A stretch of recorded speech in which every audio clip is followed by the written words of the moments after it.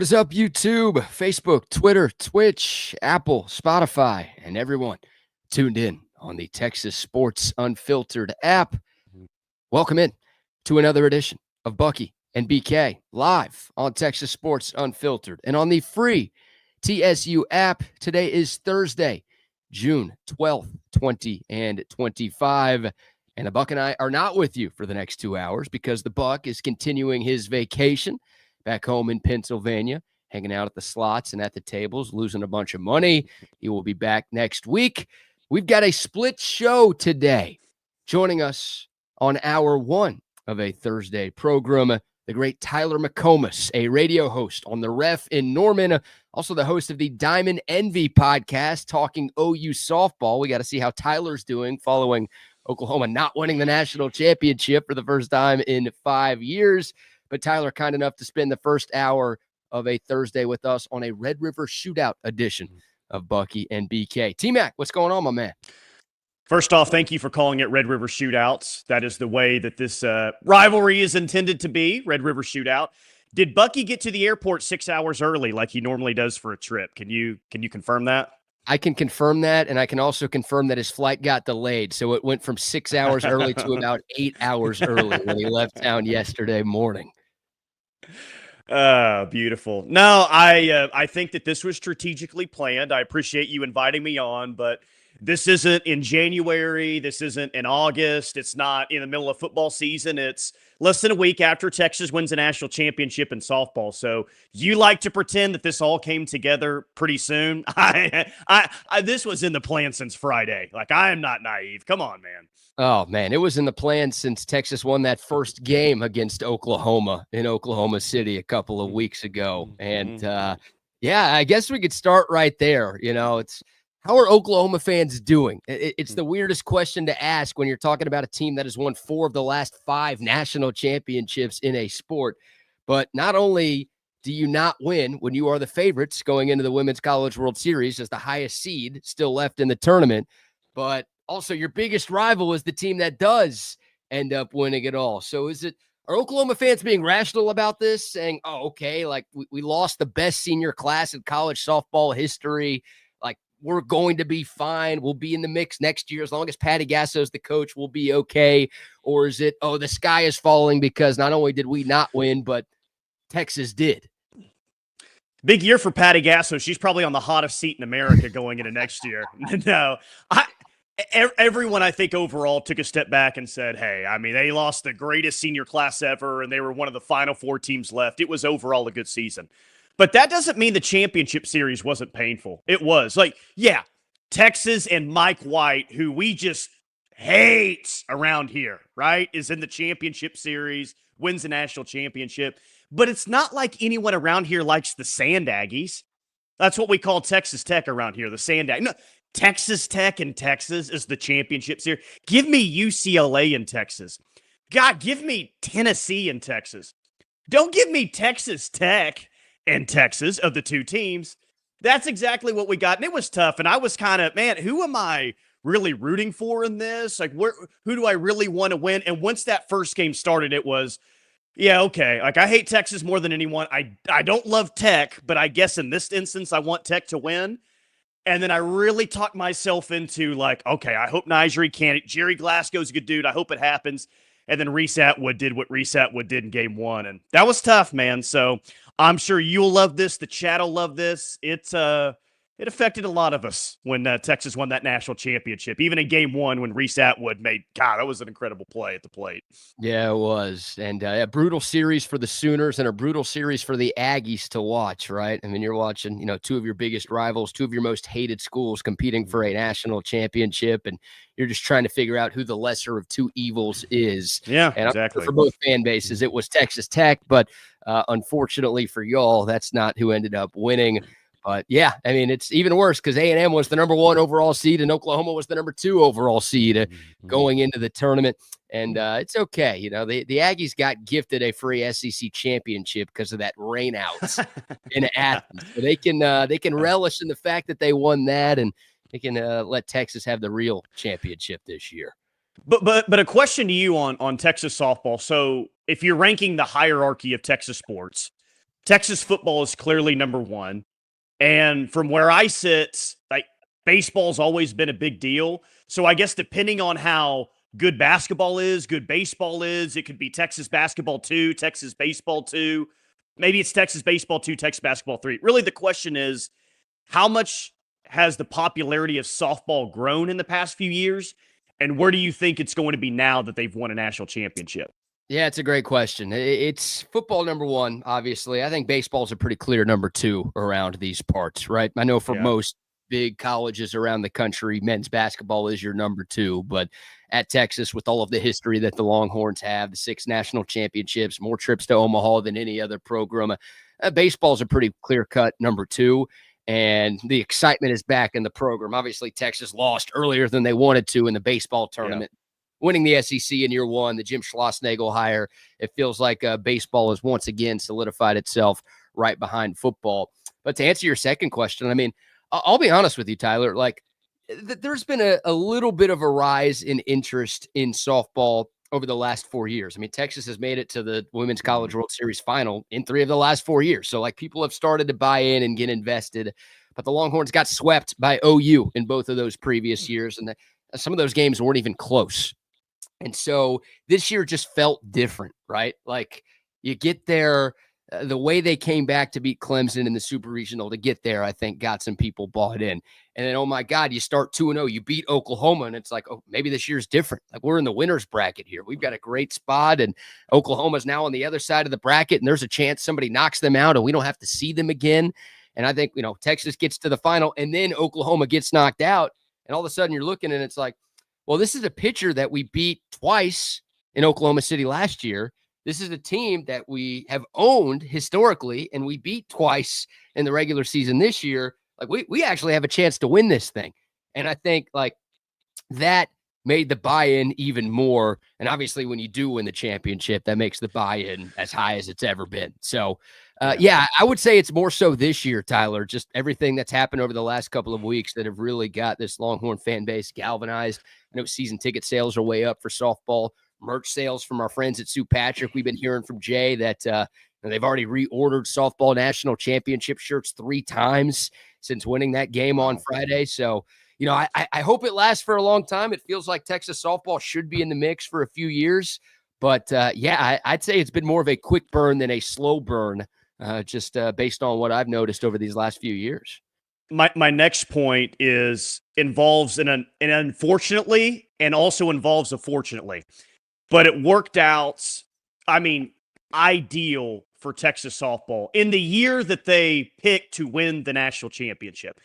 Yeah. Unfortunately, they were kind of the only show going on for Texas sports at that time, which gave them a platform because fortunately, UTSA beat Texas in the baseball regional. So you know what I mean? Like you weren't necessarily splitting interest there. Was that super regional weekend, I guess? Like, I'm not saying that people wouldn't have watched it, but if they're playing at the same time or you kind of have to split, a little bit if Texas is playing a home super regional, Texas softball got the show all to themselves with the fan base. So I did love that UTSA won that regional, but unfortunately it worked out even better for Texas softball that they had the platform with the fan base that they did. You and I have different definitions of fortunately, I would say. But no, that's a great point. Like you do wonder if Texas baseball, like hopefully they would have scheduled around it and they would have put a Texas baseball super regional game on Friday during the day. And then obviously the Texas softball national championship game 3 at night. But you're right. I mean, it's the same thing kind of happened with women's basketball, right? The men's team got bounced in the first 4. So the women's basketball, they make their run to the Final Four. They're the only team really playing. And I think there was more buy-in and investment because, well, our men's team didn't do a good enough job. So let's support a team that actually has a chance to win something this year. And, I think that's a part of it as well. That's a great point. So we'll see, man. I mean, it's going to be fun next year. I mean, Oklahoma's going to be great. They always are.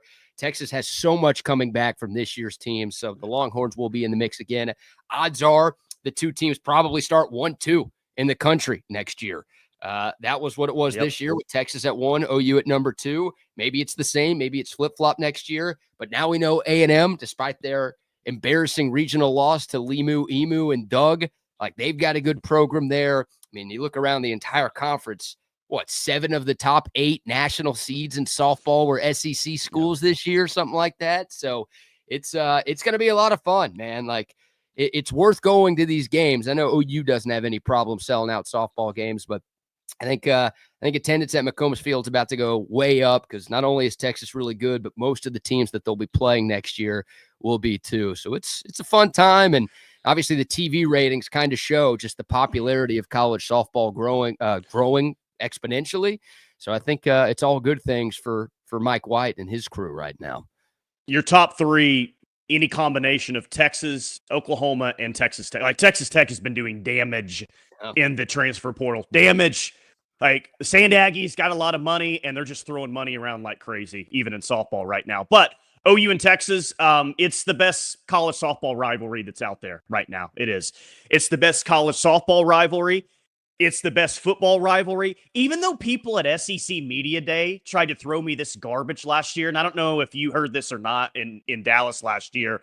Well, I mean, it's a great rivalry, but don't forget about the Egg Bowl. The Egg Bowl? The Egg Bowl. That's the one you want to throw out at me? 2 teams trying to get bowl eligible on Thanksgiving weekend? That's your definition of a great rivalry? Better than Oklahoma and Texas at the state fair every year? Give me a freaking break. So, yeah, it's the best rivalry going on in softball. Not so much in basketball, but in football as well. Oklahoma and Texas stand as the top, in my opinion. The holier than thou that we get from the original SEC fan base is the funniest thing ever to me. And that's why, winning the SEC in baseball was so glorious. And that's why winning the SEC in football would have been so glorious, right? I mean, a big deal to get to that game, but the cherry on top would have been winning that conference in year 1 and beating a Georgia team that has kind of dominated the league over the last half decade. Like, that would have been great. Obviously, winning any conference is fun, but yeah, you and I both heard at SEC Media Days, and every Texas and Oklahoma fan heard online. You didn't have to be in Dallas at the Omni to have experienced this. It's like, oh, you guys aren't good enough. You guys don't know what it's like, and we don't want you here, and this, that, and the other. It was pretty nice from a Texas fan standpoint to come in and win 9 SEC championships, but obviously football is the biggest one. We all know that. That would have been glorious to have that one too, on top of everything else. I mean, I see Mike in the chat that says the Egg Bowl is awesome, dude. Every year, some kind of crazy plays out. Yeah, you got somebody peeing like a dog after a touchdown. Like there is craziness that happens in the Egg Bowl.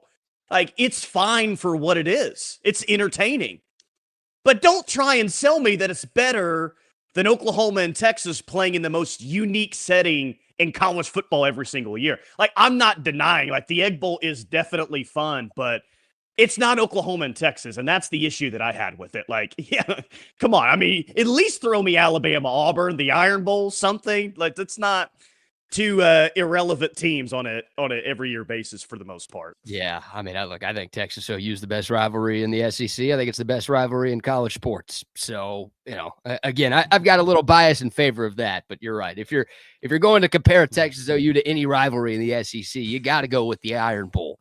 Yeah. And, maybe I'll even give you Georgia, Florida, although it feels like those 2 teams are never good at the same time. Like, that's another unique atmosphere, neutral site. Half the stadium's wearing one color, half the stadium's wearing another color.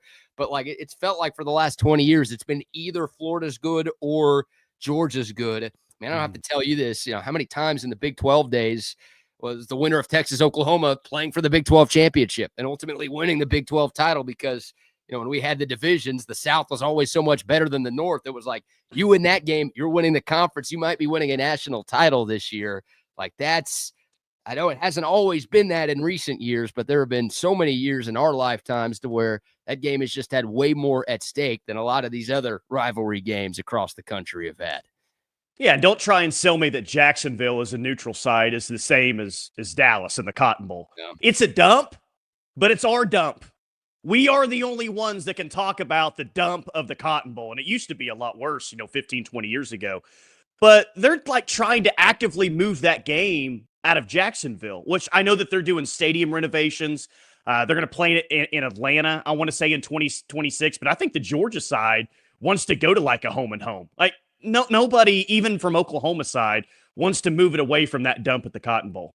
It sucks to get into that place. It sucks to get out of that place. But That game will never move, and it never should move. Don't move to Jerry World. Don't move to on campus. Like, just leave it how it is. It's perfect. It's Dude, perfect. They ran out of water after the first quarter. Oh, my God. And you would think like a red hot, October day in Dallas, Texas, like if that happens, people are going to be like, we got to move this game. Like, this is unacceptable. This just can't happen.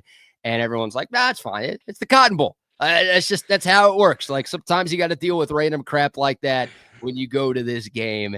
And like, that goes to show you how much people love that venue, is that even something like that happens doesn't impact people's overall opinion of that venue. That was pretty inexcusable, though. Like, I've been complaining about that since then. Not scoring a touchdown. I complained about that in last year's game, and not being able to get a water after the first quarter. I complained about that as well because, hey, 2:30 kick, your boy may have had a Friday night before. So 2:30 rolls around, maybe need a water or two, and when they're not available, that was tough. So I did appreciate CDC 4 or 5 months ago basically say, like, yeah, what happened on the concourse last year was pretty unacceptable, and we got to get better moving forward. I'm like, all right, Del Conte, thank you for saying that. Somebody had to. You had a big Friday night, and you probably had a big Saturday morning as well. I mean, with that 2:30 kick time, like, you can go out the night before, and you could also sleep, and then you could pregame and tailgate for a reasonable amount of time. The 11 a.m. kick, it's like you made it work, but it was usually you're pulling an all-nighter on Friday, or you're sleeping for like 2 or 3 hours, and you're getting up before the crack of dawn and getting to the fair at like 7 a.m. It's kind of nice having this extra time, but yeah, I don't care what time of day it is. You can't run out of water. You can't run out of water or beer. If you run out of nachos, if you run out of hot dogs, if you run out of chicken tenders, whatever, like you're at the fair, go outside, go get you something there, come back in. You can't run out of liquids at a 90-degree football game that's taking place in the middle of the day. That's a bad bit.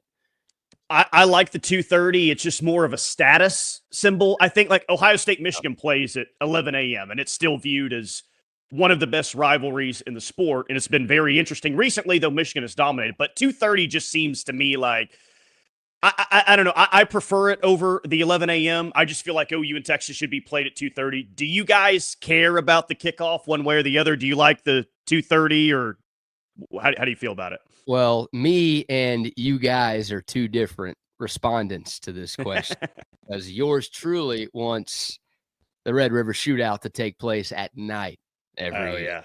Yeah, like I would die. You want to solidify yourself as the best rivalry in sport. You got to have some casualties every once in a while. That's true. You do that. You've always said that. Who's going to question if you've got the best rivalry in sport, if you're doing something like that? So I would love for it to happen. It'll never happen.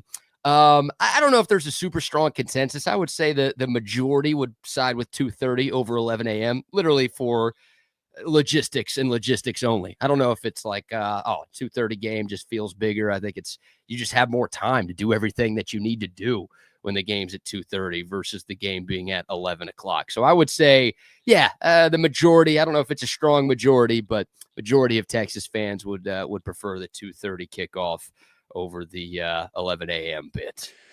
No, but you're right.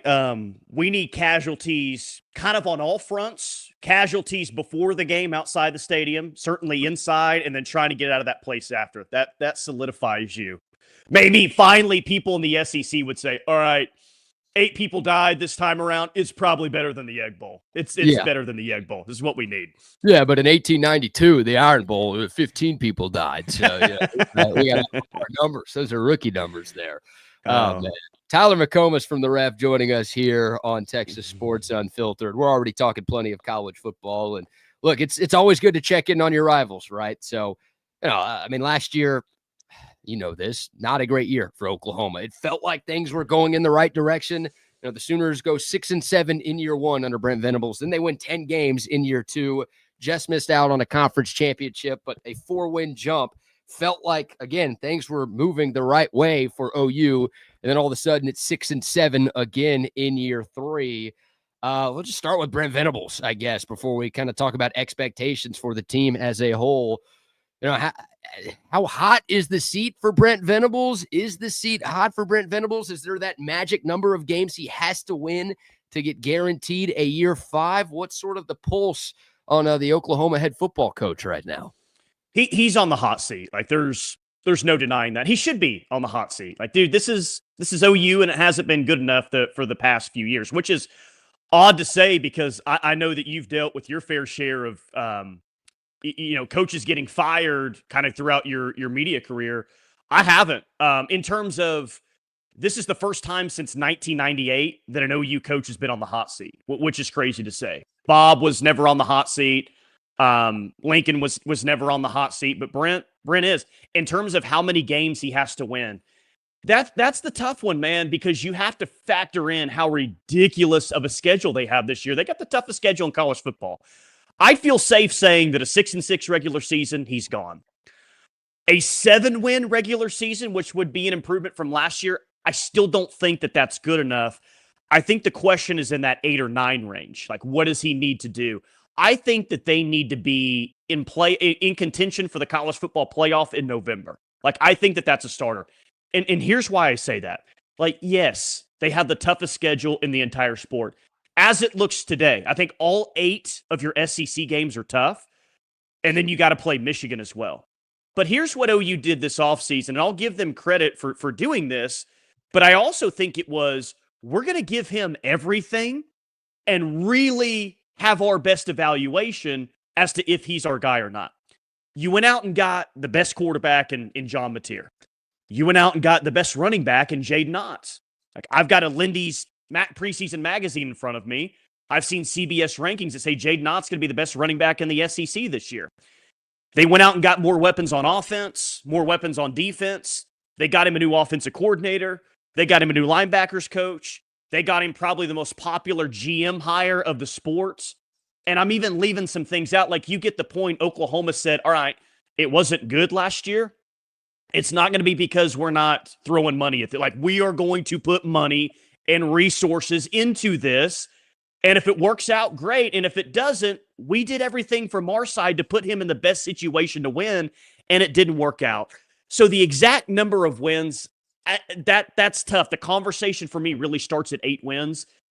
But we can't be going into the month of November already talking about Oklahoma season being over. Like, they've got to be in college football playoff contention.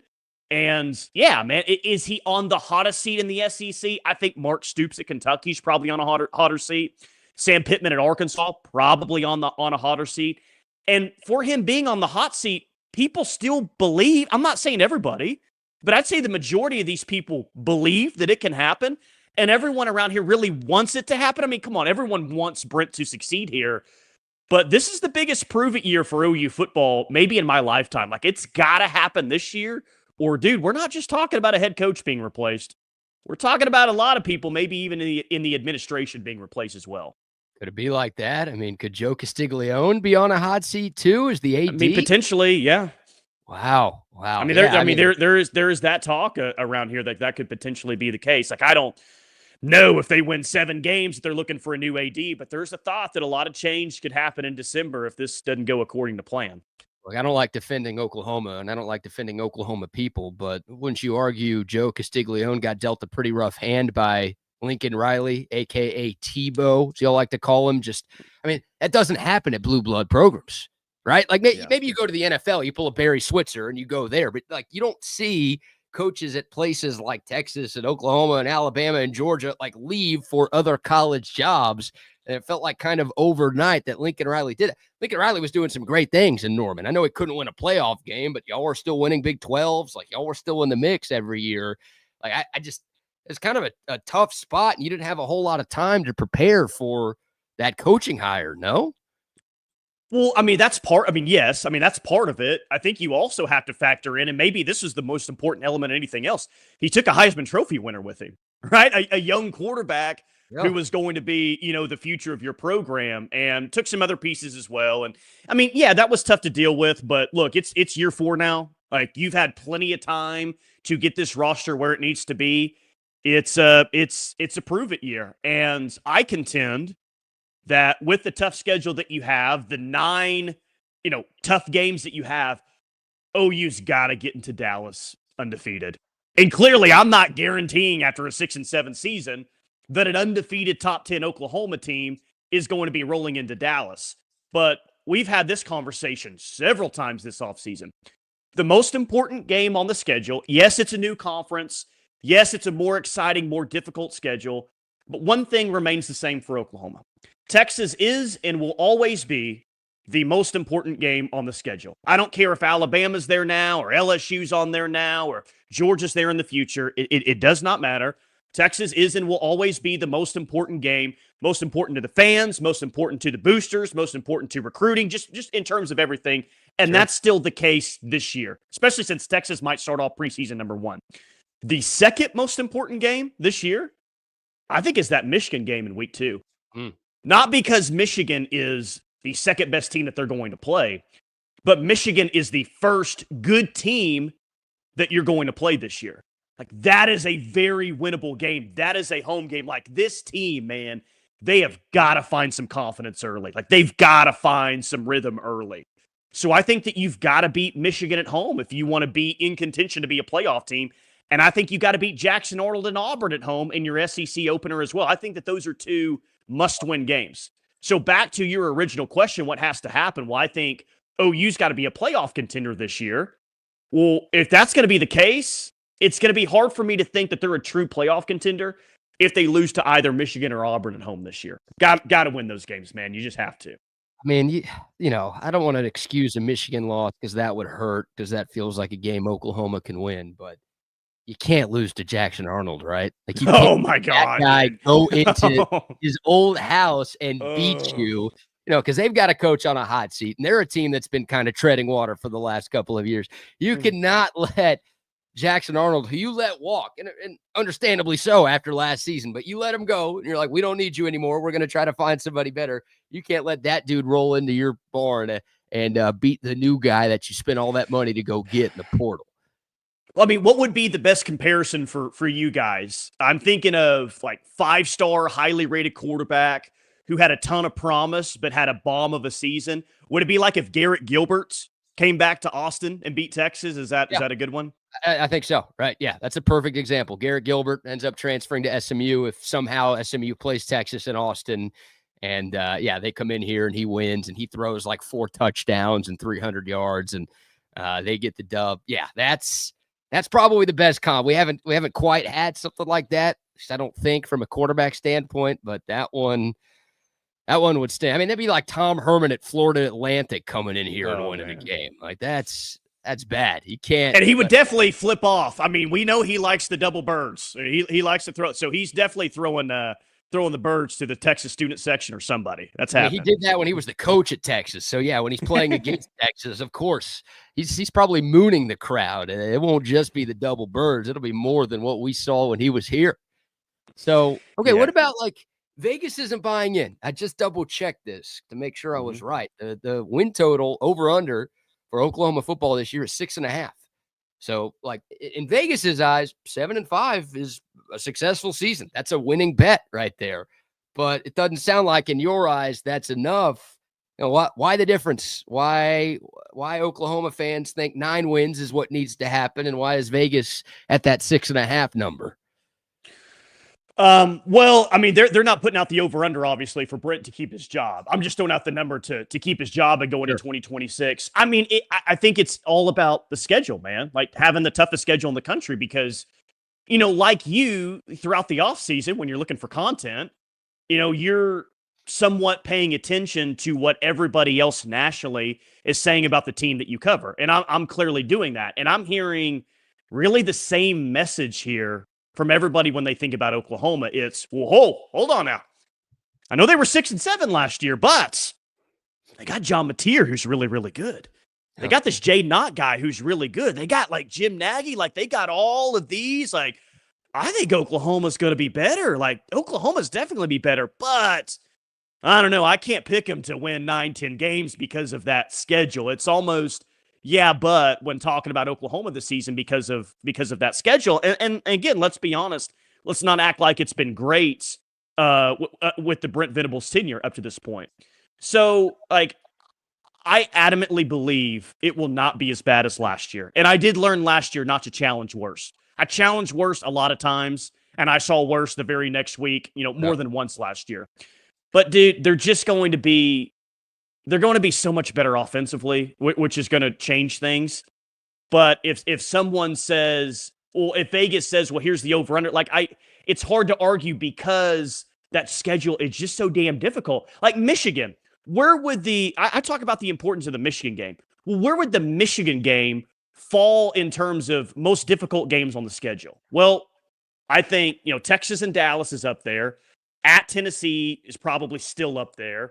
At Alabama, at South Carolina, LSU at home. I mean, that's an easy 5. Michigan could be your 6th or 7th toughest game. And yeah, they've got a young quarterback in that game. But dude, they went to Ohio State and won last year and then beat Alabama in a bowl game. Michigan still got dudes. They're still really good. I know Texas ran it up on them last year, but Michigan ended the year looking like a pretty daggum good football team, So it's just going to be difficult to navigate that schedule. And I think that they'll hit the over on 6.5. But I also thought that last year, and that didn't happen. Yeah, and that's why it feels like such a big year for Texas, too. I mean, I know it's a transition year. You lost 12 players to the NFL draft. You lost more than 20 key contributors from last year's team. So there's a lot of roster turnover, and there are a lot of questions that have yet to be answered. But, Texas has a pretty favorable SEC schedule. Again, obviously, you can't say it's the easiest schedule in the world because you got to go to Columbus and to Athens, right? Those are the 2 toughest road games in the sport right now. So it's not a total cakewalk like a lot of folks around the country will say, but let's call a spade a spade. I mean, Texas has one of the easier SEC schedules for the second year in a row. They took advantage of it last year. You'd like for them to take advantage of it again this year. And obviously with an expanded playoff, you could have a harder schedule and still find your way in. I mean, we're about to get to 16 teams. So we're going to see, 3-loss SEC teams in the playoffs probably more often than not. So you can overcome some regular season bugaboos and still have a chance to compete for a national title at the end of the year. But man, for Texas, you look at this SEC schedule, you've got a real opportunity here to go win this conference and also make some things happen in the month of December and into January as well. So I feel like I could be way off on this, but I feel like next year when the new schedule comes out, Greg Sankey's probably tired of hearing the other 15 schools complain about how easy Texas got it in their first couple of years. I think a combination of that, and look, Texas has proven that they're a big dog in this league. You want big dogs playing big dogs. That's great for TV ratings. It's going to be the first year of a new TV deal. So oh my God, we can get Texas, Georgia, Texas, Bama, Texas, LSU in the same year. Let's find a way to get those games on our networks to keep our broadcast partners happy. I just feel like things from a scheduling standpoint in the SEC are going to get a whole hell of a lot tougher for Texas after this year. And it's well, Oklahoma's okay, can we find 8-9 wins because our schedule's so tough? For Texas, it's we should. I don't know how many fans are actually talking about this because you don't want to admit that your schedule's easy, but you should be doing everything you can to make sure that you're taking advantage of a relatively favorable slate. 2 points. One, the home schedule for Texas is that's brutal, man. Oh, I'm sure you guys are excited about hosting A&M for the first time in 15 years, I guess, but Vanderbilt's got a little bit more cachet than they normally do with Diego Pavia and all that. But dude, that is the road schedule will be fun at the Chew, at the Swamp, between the hedges like that. That'll be fun, but that home schedule sucks. And I brought it up yesterday on our show when someone said, well, yeah, but they really hate Arkansas. That'll be a good game. I mean, they hated Arkansas in the 60s and 70s. Do people really, outside the old heads, really care about Arkansas? Is that do the young people really care about it? It's a great question. I know I'm supposed to hate Arkansas, and I don't like them. Don't get me wrong. And some bad Texas football moments in my lifetime have happened against Arkansas, even though they haven't played very often, right? You look at the Texas Bowl game a decade ago. You look at, in Sark's first year, that trip to Fayetteville, just a total unmitigated disaster in Vietnam. So in the 2003 game in Austin brought me a lot of joy. I just like to throw that one. Yeah. Thank you very much. I'm sure our audience does too. Thanks for throwing the phone there. So I don't hate Arkansas as much as the older generation of Texas fans. I'll tell you what, I think that changes the first time Arkansas beats Texas in football. If you ask me that question, if Texas, collapsed against Arkansas this year and lost that game, and let's say it kept them out of the SEC championship, then I don't think I'd have a hard time jumping back on the Arkansas hate bandwagon. But I mean, they're not good enough right now, and they haven't played each other often enough for me to truly, truly hate them. So, for a lot of folks, yeah, the hatred is still there. It's going to be a sellout. It's late in the year. It will still be a great crowd, but they're nowhere close to the level of OU and A&M. Right. And look, I'd still put Texas Tech ahead of them. I still put Baylor ahead of them. Like, again, for a lot of people, that doesn't mean anything. It's just in my lifetime, Baylor has actually been kind of decent at football, and they've played every year. I've seen Texas and Arkansas play like 4 times in my sports memory. So, yeah, it's the hate's not there, but I think it will get there pretty quickly, and that whole hatred is expedited the first time the Hogs beat the Horns. Well, and the second point I have is we actually had this conversation yesterday with the schedule. I was convinced going into SEC spring meetings that, all right, we're about to hear that we're going to 9 games in 2026. And I still think that might happen, which would, change the schedule pretty dramatically, I think, for both OU and Texas. But people around here are annoyed, pissed, whatever you want to say, that OU got this draw and Texas got the draw that they got in the first 2 years. And the thought even recently to yesterday was, well, it's simple. If you play 8 games in 2026, OU and Texas will just flip-flop schedules. The schedule that you played is the schedule that Texas played. And I said, I don't think that's going to be the case. And here's why I don't think that that's going to be the case. For OU and Texas to flip-flop in an 8-game format in 2026, that would mean OU would play Texas A&M and Texas wouldn't. You know as well as I do that Texas is going to play Texas A&M from here on out. So it can't work that way. They're not going to schedule OU and A&M and not schedule Texas and A&M.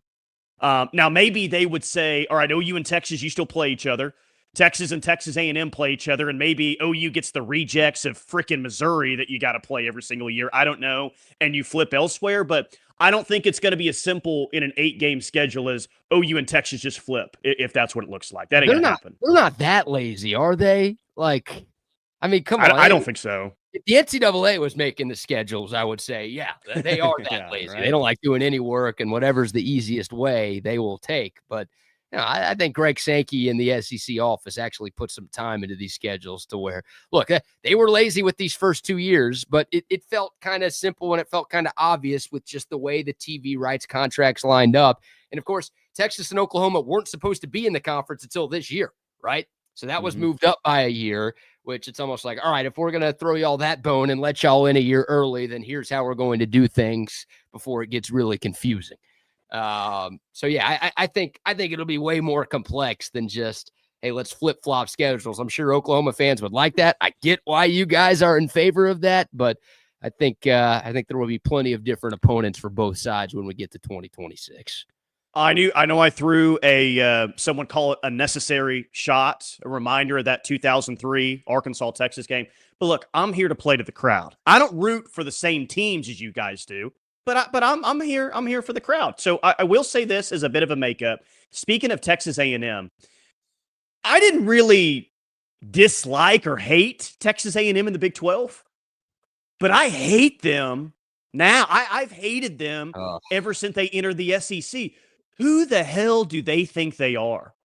They act like they're an organization that has done something relevant in the last 80 years. They haven't done a damn thing.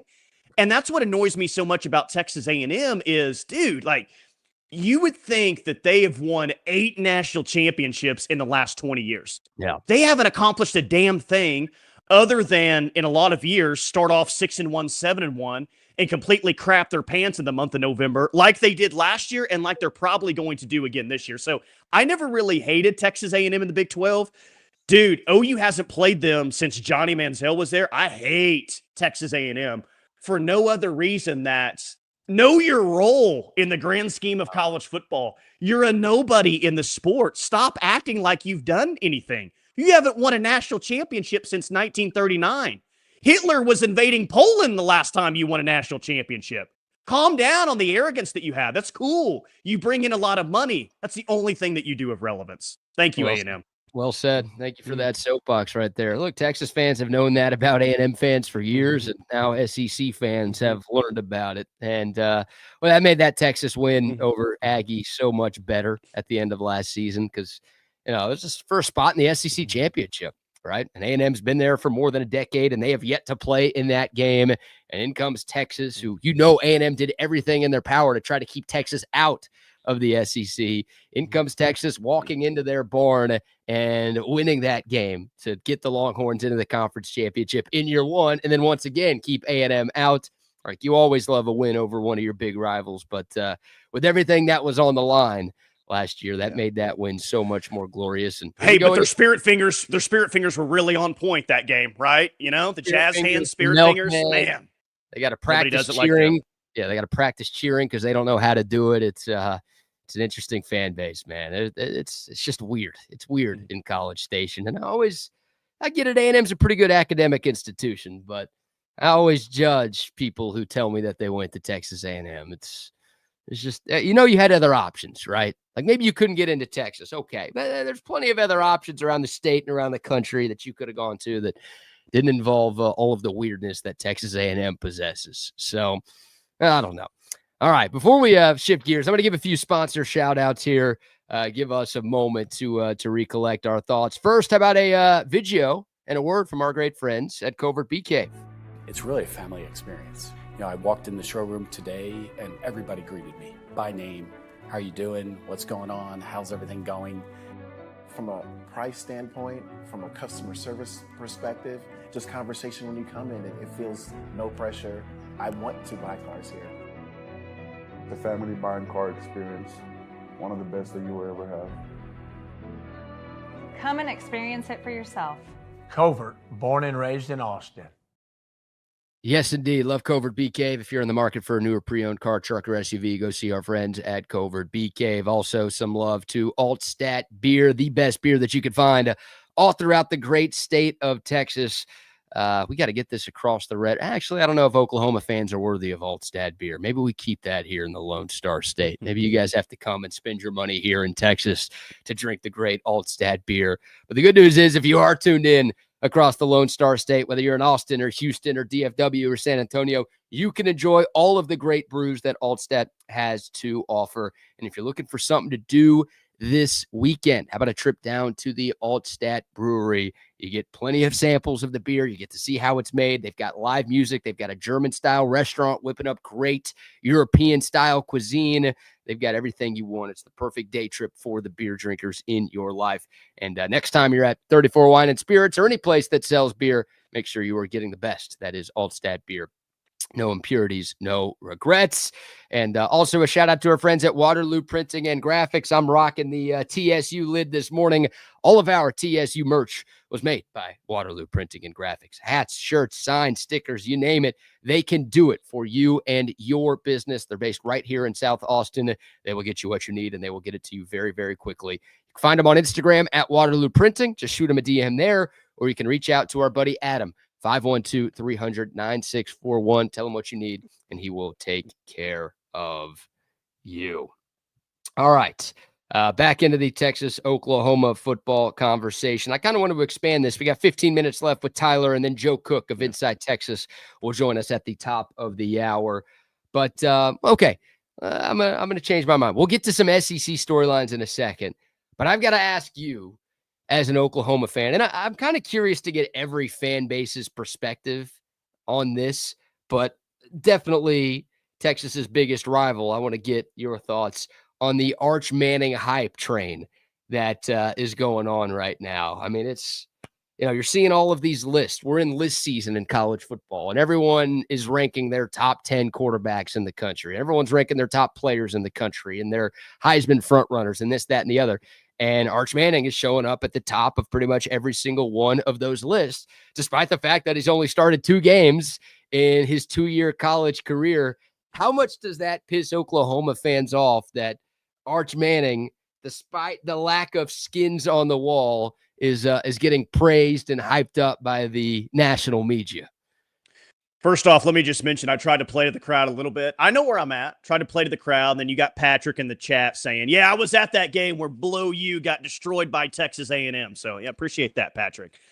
Yeah, it's annoying to people around here, but it's not surprising. It's not anything different. I mean, you saw the same thing with Quinn Ewers, and it was a little bit different going into last year because Quinn Ewers took the team the year before to the college football playoff, but we kind of saw that not to the same arch mania, but there's always a lot of hype on Texas going into the offseason, regardless of what the season before looked like. They could be 5-7, or they could just go to the college football playoff. Like, there's always going to be hype surrounding Texas, so we're kind of used to it by now. But the arch mania thing is a little bit different. And the comparison that people love to make and certainly throw out, Chris Sims 2.0. That's what he's going to be, Chrissy Sims 2.0. The guy with the last name and all the hype and all that. Like, I hope that Arch Manning is Chris Sims 2.0. I hope that I get to live that era of my life once again, because that was fantastic. Arch Manning's not going to be Chris Sims 2.0. First off, I don't think his first day on campus, a limo pulled up to pick him up at the airport, right? Wasn't that the story about Chris Sims? Like, Arch, actually, if you can get past all the incredible hype, he seems like a really grounded and just like a really good kid, honestly. Like, he's not asking for all of this. He just has the last name that everyone's going crazy about. So to answer your question, I mean, yeah, it's like eye roll worthy. Why is this guy the Heisman frontrunner when, yeah, he came in and did some nice things last year? It's certainly running the football. But let's not act like he tore it up once he got into the game against Georgia. If you want to say that Arch Manning is going to be good under Sark's system, okay, we can buy that. But a Heisman Trophy frontrunner entering the year, I think that's the point where we say, yeah, I don't necessarily see that, because maybe you guys have a totally different opinion of last year's Texas team. But I thought the defense was the strength of that team a year ago. It was a defensively led football team. So when I say Arch in Sark's system, and clearly I think that he does have a system that's very quarterback friendly, but I'm kind of wondering again if Texas is going to be a defensive led football team again this year with guys like Anthony Hill and Colin Simmons. And one question I would have with Arch too is, say whatever you want about Quinn Ewers. And I know that there was a lot of split takes on how good he was, or, everything the last 2 years. Quinn had Xavier Worthy. He had guys like Matthew Golden. He had Gunnar Helm at tight end. He had an offensive line that was easily one of the best in the SEC. I don't think Arch is going to have bad supporting cast around the offense. But do you think it's fair to say that he may not have the supporting cast that Quinn had the past couple of years? Like, that would be my question too, is what's his receivers look like? Will the offensive line be just as good? So I definitely think that, I mean, he's going to be a good player at Texas. He's not going to stink. He's not going to be bad. He's not going to be terrible. He's going to be good. But in terms of like winning the Heisman Trophy, like I do have some questions surrounding all of that.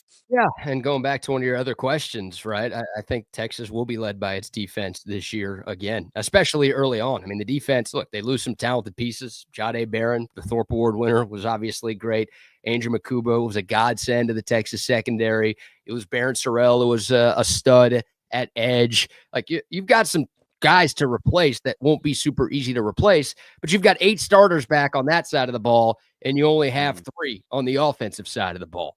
And you're right. I mean, there are some questions. Like, Texas did go out and get one receiver from the portal with Emmett Mosley V, but they kicked the tires on Eric Singleton. They weren't willing to outbid Auburn to get him, who was the top transfer receiver in the portal.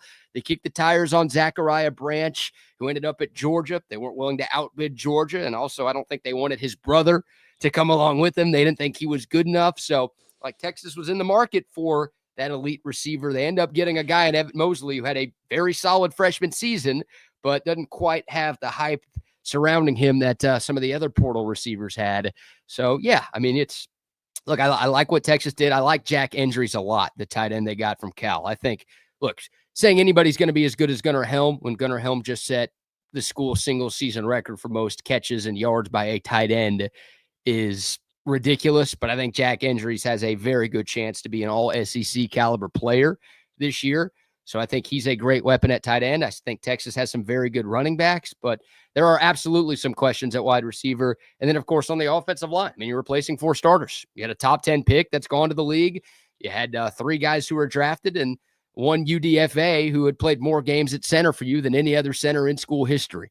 So, yeah, the offense, like, Arch is going to have to be really good early on to elevate some of the talent around him there's no doubt there's talent on the offensive side of the ball. We just haven't seen it at the college level. So I don't know exactly what it's going to look like. And yeah, the defense, I think if Texas wins that game in Columbus on August 30th, I think it's going to be the defense maybe forcing Julian Sand into a couple of turnovers and, Texas just making enough plays offensively to find a way to get it done. I think it's more likely that it takes the O a little bit of time to get their sea legs under them a little bit.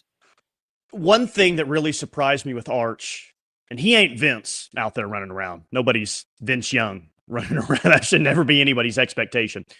He's not his uncle. He's not his two uncles running around. I mean, he's got enough speed and mobility to make plays with his feet. I mean, we saw it last year, right? With the packages that Texas would throw him in there and him running the football. So maybe that can get him out of some trouble if he faces trouble against Ohio State, faces against Florida. OU's going to have a really good defense this year as well.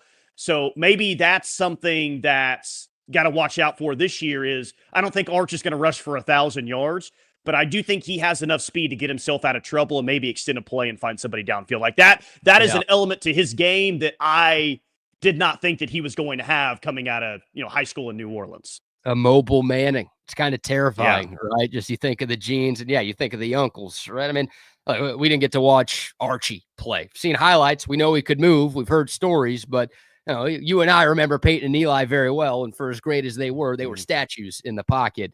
Arch Manning, I mean, that guy eclipsed, every Texas fan knows it. He eclipsed 21 miles an hour on that long touchdown run he had against UTSA last season. Like he's got some athleticism that, his uncles didn't have, but more importantly, that Quinn Ewers didn't have. And that's, you look at Texas's biggest struggle on the offensive side of the ball the last 2 years, it's been in the red zone. And when you have a quarterback who could move and pick up yards with his legs, like that makes everything in the red area so much easier because it's just another thing the defense has to pay attention to, right? It's a smaller field. Everybody's compacted. Everything is compacted. It's less space to defend. If you have a quarterback who can't move, then it's, you don't have to worry about that guy getting out and making things happen. You have that dual threat quarterback. He can really make magic happen inside the 20s and especially inside the 5s. So that part of Texas's offense should unlock a lot of things. That should make things easier. Again, I don't know what the expectations are for that side of the ball early in the year because there's just so much to replace, but just having that weapon in your arsenal, if you're Steve Sarkisian, like you don't turn Arch Manning into Haynes King where he's running 15 to 20 times a game and taking all of those hits. Yeah. Just to have that threat there, I think is going to make this offense hard to stop. And if Arch is the guy he's supposed to be and the guy that Texas fans want him to be, then it could be a really special year for him.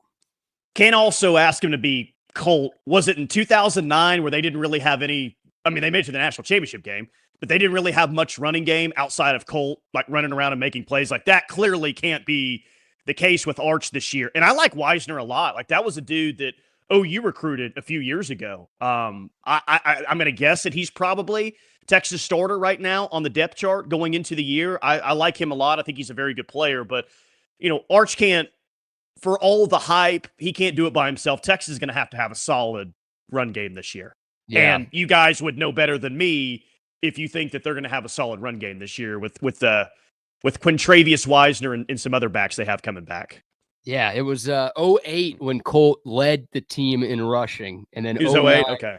09, he was second on the team in rushing, but Texas's leading rusher that year, I think it was Trey Newton, who had like 500-something yards. I'm trying to double check that. But it's like, look, a quarterback's best friend. I don't care if you're year 1, year 4, year 10, whatever. I guess that's hard to do in college unless you're Diego Pavia. You got to have a good running game. And Texas, I don't know if Trey Wisner's like a top 5 running back in the country, but he's really good. He's coming off a 1,000-yard season. And by all accounts, he's gotten a little bigger, a little stronger, a little faster this offseason. So I think the expectations for him are to have another great season. And I think, Tyler, the biggest X factor for Texas this year is CJ Baxter. Like, could Texas have a great year and win the SEC and make the playoff without Baxter doing a whole lot? Sure. I mean, they almost did all of those things last year, and Baxter didn't play a single snap. But we're talking about the number 1 running back recruit in the country in 2023. A guy who won the job over Jonathan Brooks coming out of camp as a true freshman. And then the following year, Jonathan Brooks was the number 1 running back drafted in the NFL. Like, if CJ Baxter can be the guy that this coaching staff thought he was, and the guy who showed us flashes of greatness when he was on the field in 2023, like that's a huge weapon right there. Then you're talking, again, this is lofty. This is best case scenario here, but you could be talking about Texas having the Travion Henderson, Quinshon Judkins 1-2 that Ohio State just had, that they rode to a national championship to. Well, yeah, Will Howard was very good, but he didn't have to be a Heisman finalist for them to get there. Like if CJ Baxter can be the guy he was, and if Trey Wisner's the guy he was last year, then that's as good of a 1-2 punch as anybody in America, and that will really help take the pressure off of the QB. Fortunately for you guys, unfortunately for me as someone who does not root for the University of Texas, a key move this offseason that happened for Texas that might pay huge dividends in 2025, you don't have a curly mullets running out on the field every time there's a field goal opportunity this time around. See, we're having a good morning. Big Bert Auburn fan right here, man. Yeah. You know, and I'm bummed that he's not on the team this year. Dang. Yeah, you think him and Carson Beck are riding around just crushing tail out there in Miami, or do you think every girl out there is like, who are you guys? I don't want to talk to you. That's not a good looking duo, man. No. It's one of the worst probably that's out there. And hey, Carson Beck, have fun at Miami. You know, people watch like 2 Miami games a year now. They're so irrelevant. So have fun being the team that everyone's watching every single week. And yeah, Miami, maybe we'll see a Miami Georgia Tech game when it's close in the fourth quarter or something like that. But dude, they're so. I hate Miami. I hate the U as an OU fan. I was born to hate Miami because of the history there. But yeah, they're irrelevant. Yeah, well, that's 2 guys who should probably be in the league right now, right? Like if Carson Beck has a great year, he's a first-round pick and he's in the NFL, and Bert Auburn's probably going pro if he has a great year too. And yeah, disappointing for them that they're at Miami, but I'm sure the fact that Bert Auburn probably got paid to go play college football is pretty hilarious to me, because there's nothing, that guy didn't deserve the scholarship that he got with the way he kicked last year. There's nothing he did that tells me he warrants an NIL deal. All right, Tyler, before we let you go, this has been a fun hour. You are in Oklahoma. We have not talked about the NBA Finals yet, so I'm sure on your radio show today, you'll be talking a little bit about Game 3. What's your concern level? What's Oklahoma City Thunder fans' concern level after dropping Game 3 and now being down in this series? I think it's hot. Dude, there was some arrogance around here going into the series. Oh, Thunder in 4, maybe Thunder in 5. If things go really wrong, Thunder in 6, but, you know, you're about to win the NBA championship. And you're one of the biggest finals favorite in a while going into the series as well. So I think what's happened for Indiana up to this point has been perfect for them. All of the pressure is now clearly applied on Oklahoma City. Now, if you win Game 4 on Friday night, which is not going to be easy, you turn this into a 3-game series, and 2 of them are back here in OKC. But I think you got to be worried, because that, I don't know if you want to say flustered, that wasn't a good basketball team last night, man. The turnovers that they had, they just did not play well in crunch time. They didn't shoot it well. They didn't have quality possessions. Big favorite or not going into the series, it hasn't looked like it so far, man. And they look great in Game 2, but Friday is, I mean, it feels like a must win. We've seen teams come back from 3-1 before, certainly with teams that have 2 of the final 3 games at home. But I think that they're in big trouble if they don't win Friday night, and they better be more efficient offensively than they were last night, man. Too many turnovers and just the bench, right? Everyone thought OKC's biggest advantage in the series was their depth. And, you know, last night, I think the Pacers had 49 bench points and Oklahoma City had just 18. And I get it. Role players generally play better at home, but like that is not what we expected. We didn't see Ben Mathurin and TJ McConnell, you know, outplaying all of the guys that Oklahoma City has coming on their second unit. So it's been weird. I mean, Indiana, they've only led for 10% of the series, but they lead where it matters most at 2 games to 1. They're just finding ways in these fourth quarters to get these dubs. And yeah, I thought it'd be Thunder in 5. I hate the Thunder, and I thought OKC would win in 5. So I was a little arrogant, and clearly I was a lot of wrong with my pick for this series. I still think OKC is going to win, but this thing is a lot tougher and tighter than I anticipated. Okay, why do you hate OKC? What's the combination of I'm a Mavs fan and the team's in Oklahoma, so I automatically hate them. What's that look like? Yeah, kind of both of those things. Fair enough. I think it's more Fair so enough. like, I got to think, the people who root for the Thunder are also people who root for OU. So I think I'm supposed to hate them just for that and for that alone, you know? I mean, KD not being there anymore certainly helps that. Yeah. Royale, I mean, I know you're a big Royale Ivy guy, so I'm sure it was hard to, dislike OKC when he was there, but no real Texas ties, right? So, okay. That's fair. I'm a I can't hate Kansas that. guy. Once Nick Collison left, it's over. I got no ties to that team. Now it's just Oklahoma, and there's nothing to like at all. So that's it. You still, last thing, you still picking the Thunder to win? Yeah, I guess Thunder in 7. I mean, I'm least sure about that I've been at any point since this series was announced, but they've bounced back several times this postseason. They bounced back against Denver. They had a 40-point loss to Minnesota and bounced back and won the next game. And I'll go with that trend. Like, this series feels totally different if they win Game 4 in Indiana on Friday night, and so I'll say that they go up there and win a close game and win it in 7. Very good. All right, Tyler. This was fun, brother. Appreciate you joining us. Yeah, you bet. All right, Tyler. Thank you to the chat. I said some things. You guys said some things. Maybe we're a little bit closer after this. Probably not, but shout out to the chat as well. Y'all go listen to Tyler on the ref 3 to 6 up in Norman. They like Texas fans chiming in and chirping. Oh, there. Yeah, a lot of them. So y'all go give Tyler some grief, but definitely follow him on Twitter as well. T-Mac, we'll talk soon, brother. Appreciate you. See you, man. All right, before we bring on Joe Cook of Inside Texas for hour number 2, I want to give a few more sponsor shout-outs here. Some love to McCall Custom Homes. If you are trying to upgrade your home, renovated kitchen, remodeled bathroom, maybe you want to add some life to your new outdoor space, McCall Custom Homes can make that happen. Look, the market is crazy. You don't want to buy, you don't want to sell, you don't want to deal with all of those hassles that come along with either of those things. McCall Custom Homes will help you upgrade your current home so you don't have to move. And hey, down the road, when it is time to move, guess what? Your home's going to sell for a lot more because of the investments that you put in. But more importantly, in the short term, you're going to enjoy where you're living a lot more if you upgrade. And McCall Custom Homes has been upgrading Central Texas homes for 40 years. A business that started here, they've stayed here, so they know what it takes to turn an Austin area home into something truly special. Right now, they are offering free estimates to TSU listeners. Head to their website, McCallCustomHomesATX.com for more. Again, McCallCustomHomesATX.com. It's McCall Custom Homes. We build value into your home. And a shout out to AV Consultations as well. Y'all see these 2 TVs behind me hooked up by the great team at AV Consultations. They can do the same for you. If you want multiple screens on one wall, like I have in a few rooms at my place, if you want the giant big screen with the badass Sonos surround sound speakers, the home theater room, whatever you want, make sure you get it all done by football season. You shouldn't be waiting that long, but that should be your bar. Get it done by the time football rolls around so your home is the place to be for friends, for family, more importantly, for yourself, all college and NFL season long. 512-255-8678. I know my man Tom McKay would say get it done by the time hockey season rolls back around in October. 512-255-8678. Find them online at avconsultations.com.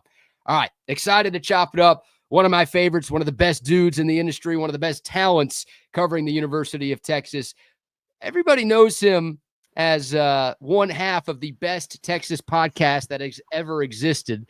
My old co-host on the 1-0 podcast, but yeah, more importantly these days, crushing it over at Inside Texas and InsideTexas.com. The great Joe Cook joining us for hour number 2. Joe, what's up, brother? Thanks for the time this morning. I'm good, BK. It's fun to do this again. And I always, whenever I turn y'all on, I always like, how many of these sponsors have I gone through? Like, how many have I been to? I haven't given Tom a call yet, but Coda fan, Altstadt fan, Sioux Patrick fan, Hat Creek. The list goes on and on. So I'm glad to be sitting in Bucky's seat for a little bit for you today. Yeah, much younger and better looking version of the Buck. So appreciate you giving people a reprieve for having to look at that guy for a couple of hours every day. That's nice of you. Well, man, I don't even know where to begin. There's so much we could talk about. We'll get into a little Longhorn football this hour. You're a Rockets fan. You know, some rumors of Kevin Durant potentially ending up in Houston. Want to get your thoughts there. You and I are big college basketball fans. We got some Texas basketball news yesterday. Also some potential rule changes happening. But I kind of want to start with Texas baseball. I mean, you do a fantastic job, and you have for years covering Longhorn baseball. Obviously a great regular season, a disappointing stay and a short stay in the postseason. But you as a diehard Longhorn fan and a guy who's covered the team for a long time, just kind of your overall thoughts and maybe an overall grade on Jim Schlossnagle's first year here in Austin. Yeah, something I remember and that I've brought up plenty of times talking about this past baseball season is that Jim Schlossnagle at the beginning of the year, he said, we have a good front line. We have a competitive front line in baseball that looks to be about, you have 10, 11 position players. If you're lucky, you have a top 2 in your rotation. You have a premium arm out of the bullpen. That seems to be the front line. And Jim Schlossnagle said, I'm really pleased with the front line. I think it'll be competitive. You got to build depth. And you don't really think of depth a ton when you're thinking about baseball because it's not a collision sport like football is. But he turned out to be right. We saw, even though this team overcame so many different struggles, when it came time to put the team that needed to win on the field, they hit the buzzsaw. And, that happens. UTSA had one of their best seasons ever. Pat Hallmark's doing great things. And the Roadrunners had Texas number, just unfortunate. But it was the depth. You saw it in the loss to Tennessee. You saw it in kind of that late season swoon when Jared Spencer goes down. You miss Max Ballou for a month. Adrian Rodriguez, Ethan Mendoza, even Jonah Williams, all these guys are banged up. You combine that with the fact that, I think a lot of fans really wanted to see new faces at shortstop and center field over the course of the final month of the season. But there wasn't anybody in that depth that they could go to give Jalen Flores a chance to reset, or to give Will Gasparino a chance to reset. And so that depth just fizzled out in the end. And, maybe if they get past UTSA, we'll see. UCLA's heading to Omaha. They were a top 15 team for a reason. They've got a good baseball program. But it was just one of those things where the depth kind of just ran out. And it's a credit to Jim Schlossnagle to get the team that far. It was definitely, it's cliche.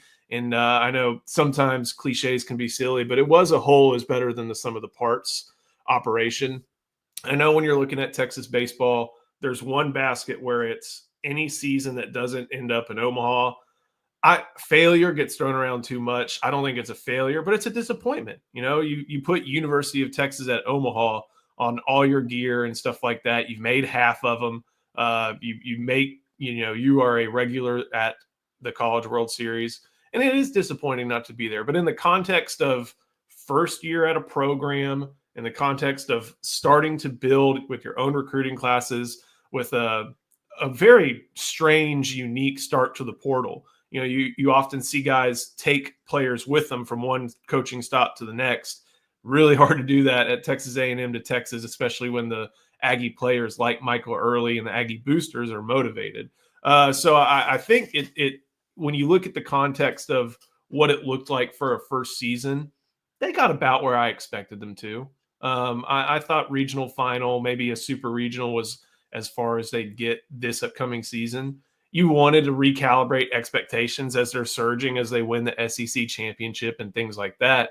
But, if you look at it from a 30,000 foot level, don't really look into some of the games and stuff like that from year one, it's about where I thought they would be. Now they got to build. We'll see what some decisions are made. They got to find some high level starting pitching.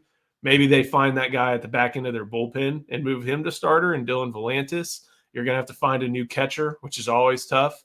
But the pieces are there, especially thinking of Ethan Mendoza, Adrian Rodriguez. We'll see what happens with Gasparino and Flores. You have Jonah Williams, and that was just, probably the storyline of the year from an individual basis for this baseball team. So you can have the, dang it, they didn't make Omaha, I'm disappointed. But you can also look at it and say, hey, this was a good year one. And it's something to definitely build on, and provides a lot of hope for the future going forward. Yeah, shout out to Noe for the 1999 super chat, our most generous viewer. Appreciate that, Noe. Thanks so much for chiming in. Like any Texas baseball fan who calls this year a failure, what are you smoking?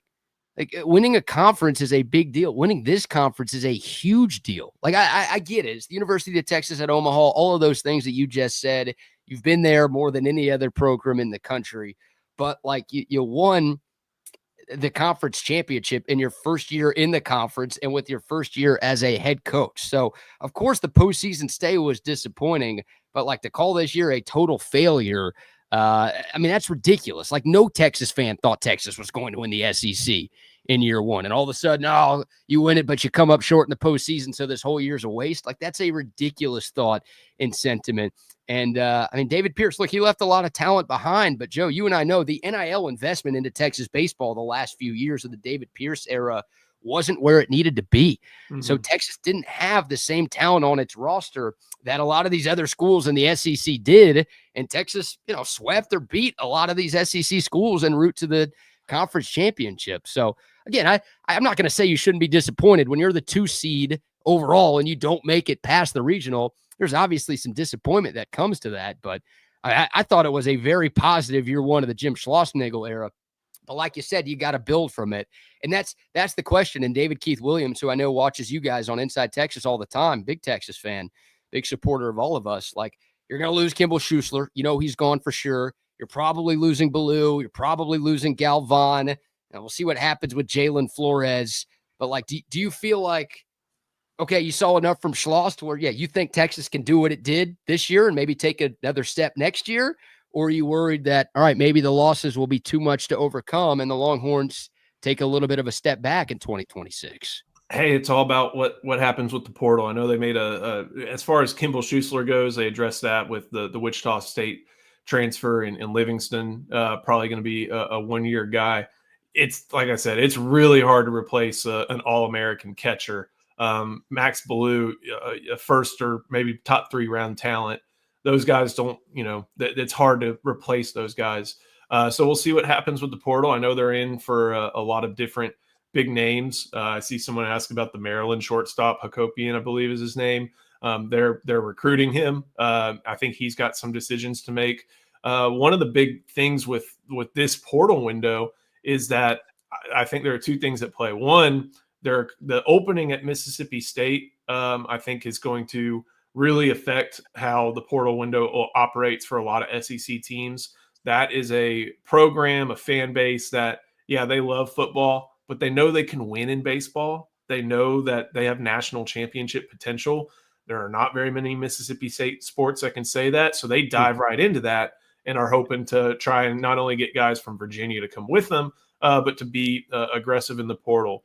I do think there's some good things working for Texas. I'm sure your chat throughout the season was filled with some questions about Tulo.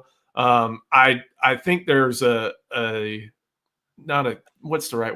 just this notion that being a hitting coach is being like an offensive coordinator, where like you can see like bad play call, so bad, and strikeout, so bad. Of course, he's the hitting coach, but at the same time, he's not taking the at-bats. And Troy Tulowitzki didn't forget how to hit. He wasn't hired by Jim Schlossnagle because he was like, I got to keep these guys. Like there's a reason he stuck around. So I think you'll see some improvement over that. And then I also think on the portal, like Max Wiener is going to be a name that pitchers pay attention to. I'm surprised, if that other schools haven't paid attention to him, at least in a way that's gotten out publicly, or that even, the major leagues or the minor leagues haven't come calling again, because he was a big part of the Mariner system. So I think they have a lot of great sells as far as looking at what they can do in the portal. I'm also very curious what happens with the house settlement and the money there. If you look at, the way Texas operates and what they're going to do. And I wrote about this on Inside Texas. We know that at least for the first couple of years, 75% of the cap going to football, 15 going to men's basketball, 5 going to women's basketball. And then there's 5% to split all over the place. And if you're trying to win Directors Cups, okay, you have a lot of mouths to feed that are hungry and deserve a good meal. You're going to tell Jared Elliott he can't get his girls in there. You're going to tell Mike White that, sorry, we're cutting some stuff off. Obviously, some NIL deals separate from the house settlement is going to be big. But there are going to be teams, again, like Mississippi State, where they look at that and say, we can use our revenue sharing money to go to baseball. and sign some big players. And I do think that for a school like Texas, and this is a conversation that's been kind of prevalent in college baseball, the public versus private issue, when you only had 11.7 to split around, the public schools would always say, oh, if you're a private school, you can give this extra scholarship money. And the private schools would say, oh, if you're paying, I don't know, a nice round number, $50,000 to go to Rice, well, not everybody can afford that.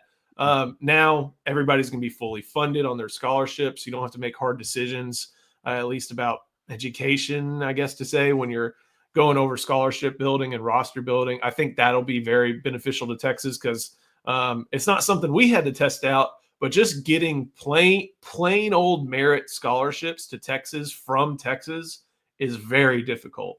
Other schools can do it. Michigan, when they made that run to the final a few years ago, they had a lot of players who were beneficiary of some public, some grants that just the University of Texas can't offer. So I think there's a lot of good tailwinds that Texas used to not have at their back, helping them out. I know the guys over at, Occupy Left Field and Texas One Fund have done a great job of trying to drum up support, having events, getting the players out into the community, and trying to get guys out that way. And that's very appealing. The fact that I can't remember if it was Augie or if it was David Pierce, and I'm sure Jim Schlossnagle has said it too. College baseball is unique because let's say you're a left-handed pitcher from Richardson High School, and you have the opportunity to get drafted in the 6th round, or you have the opportunity to go to any SEC school. You can either go to Asheville, North Carolina, or the Gulf Coast League, playing at some spring training site where they tell you work on your curveball because you need to get to AA, to get to AAA, you need to work on your curveball.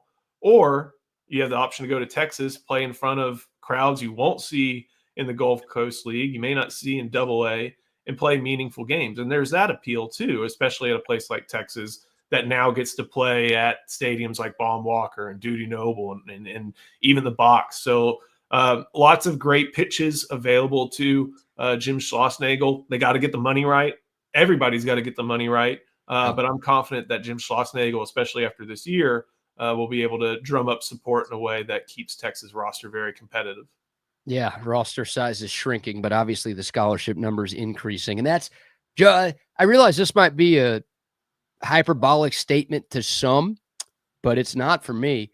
That was the most confusing part of college sports for me for years. The fact that certain schools in the same conference, in the same division, had X number of scholarships, and then other schools had Y number of scholarships. Like that, it's not a thing in football, not a thing in basketball, not a thing in any other sport except for college baseball. And it's kind of amazing that public schools with fewer scholarships have been able to be as competitive. I know Vanderbilt's benefited from the rule. They won a couple of national championships that who knows if they would have won if those rules didn't exist. But like that, I could never figure out how that was ethical, how that was legal, how that was rational, reasonable, any other word you want to use. Like that changing makes so much sense. And it's taken way too long for that playing field to be leveled from literally a scholarship number standpoint. Yeah, I think, we're so used with football. It's like you got 85, and we're so used with men's basketball. It's like you got 15. With women's basketball, it's like you got this many, but with baseball, it was 11.7. You had to spread it out, and I'm sure that was a Title IX consideration at some juncture. But yeah, and to also the truth was somewhere in the middle. Like at Texas, it didn't always seem like the truth was in the middle, but again, if you're putting a nice round number on a private school in Texas, 50,000 or something like that. I'm sure they would also recruit players that they had that they knew would have the means to pay some of it. So there's always that factor. The truth was in the middle, but yeah, it was not as level of a playing field, just straight up scholarship money wise, like it is in football. Yeah, definitely. By the way, why do you got to go with Richardson High School? That was my high school's biggest rival. Come on, Joe. You couldn't have thrown Pierce a bone. I went to. You could throw somebody else a bone. You had to go with my biggest rival school from back in the day. Come on. Oh man, it's like saying like Aggie grad Brad Kellner. I messed that one up. That's a throw up there if that were the case. Joe Cook from Inside Texas joining us. Y'all make sure to follow him on Twitter at JosephCook89. If you're not already subscribed to Inside Texas Football on YouTube, you should be. If you're not already a member at InsideTexas.com, you should be. It's Joe, it's Eric, it's Scipio, Tex. It's the whole gang over there. Ian Boyd. I mean, everybody, great guys who do a great job covering the University of Texas from every angle. All right, Joe, let's shift to a little Texas football here. The news from yesterday, I know you guys talked about this a little bit, but this is my first time on the air to get to talk about the kickoff times that were announced for Texas football. So we already knew the 4 non-conference games, and no controversy, obviously, with the Ohio State matchup in week 1. We knew that. We knew the OU game was at 2:30. We knew the A&M game was Black Friday night. We get some clarity and a lot of flexes for the rest of the SEC slate for Texas football. But I will say this, a couple of things that stand out to me. Texas will only play 3 11 a.m. games this year, and 2 of them are in the first 2 weeks of the season with that trip to Columbus and then the homo against San Jose State in week 2. And then Vanderbilt is the only SEC game that Texas will play this year. That one, of course, here in Austin. But every other game on the Longhorn schedule will be either in the afternoon or at night. And, Joe, it's up to 7 night games that Texas could play this season. Your big thoughts, your big takeaways from the big announcements from the SEC yesterday. Overall, I'm a fan of this flex idea that they put out there because it either tells you, okay, you're at 11 a.m. or we'll see you later in the afternoon. I like that. What was it? The 13-day window, the 6-day window, or what was it? 5 and 11 day, something like that. Those got annoying, and I understand why it happens. But those flex games, they could, with where they are, could end up being tough. And 2:30 gives people, or even 3:30 with some of these locations, gives people some time to get ready, to get juiced up. But I mean, I'm not very much concerned about the idea of Kentucky at night. I think that's a program that's about to I think my guy Ian Boyd made the point, like that culture is shot. When you had, the talent there were some talented players on that Kentucky team, like Deion Walker, Dane Key, Berrien Brown. But when their coach tries to leave them in the dead of night, then I think that kind of tells you why there wasn't much effort from Kentucky. And people may look at the score from the Texas-Kentucky game. That was because Quinn Ewers lost his mind and lost the football a few times. It was not as close. Texas, I usually try to say, like, hey, they got scholarships too, but like Texas was giving points away in that game. Not intentionally, not in a nefarious way, but they turned the ball over way too much. The Swamp at night with DJ Lagway. Now we'll see what happens with that team. It could be a rally the troops game because they have a tough opening schedule. It could be a keep the momentum going game. If that's at 3:30 or if that's at night, that'll be a real tough environment.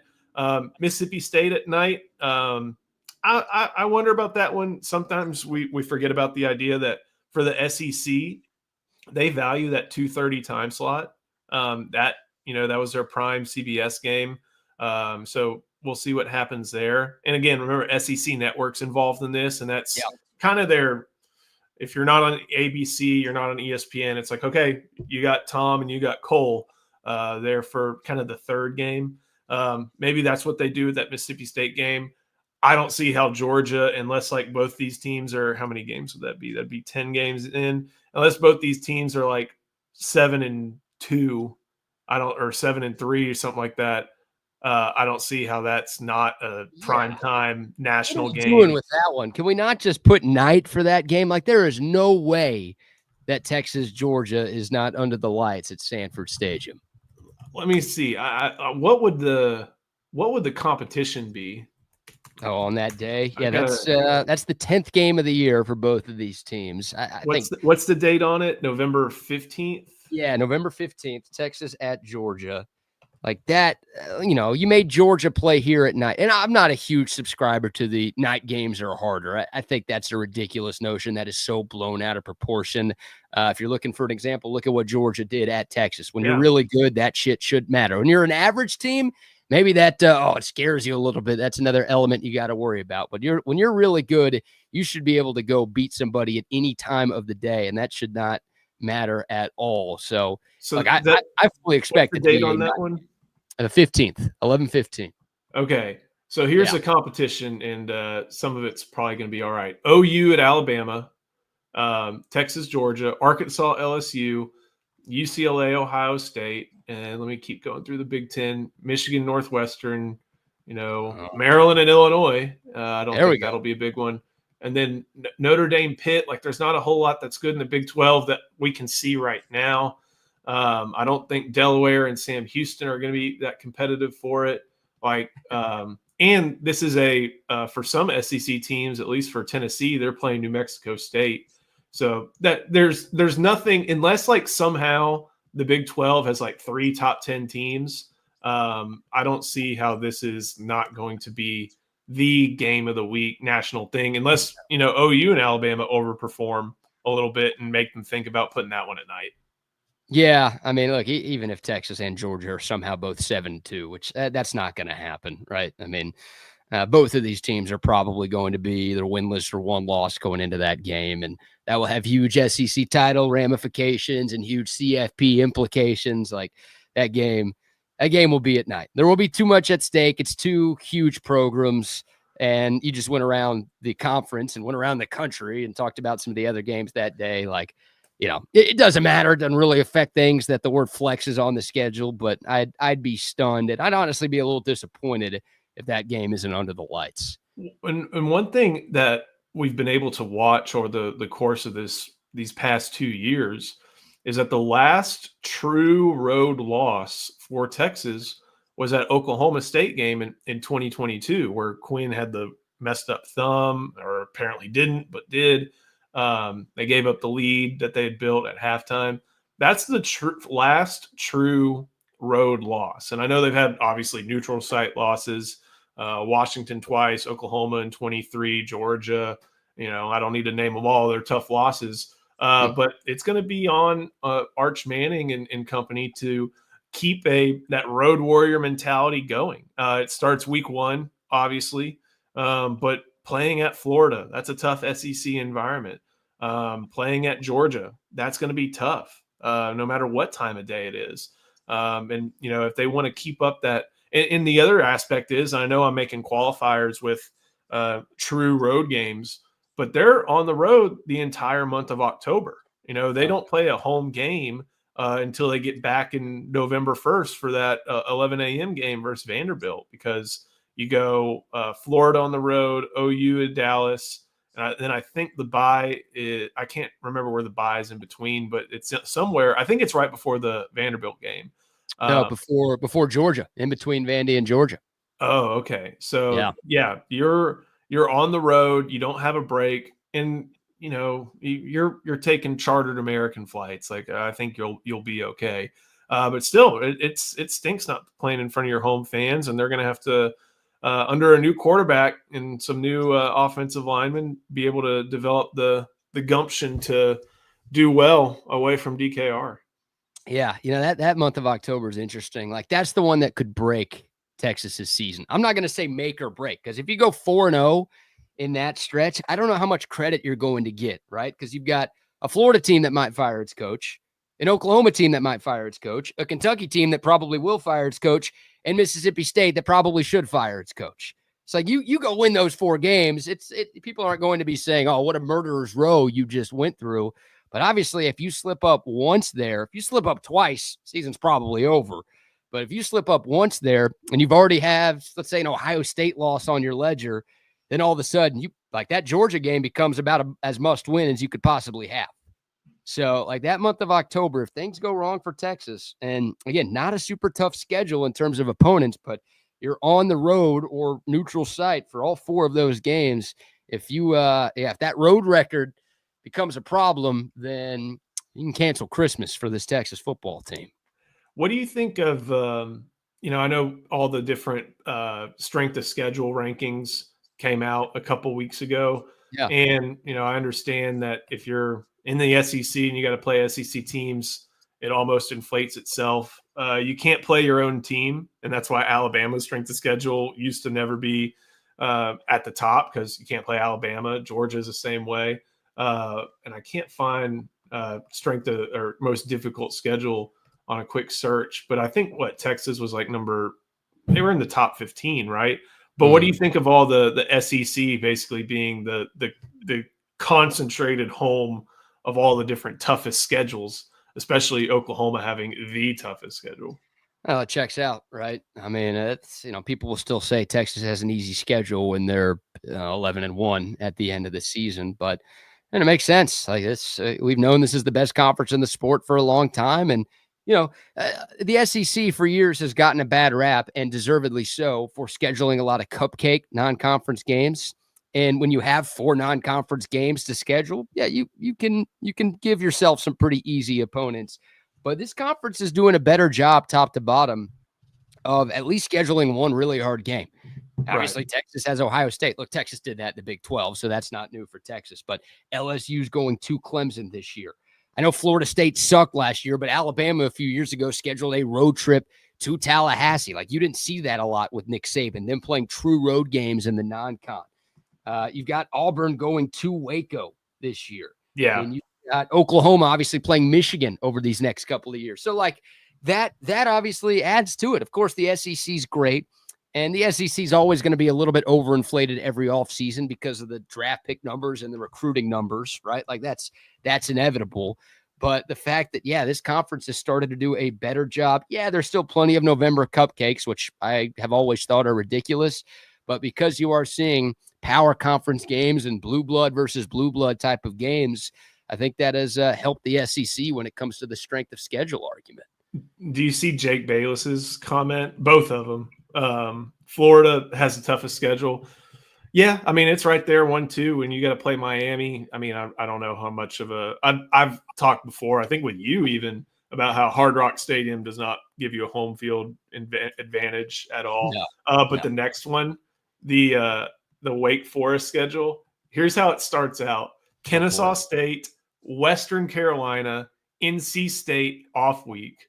And then they play, as part of a couple other games, they have Oregon State, and then they play Delaware as well in the midst of their their ACC schedule. Like, so Wake Forest is doing this right, I feel like. And in another aspect, you mentioned, I like Auburn going to Baylor. That's a really cool matchup. Alabama.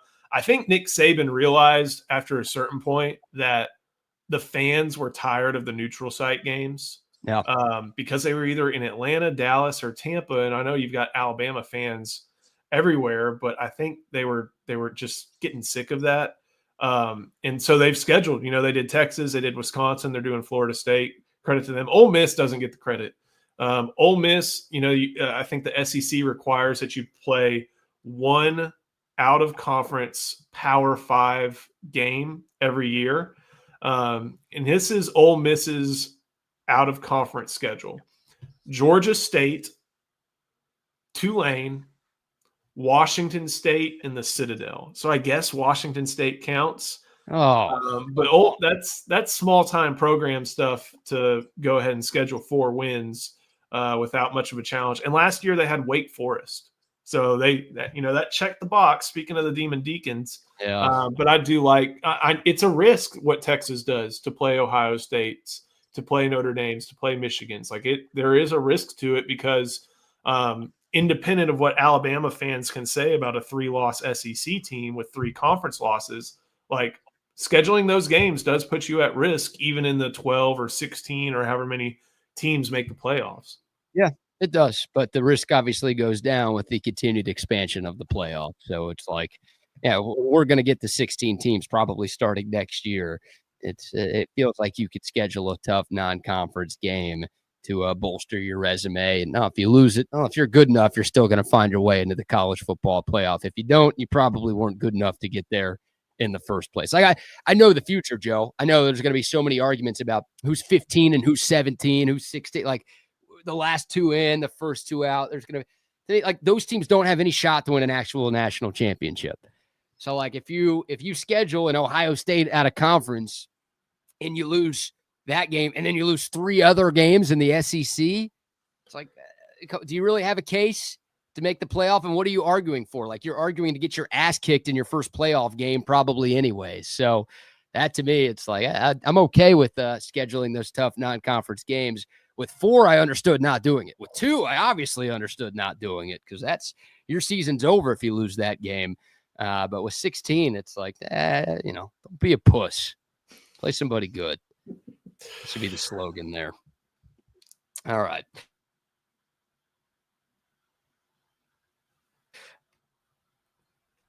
We'll take your thoughts. Dakota text line 512 football. As I go black for a second. Here we are. We're back on.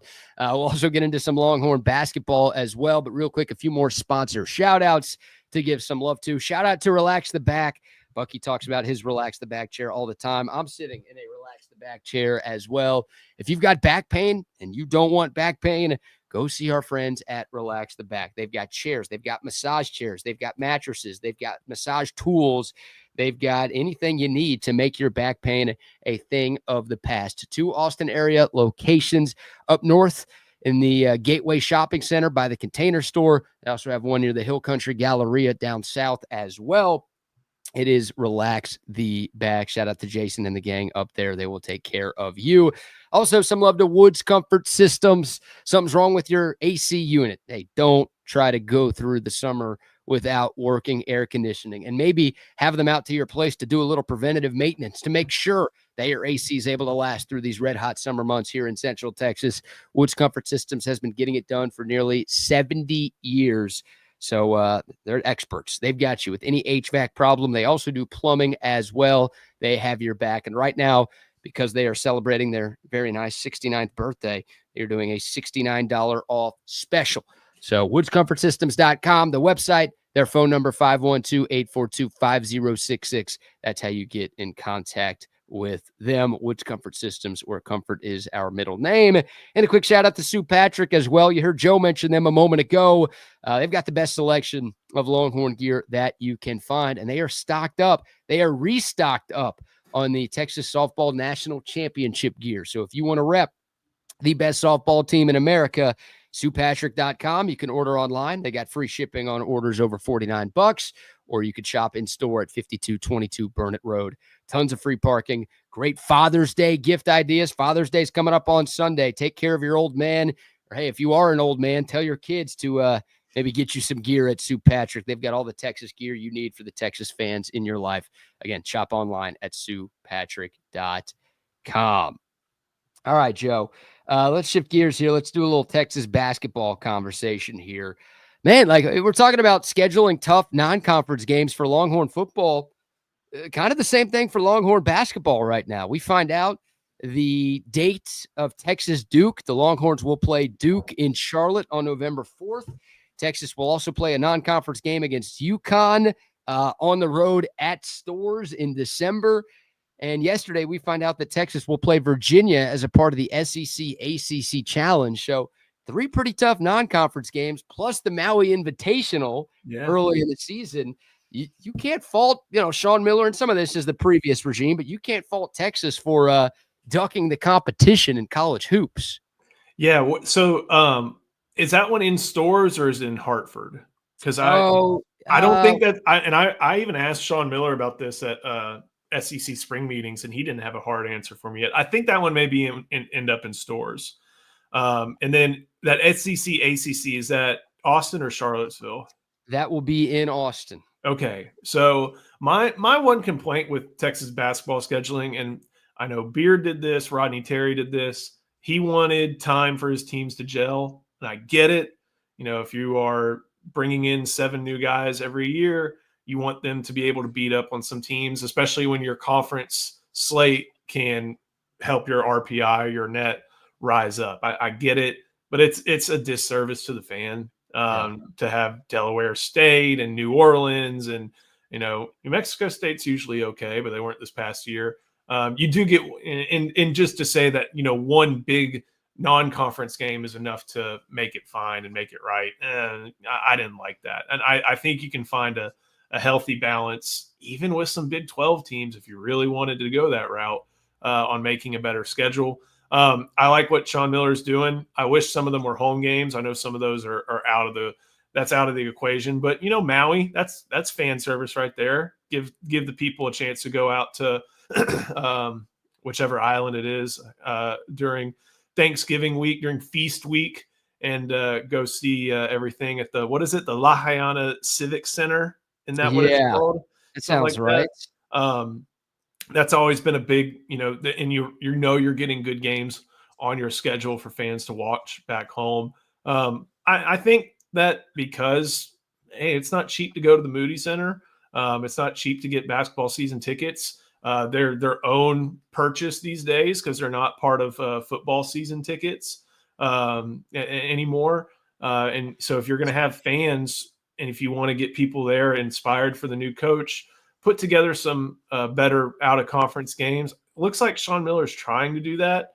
I wish some of these weren't all neutral sites, but maybe that's the price you have to pay in year one on getting the late start, and we'll see what happens going forward. I wish there was a way that you could schedule competitive games and yet still not tank your possible net ranking. Kansas, your guys are looking to try to do that, and I know Duke's looking to try to have Texas is not the most challenging game on that Duke non-conference schedule, and I see the chat roasting me for my knowledge. Your lack of geographical knowledge for the state of Hawaii. Come on, they're part of the U.S. You got to know these things, Joe. It's like asking people who's buried in Grant's tomb and not getting a proper answer.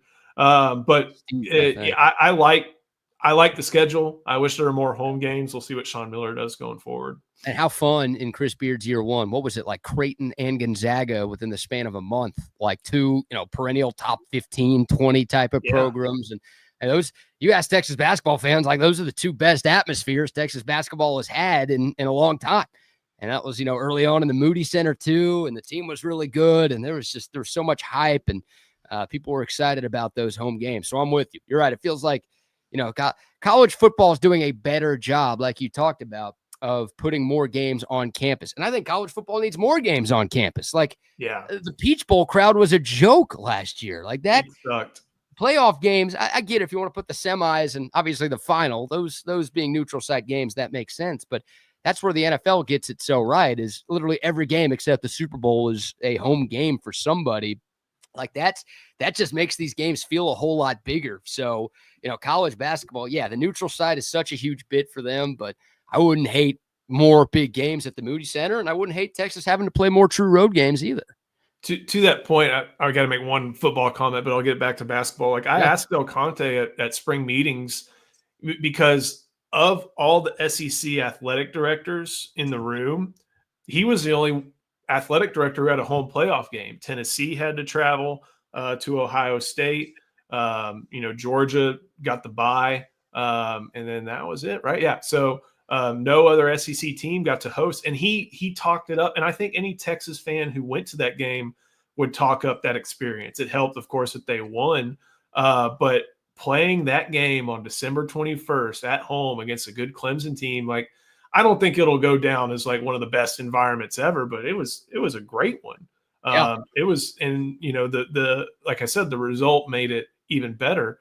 And I asked Del Conte, it's like, would you be open to more home or on-campus playoff games? And he said, yeah, but the bowls have to get their due. It's just one of those old school things in college football that we have to deal with. And one of them, the two biggest offenders are the Rose and Sugar Bowl, just because I kind of respect them begrudgingly for it.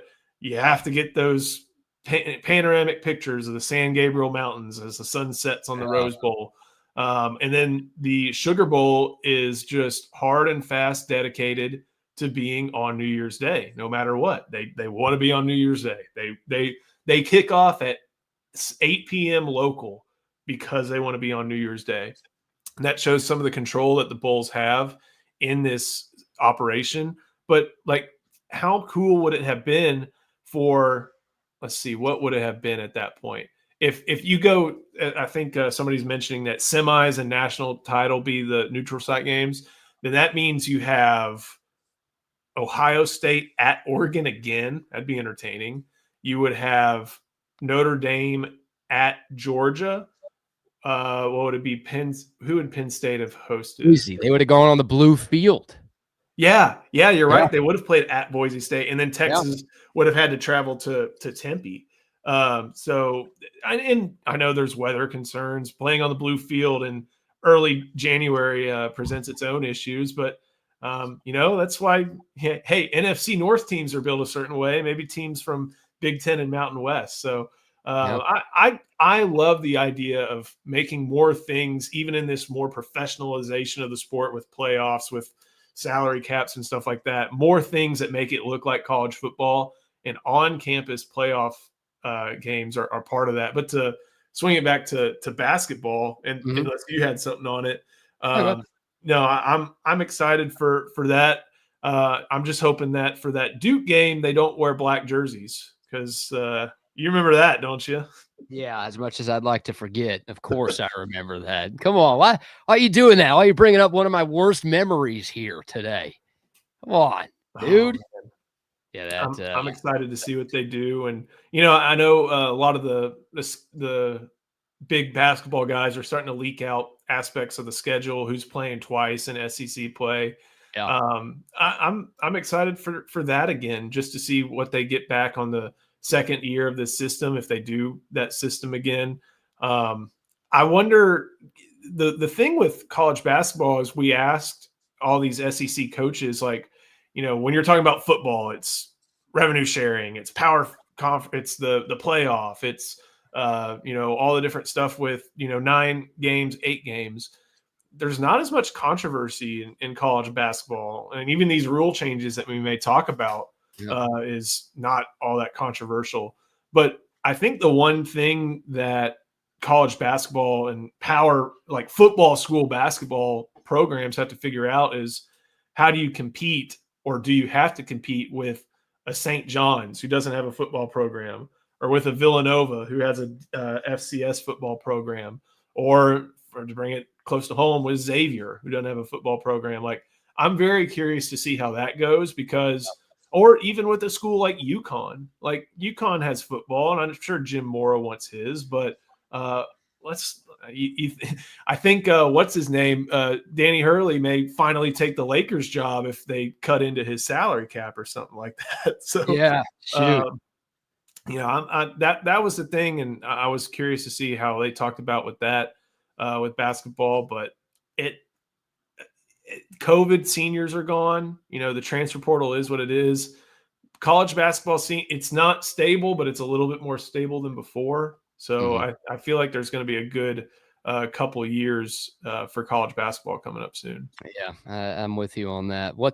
I guess this is the first time you and I have talked on the air. I feel like we've chopped it up over text off the air, but your thoughts on the job Sean Miller has done, putting together this roster, a pretty tough situation for him to walk into with so many departing players from last year's squad. I mean, on one hand, it's kind of cool. He's got a blank canvas to work with, but on the other hand, yeah, he had to scramble a lot to put together a roster that, Texas fans hope is very competitive right away in year one. And I don't know if this is fair at all, but you look at what Schloss just did in year one, and it's like, oh, okay, if he could do that in year one, then shouldn't we be able to do something close to that in men's basketball? Your thoughts on the offseason so far for Longhorn Hoops? Yeah, I was a fan. I like all the pieces that they brought in and retained. Big fan of Tremont Mark sticking around, and Kendall Weaver.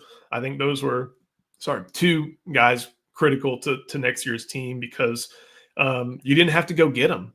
They were on your team. That's important. And we saw how much Sean Miller praised him when he was still head coach at Xavier.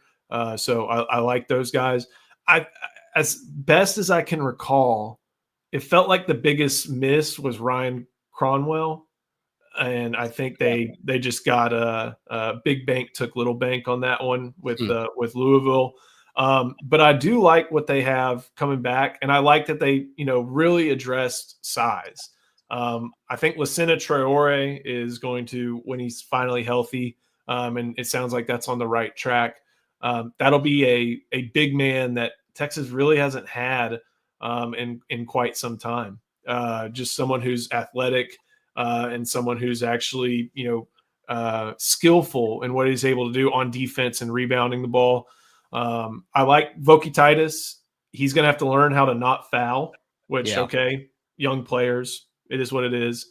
And then I like what they have around them. I think Jordan Pope, Tremont Mark, Cam Heide, Dalen Swain do a lot of different things. I bet we see I would not be surprised if Texas is one of the leaders next year in points in the paint.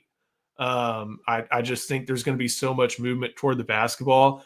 And at this point, a kind of a little bit of a dearth of perimeter shooting to where they're really going to attack the paint and be one of the probably a pretty darn good 2-point team and maybe one of the best in the paint teams, not just because they have like a dominant 5, but just because of offensive sets. They have a lot of cutters, which is kind of exciting and fun to see. And I think they'll put up a lot of 2s on the board. We'll see what happens on the 3-point end. We'll see what happens on defense too. Yeah, Sean Miller must have been looking at the IT boards, all the Texas fans complaining about the lack of size, right? I mean, Texas they had one adequate center, and some people would roll their eyes at me calling Caden Shedrick adequate. But like, that was it. I mean, if Shedrick got in foul trouble and that guy dealt with 50 injuries in his college career, like if that guy wasn't on the floor, you just got punked. And even when he was on the floor, you got bullied by teams that had size. So Sean Miller, whether it's his coaching philosophy or he's just like, he looked around at what Texas had last year and he's like, yeah, that's not going to get it done in the SEC. He clearly made it a point of emphasis to get some big bodies, and that should make things a lot easier for this team this year. I'm curious. I know one big complaint has been like, where's the point guard? I don't know how much you need it. And I used to be a big believer in like, you need that facilitator, that guy who's going to put like, 8 and 6 on the board, something like that. But if you're running in transition, you've got wings, they can do it. And then if it comes down to it, we saw what Tremont Mark did last year, initiating half-court offense.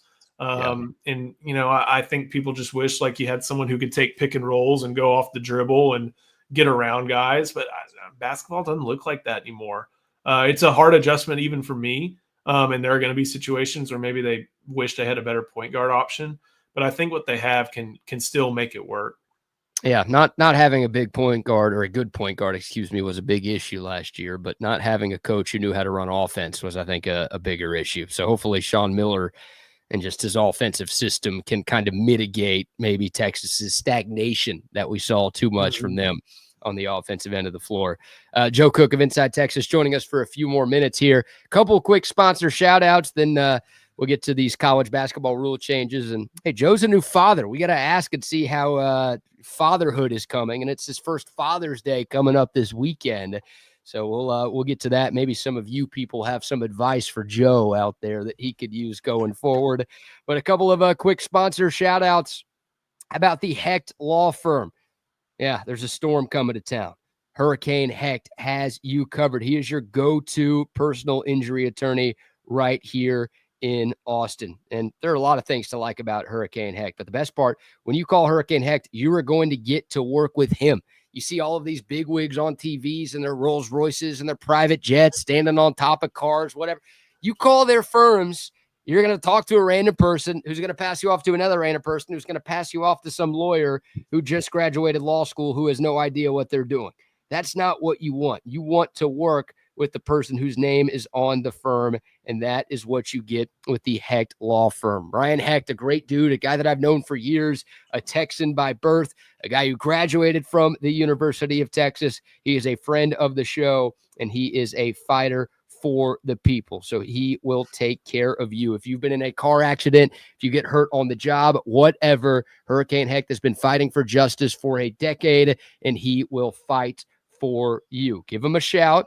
As my phone starts making a bunch of weird noises here as I try to make sure I get the number right. I know you could shoot him an email, ryan@hechtlawfirm.com, and you can also give him a call today at 512-938-8929. That's 938-8929. Again, ryan@hechtlawfirm.com is his email if you want to get in contact with him there. Tell him that Texas Sports Unfiltered sent you. Also, shout out to centextickets.com if you're looking for tickets for anything, any sporting event, any concert, any festival, comedy show. You want to get your ACL tickets done early. You want to get your F1 tickets done early. Centex Tickets has you covered. Make sure you use the promo code Centex10 at checkout. You're going to get 10% off of your ticket purchase just like that. Again, Centex10, the promo code, centextickets.com, the website. They've got you covered. And I think we're good. I think I've mentioned I wrote down that promo code because I may need to figure out how to see Turnpike after the race. There you go. Yeah, great concert lineup. What, Turnpike one night, Garth Brooks one night. You got Kygo there. I think it's the first 3 concert weekend at Coda this year. So I wonder how many F1 people are big into Turnpike. That's a great question. Or like, Garth. Of those 3 artists, like who do F1 fans care about the most? Is it Kygo, like DJ international kind of guy, or is it? It's definitely not Turnpike. Garth has become such an international guy and almost transcends a little bit of the country mold to where I think, especially American F1 people, they would go watch it. But we know that the F1 race attracts more than just people from the US of A and from the island of Maui in Hawaii. Oh, dude. Well done there.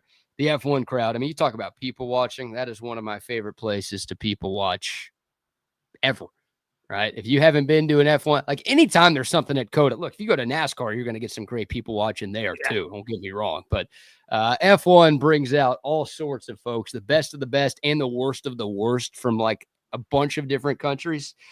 So, you get some of that at the airport, but you go to Circuit of the Americas and you're going to have a great time watching the races themselves, but you're also going to enjoy yourself just watching the other people and the way that they maneuver and operate. It's always a good time. All right, couple minutes, Joe. Your thoughts on some of these rule changes for college basketball, coaches' challenges coming to college hoops, continuation rule coming to college hoops. So a lot of the things that we see in the NBA, we will now start to see in college basketball. Any major hot takes on what's happening here? So continuation will probably be fine for the basketball we watch because there are no such thing as conference officials. You know this, but there's no conference officials. It is college basketball officials. Yeah. The best ones get the best games. It probably won't affect us, but like some, Horizon League conference game, you may see some bad continuation calls. So I'm curious about what's going to happen there. But that's a problem for everybody else. I like it. It feels like the whistle's gotten soft enough anyway to where they're letting a little bit more in that even without the rule being codified. So I'm fine with that. Another thing is when you think about NBA coaches, and you can make jokes about Doc Rivers and any other coach who hadn't really acquitted themselves well over the past few years aside, they know their ball. And they also know what this challenge system looks like. They know, how to listen to their player when they say, hey, I got all ball, or they know how to say, I can't use this right now. It's not the time for it. There is no way that up and down the 360 whatever programs in college basketball that all these coaches know how to manage a challenge system. And so whether we are in the first half or in the second quarter or something like that, I bet there's going to be a time where some coach uses his challenges on back-to-back possessions and they both fail miserably. So I think it's going to be a very big indicator of, who knows how to manage this extra tactic that's part of the game. I think it's probably not a bad idea, especially if they're going to pair it with some time-saving measures on reviews and stuff like that. That's a big one. 2 minutes taking 20 minutes. That kills interest in the sport, even from the diehards. It makes it unwatchable for people. I don't know what I think about the half and quarter thing, though. I really don't. I kind of like the happening, or I just saw positive momentum growing.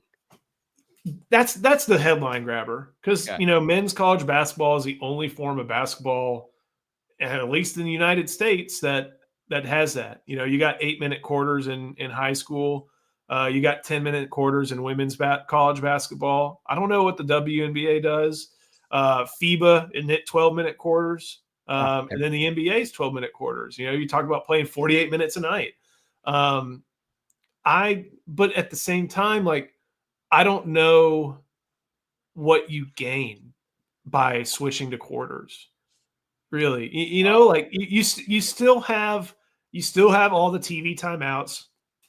If the game is rolling, like let's say you had your TV timeout at 11:58, you have your under 12 timeout, and there are times when you get 7 minutes of ball, and it's very rare, but those moments are what I love about college basketball. Is that you can just get a 7-minute stretch of ball where they're scoring, the ball's not going out of bounds, there aren't fouling people, and if you have a quarter break that up, then it's broken up.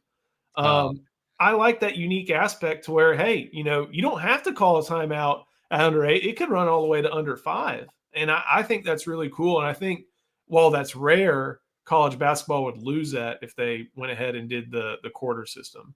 I am the biggest proponent of the quarter system in the world, and it's for a couple of reasons, but really it's for one reason. Dude, there is nothing more infuriating than watching a college basketball game where the opposing team is in the bonus with 12 minutes left in the half. The beauty of the 4 quarters is the foul count resets every 10 minutes. So, like, if you screw up, I think of the Texas-Miami game a couple of years ago where the refs just called every single, like, it's the worst thing ever when you're watching a college basketball game. You talk about time-saving measures, and you got a team literally shooting free throws from, like, the 14-minute mark on for the rest of the game. That is such a joke. It is unwatchable. And, look, you could still foul and get into the bonus in every quarter. That's not going to fix teams that can't defend without fouling. But having that reset to where, okay, you can have a bad quarter when it comes to fouls, but not get penalized for an entire half, that to me is going to make the sport so much more enjoyable to watch. So is it for the women's game? Is it 5 in a quarter? It's the NBA style, right? Like five fouls or 2 in the last 2 minutes kind of thing. I don't know. I don't know if they do the 2 in the last 2 minutes do they do that for women's? I don't think they need it. I shouldn't have said that so confidently because I actually have no idea. I don't think they need it. I know that's in the NBA though. I didn't think about the foul aspect of it. But then you're almost rewarding bad play. And granted, that's part of the game. There's going to be aspects that treat some, 3 points are worth more than 2. So if you have a team full of shooters, they're going to do better than a team that just hits 10 footers. I don't know. It'll change how all these college basketball coaches approach strategy. And to that point, like you said, how they approach defense. You can play a little bit more aggressive defense when the real only constriction at that point is the 5-player fouls instead of the, the bonus structure. So I don't know. I'll have to develop some takes on it, but I don't think it matters all that much either. Like it's the same amount of time, and they said they have to figure out media timeout stuff. Just, okay, figure it out. Give them a longer halftime. I would be okay with a longer halftime for men's college basketball. Yeah, if that removes a TV timeout, then I'm okay with it. Yeah. Anything to get rid of some of the TV timeouts, especially in the last 2 minutes, because they are brutal. All right, let's bring on, before we let you go, Joe, we've got Double R and we have Wags, a couple of fathers themselves.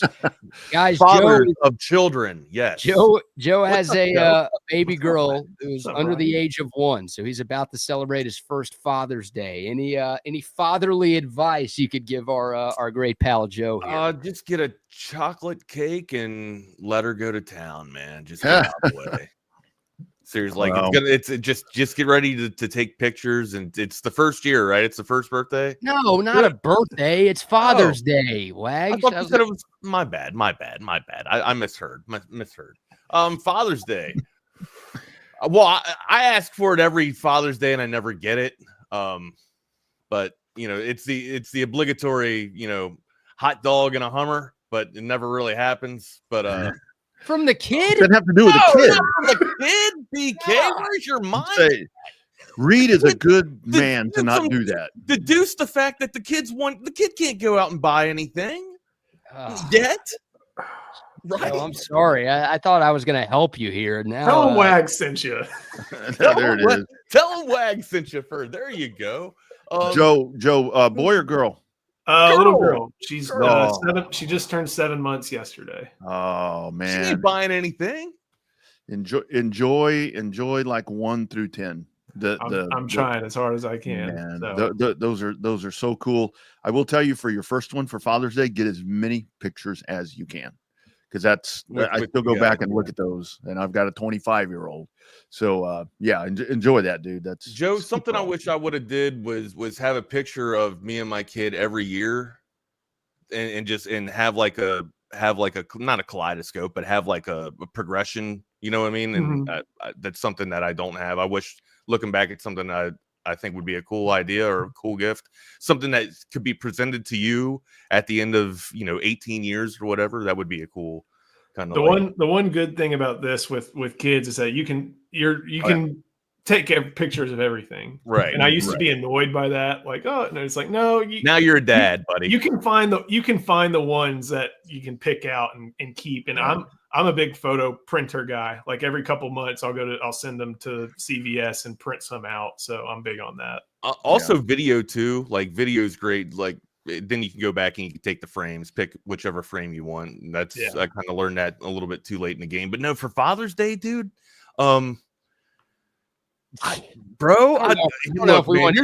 best way to win, dude. Yeah. The best way to win is just like, you know what? I know it's Father's Day, honey, but honestly, you do stuff around the house all the time, every day. How can I make this about you? Oh, no, that's Mother's Day. That's how you stay married for over 20 Wag. years, Come on, Joe. man. Simp and a half. All right, Joe. Simp and a half, buddy. I'm married for over 20 plus years. Successful simp and a half, man. Successful full simp. What are you talking about? Joe, and I will tell you, I saw somebody just posted it right there. So as she gets older, as soon as she's able and knows what's going on, find one of those daddy-daughter things. We did that. My oldest and I, we did that, and like we won a dance contest. And then the next year, I took both girls, and we won a dance contest. I mean, tells you how good everybody else was. Because Wags, you've seen me dance at Dragon Stadium. No, I did. I watched you, man. I watched you cut up the grass there on that turf. It's two left feet, buddy. 2 left feet. But you know what? You could square dance like a son of a gun. We'll say that. But hey, hold on 1 second. For all you guys that call me Sip, remember what I first led with, okay? When I thought it was going to be Joe's birthday. All right? I thought it was Joe's birthday. I said a hot dog and a Hummer. All right? So don't call me the simp. Good. Oh, thanks for sticking around, brother. Always great chopping it up. Y'all be sure to follow Joe on Twitter at JosephCook89 and check out the great work he does at Inside Texas and InsideTexas.com. Keep killing it, Joe. Joe, this was fun, brother. Talk soon. Absolutely. Thank you, guys. Take care, Joe. Right. There he goes, Joe Cook. All My right, guy, he's simping me out. Hey, I'm not simping you out. You're simping yourself out. What do you mean? Oh, no, Father's Day. Well, let me go offer the mother anything she wants on Father's Day. Hey, you know what? It keeps the ROI coming back full, buddy. Yeah. It allows you to get a pool in your backyard. Well, that's what I was going to say. You've got leverage now. We use leverage on here a lot. You got some leverage for hot dogs and whatever. You got you can say it, Rodney. It's a Hummer, hot dog and a Hummer. There you go. You ever had that while watching a football game? A hot dog, a Hummer, and watching a football game? I was just going to use the full word, blowjob. I mean, but Hummer's fine. Hummer's fine. We never know who's listening on the other side of this. It's a woman's show. We're trying to win an award here. Remember? Well, we have W on W. We have Wednesday WNBA updates now. So there you go. Yes, we do. Yes, the show is growing. It is just growing. What's up? What you got going on the rest of the day, bud? That's good for ratings. Yes, more women's sports. We want to expand our target demographic. Cool. I like that. Yeah, hot dog and Hummer conversations. That'll do it. That'll bring them in. If you talk about it, they will come. Oh my God, that's a slogan. Oh, we got a slogan. If they talk, what kind of cum are you talking about? That's what I'm talking about. That's what I love about you. Where is your mind at? Right here. Your mind is right here. Always. I hope your mind's wearing a condom, buddy. It's usually in a different head, actually. What was that? Oh, we can't. That's a terrible movie to quote, but I was quoting "Get Him to the Greek," where he goes, "Well, I hope your mind's wearing a condom because I got a pretty dirty mind." That's hilarious. That's a great movie, by the way. That is a Underrated. very good movie. But all right, boys. Well, I'll get out of y'all's way. Have a great show. I will be tuned in, and we'll see y'all tomorrow. Later, All right, man. Pretty good. There Take he care. goes. Here we are. Welcome to Chaos Theory. You can hit Come us and up on- go. Come and go. That's like a convenience store franchise. When I was in Missouri at the end of last year, it's like come and go on every corner. They got a pick. Have you ever been to a what is it called? A Piggly Wiggly? Oh, we used to have a Piggly Wiggly in Lockhart. No Yeah. shit. Texas Yeah. had a Piggly Wiggly? Yeah, it wasn't there for I thought that long. was I thought that was an East Coast thing or like a Southern East Coast thing. It was like they were here for a while. That was like Like it a was Florida, like South Carolina, North Carolina, like one Yeah. of those, like that type of thing. like out that way. Yeah, southeast. I know that's big in NASCAR circles, and like Right. Florida has Pubics or whatever that thing is called that they have there, or Publix. Publix. What'd you say? What'd you say? Pubics. I thought it was Pubics. Publix, but Publix. Publix. Publix. Publix. So Yeah, they got a Publix out there. Yeah, we had a Piggly Wiggly. It was pretty I mean, cool. I joke about that because one time I pronounced Hutto as Hudo when I was first here, right? I was like, and they go to Hudo out there, and that's not what it's called. It's looks like we get everybody that says Buddha. Have you ever been to Buddha? I'm like, Buddha? Isn't that like? I mean, it is Buddha. If you look at it, it's Buddha. It's not Buddha. It's Buddha. Yeah. Man, Buddha. You got to put like a B-Y. If you want to really do it the phonetic way, don't you got to do like B-Y, B-I, B-H, Bahuta, like Bueller's B-U. Speaking of down that way, I got to get myself down around the Buda and Dripping Springs way, man. What you gonna do over there? Bacon Jam Burger, dude. You want to go down there? Where Hayes City? Little Hayes City? Man, the last thing I want right now is a burger. Last thing I want right now is all your guts, dude. What's up? Man, so last night, the wife's working late, and so she comes home and she was about to go cook dinner, and I'm like, I'll go to Whataburger. I'll cover it tonight. I did it too. I know. And here's the whole thing, because my stomach has shrunk a little bit. So I eat more in moderation. But for some reason. Do you have a surgery? No, I've just lost weight. So I can't consume as much as I used to. And I don't eat near what I used to. And so I go off, and for some reason I wanted a double meat burger. And I got a double meat burger with fries. I didn't want to size it, but I ate the whole double meat. What's a double meat? Number two. Oh, yeah, okay. number two. But double meat's just like a double cheeseburger, right? Yeah. Okay. And I can't do that anymore. Oh, don't you usually get a double cheeseburger? No, nowadays I get the single. Nowadays I get a one. And man, I woke up like 4 o'clock in the morning when it was raining, dude. I had to take a dump. Stomachs hurt, cramps. Oh my God. It's been a horrible morning, but I'm okay now. I'm better. Yeah, maybe. I mean, Patrick's saying you should have went to Hat Creek. You would have had a better burger. No, it's too far. That's across the freeway. That's the problem with Hat. Like I got to go all the way out to Round Rock for Hat Creek. Yeah, they need a Hat Creek. I heard we were getting one right here on 620. Yeah. Right where the Chick-fil-A. You know where that new Chick-fil-A went? Yeah, it's right over by my vet. I heard we're supposed to get a Hat Creek there. I don't know what the hell's going on. It's not here yet. Well, hell, we got everything else now. When Hat Creek, because you got Whataburger all the way down at the end by Round Rock High School, right? Or down by you guys by Wyoming. Imagine what happened. I heard Hat Creek was going in right around where I'm at, and I was just like, okay, that's gonna blow away McDonald's, Chick-fil-A, like all the new stores that just came in ain't gonna make a damn lick of money because of Hat Creek's just gonna take everybody out of the way. Mm-hmm. Yeah, because now the McDonald's is there that never gets your order right. I mean, that's there, and that Jack in the Box is still kind of tucked in there by the 11. Yeah, Jack in the Crack ain't doing nothing though, man. I know that thing is. I know, you can see all the. I don't even want to talk gross on TV.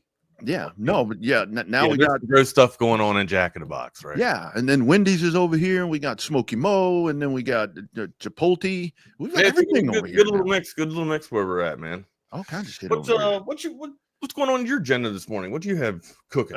This morning's gonna be a nice, calm day. It's horrible outside. Got the U.S. Open playing over here. I was gonna say you got the golf on. Got the golf on. Checking it out right there. JJ Spawn threw 10 4 under par is your leader. Very Watching early. Johnson Wagner yesterday, as a matter of fact. No relation, guys. No relation. But yeah, I guess he's the golf pro that they were getting tips from last night for the U.S. Open. Apparently the course today is supposed to be pretty, or maybe green placement supposed to be pretty, not tumultuous, but kind of, I guess, difficult here. I don't have the golf pulled up yet. Do you have a leaders board update, or have they? Yeah. It's Spawn at -4. Then you got Woodland at -3. They're still Scotty's your favorite, right? He's basically everybody's favorite. I think in the pool, I think I actually picked Bryson DeChambeau over Did you? him. I mean, that's the runner up. Like that's the good. I guess contrarian play if you want to roll that way. Rory's 2 back in a tie for third. There's about 1, 2, 3, 4, 5, 6 guys tied for third, but they're still on the front. They're still on the front 9. Yeah. Everybody's on the front 9 except JJ Spawn, who is on 10. So very early yet. Very early. DeChambeau at -1. He's on the 8th hole now. So yeah, that's right. Probably going to be the gist of today. Rob went consuming that. Okay, he went Aberg. Let's hear your all's top picks in your golf tournament, in your all's golf. Yeah, pick them here. Put them down in the chat channel here. By the way, we failed to mention, you guys should know our socials already. But if you don't, make sure you follow us up on Brand X. I'm at Not the Fake Wags. On Brand X, Rodney is the Rodney R, and then also on InstaFace, Rodney is the _ Rodney R, and then I'm the Wagner Wire. Make sure you're smashing that subscribe button, liking the videos, all that jazz. The lottery numbers 512-222-9328. If you're out and about, if you need to get us on that Coda text line, hit us up. Those numbers again, 512-222-9328. Yeah, absolutely. And yes, CB, there was a tornado that apparently touched down in southern Hays County at some point early this morning. Haven't heard any updates. I only know what I saw on TV, but I know that our friends like a little further east, like out towards Comal County and the outermost portions of Caldwell County, it's like flooding, like in Luling. Isn't that San Antonio, Comal County? A little bit further this way. It's a little bit more. What would that be? A little bit more, I guess, west, southwest or something. I get all confused. But I'm like one where I can be where Juan. You like Juan? Yeah, I'm very much like Juan. When I'm facing this way, this is always north. It's like north is always that way, south is always that way, and east and west. When it's like no, actually north is that way. But I'm like, no, but I'm facing that way. So that should be north. Gotcha. You're all twisted and turning around, man. I tell you, my back's bubble guts, dude. It's a bubble guts, man. I was watching a little bit of the preview for the U.S. Open last night, and I mean, you speak Whataburger, right? So here's what happened to me. I for some dumbass reason, I popped a Red Bull around 10:30. In the night? In the night. I don't know why. Dude, what are you doing? Moron, bro. Moron, dude. Moron. Wow. So after Have you slept yet? I fell asleep around like 3:30, but I mean, I didn't really sleep. I had like the toss and turns. But here's the thing, though, right? My back is absolutely shot. Okay. Not only so after I get this wild hair up my ass after watching the U.S. Open, right? I got this damn simulator, this VR headset. Yeah. So I put on mini golf and played 2 rounds. They put a new couple of maps out there where you can play in Venice. Like you can play in like Venice, Italy. No, it's animated, right? It's cartoonish, but it still has like features around there. And then they also have one where you're down in Australia. Like they got one like down under, right? So you get to play in like an Australian zoo or whatever. Really cool mini golf and putt stuff. I saw people put that in the chat channel. It reminded me of having to tell the story tonight. But yeah, it's got a little froggy last night, man. And then went to Whataburger. Yeah, telling you, they got us both. Around 1:30 went to Whataburger after in between the break of the first round and in the second round. Got myself the honey butter chicken biscuit and a bob, a sausage on a sausage bob. Top that off with a nice little not Diet Coke, a Dr. Pepper.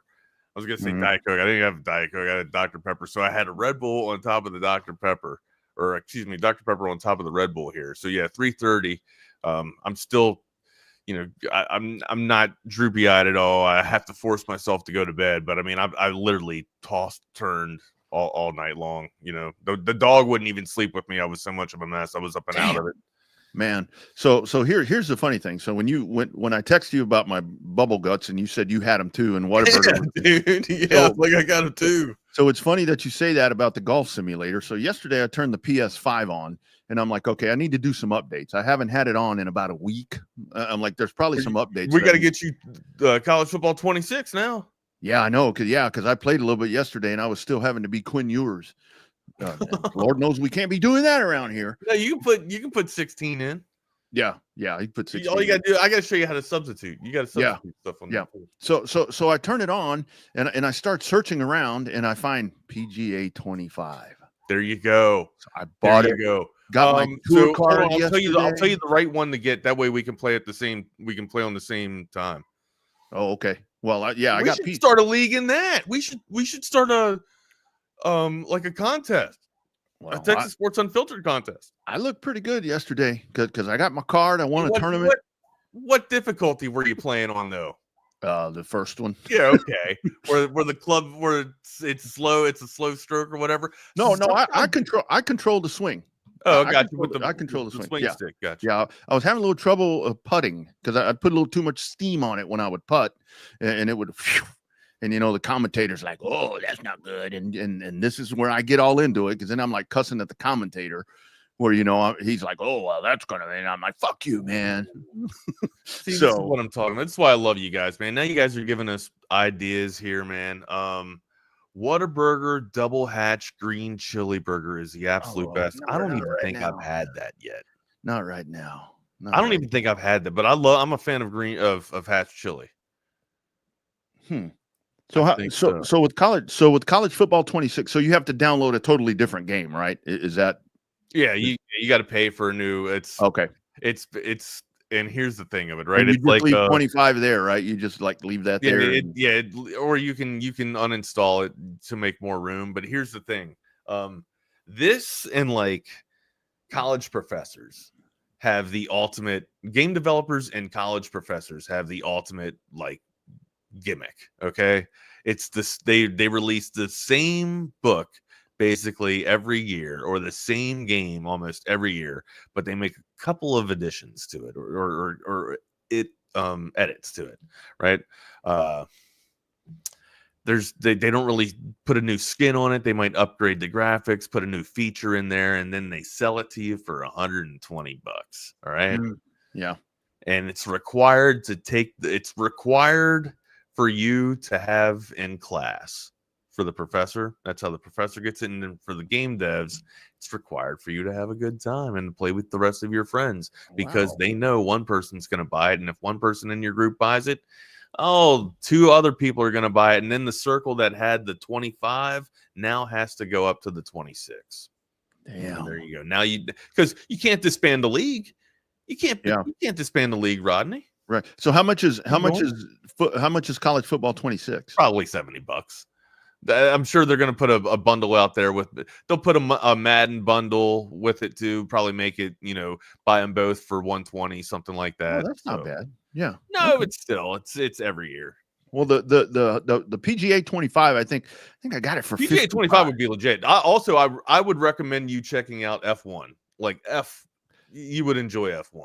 I've got a NASCAR one that's like NASCAR 20 or 21, and that one's but it's okay. And I'm not just trying to be a bootlicker for EA here, but F1's probably the best. NASCAR Heat 2 was pretty good. NASCAR Heat 3 and 4 sucked. NASCAR Heat 1 was awful. But for some reason the second installment of NASCAR Heat was better than the third and the fourth. I would recommend that game if you're looking at a NASCAR game, but honestly, like I got World of Outlaws. World of Outlaws is bad. That's a good one. That's a good one too. Bad ass. F1 though. F1's legit. Okay, check that out. Great. Here we go. Spending money on golf. There it is, man. Video games, buddy. Yeah. But yeah, I my back is absolute in shambles. In absolute shambles, dude. Played what 36 rounds of golf. Now, granted, it was putt and mini golf, but you still got to hit. And that's I'm not telling all the story either. Like before that, I was warming up. They have like these target things in this game that move back and forth. Oh, that's right. So you're you're actually virtual like reality. Yeah, I'm right? I'm not playing night golf like Bucky. No, you know what I mean? Well, they have night courses now. I'm in the room here with a shit-eating grin, and the dogs are thinking I'm crazy as I'm, swinging, my arms, all over the damn place or in a golf club motion here. But no, so you got the targets that go back and forth and you got to hit them as fast as you can. Oh, my Lord. Do that to just kind of warm up the back and get everything going a little bit there. And also like getting my heart rate up after I kind of cheat on my iWatch here. What is it called? Yeah, the Apple Watch. Apple Watch. Because it starts over at at midnight, right? And so from midnight to 6, I'm not getting any hours logged because I'm not up. I'm not getting any activity, and I haven't been closing my circles. I don't want to adjust my circles. I want to close my circles. Me too. Yeah, it's always telling me. I love that thing where it tells you need to stand up. I'm like, okay. I'm already standing. I've had we were on a walk one day with the dogs, and it said you need to go see a doctor. You got an irregular heart rate. Yeah. I get that when I'm working, like when I'm doing an event. It's like you're about to die. Yeah, it's like your heart rate is too high. I'm like, well, it's hot. You're like talking to the watch. It's hot out here, bitch. It is absolutely hot. Where do you want to go first, amigo? Where do you want to go? Texas football. What do you think? Texas football. The times drop. I mean, we knew the opponents. I think I have it somewhere here. We can pull it up. We don't need to spend a lot of time on it because it's kind of something that everybody's going to talk about. We just kind of give our random thoughts. Give our take on it though. Yeah, so there you go, right there. That's what we're dealing with. Let me see. Can we make it bigger? I would like to have. I don't think we can make it bigger. That's what she said. I would like to have Ohio State at like 2:30. Yeah, like 2:30, 3 o'clock. That would be fantastic. But I get it, like noon. Noon games are kind of prime time games. Honestly, they get the they get the day kicked off. Sparty, I'm all right with that. Wags, I like 11 o'clock games because, like we talked about before, for me it like gives you get it done. You're going to watch all day probably, but when you're going to actually sit down and plop down, I guess now since I'm not drinking all day or tailgating all day, then sure. But especially like A&M, like I'm sure we're going to have family over for that one. So 6:30, I think that's perfect. 6:30 honestly, I would like that a little bit earlier. So like you said, the family can get out of the house and you can relax. Yeah. Now, what I don't like is like, and again, I'm glad it's UTEP. I mean, no offense to UTEP, but like the UTEP get the 3:15. I'm not a big fan. That's a weird time, because to me it's more like 11, 2:30, 6 or 7. With some of these games. But again, that's a non-con. That's kind of a one-off. That's a payday for UTEP. So, all right with that, Texas OU at 2:30. I'm better with that's better than 11 o'clock, right? 11, yeah. I think because of that, it allows you to get up there, be at the fairgrounds, and that's exactly why. Have a decent time, walk around a little bit. You don't have to just get there, get to the game, and then that's it. That's a lot going on just at first, just to make kickoff, right? You can go there, you can kind of relax, you can get, test out the fair food and then kind of mingle in and meander into to your seats. You don't kind of have to just wake up, drive from the hotel or wherever you're staying at. Maybe you're probably live up there around that area. But yeah, you don't have to just get there, rush to to the Cotton Bowl and play, man. You can actually go around and enjoy your fair day, I guess. It's because the thing with that is, even if you're doing something at home, like if you're hosting a watch party or you're going to a watch party, it's just so early, which that too, right. Yeah. The other part of me is to where it is, I like the 11, but that game there, because there's so much built around it. It's not just the game, but yeah, 2:30, I think is really good for that. And of course there's some other to be determined. I'm with Jake here too, man. Kind of a booger of a home. Like, this is who we have coming to Texas. Yeah, home schedule sucks. I mean, at the end when you get Arkansas and A&M, that's great, but shit, you got to wait till November before you get that. I mean, those two coming. I would like to see a night game for Arkansas. Yeah, like have prime time, like old school rivalry there. 6:30, 7 o'clock game for Arkansas. That would be nice. Yeah, absolutely. But yeah, that's a pretty dismal home schedule. I mean, sucks. Obviously, that's a booger of a schedule. Obviously, San Jose, UTEP, Sam Houston, you better take care of those because we're over here saying, well, home schedule sucks, and don't lose one of those. But CB loves 9 a.m. kickoffs. So is that because I don't know? I think I'm indifferent, CB. Like when I was in Hawaii, we had kickoffs around like 7 a.m. and 6 a.m. Right? When I was in Hawaii, we watched the NFL at 7 a.m. I was like, wow. How did you feel about that? That was you're a tipper. You tip back and drink the oat soda there. Oh yeah, no, I didn't do that. I mean, when we were down there, you weren't drinking at 7 a.m. I wasn't. No, I had got full transparency when I was living in Hawaii. I was drinking at 7 a.m. watching football. Full transparency. No, I thought, honestly, that tequila sunrises. I was started becoming a big fan of tequila sunrises at that point. Trying to justify a little bit of health with it, right? But yeah, I mean, you have no point. You're watching ball all day long, and that's the dangerous thing too. When you're in Hawaii, dude, you're drinking all damn day. You're almost You're almost drinking yourself sober. Have you know what I mean by that? Oh yeah. When you've just drank all day, like you're wasted. You can't drive, but you're functioning. You're just sober, man. Like it's a wild. It's like you're walking on the moon or some shit, man. I'll tell you the weirdest part, Wags, was, and I mean this happens a lot, but and again, we were on vacation when this happened, but it was like I remember it was the Cowboys in Green Bay on a Sunday night game, and we go out and it's like 2:30 in the afternoon and the TV's on and they're like, welcome to Sunday Night Football. I'm like, Sunday Night Football? It's 2:00. It's the middle of the freaking day. And of course, I was hammered at that point. I was hammered, but John's on the right. John took the right trip. Full transparency. While I was in Hawaii, I was getting laid. I didn't watch any football. My man. You go. There it is. But the road games there. You had Florida on the road and Georgia. All of those to be determined. I guess. So what's the highlight here, other than Arkansas and A&M? I guess Vanderbilt. OU at home. No, at home. Oh, Vanderbilt. What's his name? The quarterback that's been there 50,000 years. I don't know. Pull the schedule up again. One more time. Let me see it. Okay. If you can. Over here to it. Righty. You are getting better with this stuff. I got it. I will say that. You're getting better. Here's why I get confused, Wags, because when I do my revved up show, I don't use StreamYard. I use a different one.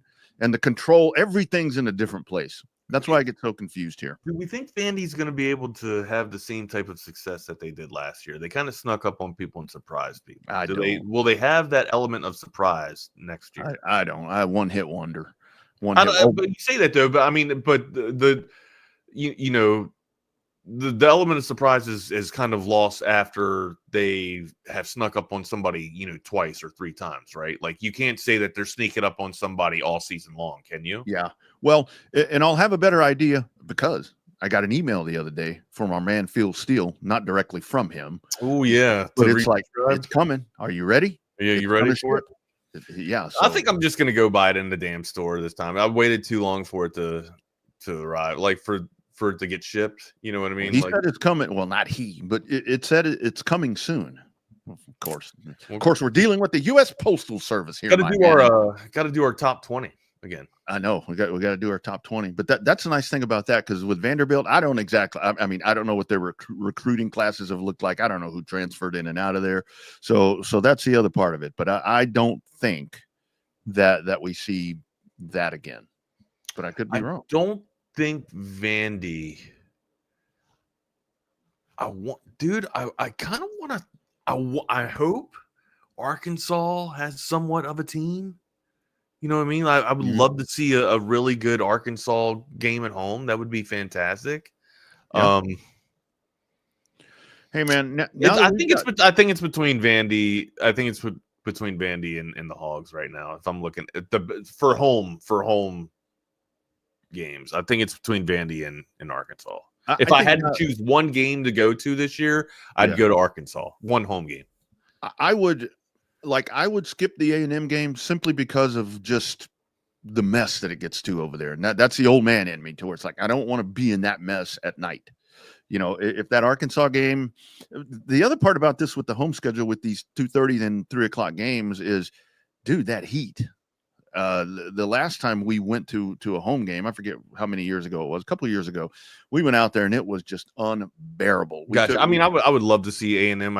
There's no way that we can go. We're gonna have family here. Yeah. Now, so I mean, well, but kind of with that, now that we got all the band back together with Arkansas and A&M and Texas all together again, the better they are, the better both of them are. 100%. Yeah.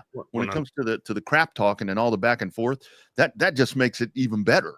And if Florida can get better, because I think that's a rivalry that's a matchup that could be. I think Florida will be better this year. Yeah. And that's what's so cool about this now is that you've got the old traditionals back, and then you've got the new rivalry with Georgia. If you can get Florida cooking, I think that's something that can be really good. And maybe at some point you get LSU. Now that would be a good rivalry. See, Rob's kind of got the right idea here. Go down for the pregame, right? Go down and check out Bevo Boulevard, go hang out with all the homies, and then go back home and watch it on the big screen. I think that's kind of the way to go, right? Unless you're putting me down on the sideline, unless I have access to the bench or whatever, I think that's the way to go.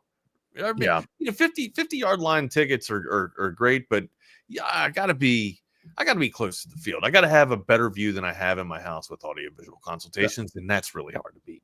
That's the thing. That's the thing. I like the comfort of my own home. I like the confines of my own home. Me too. You know, I use the old saying all the time: beer's cheaper and the pisser's right there. You know, it's super easy to navigate, and it's just that is it. And it took me a couple of times to really figure out, okay, that really is a good concept to go down there and kind of take in a little bit of it and, make your way back.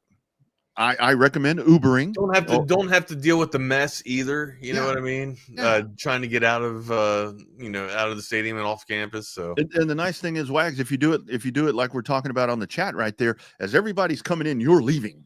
So you're for sure. Yeah. For sure. Yeah.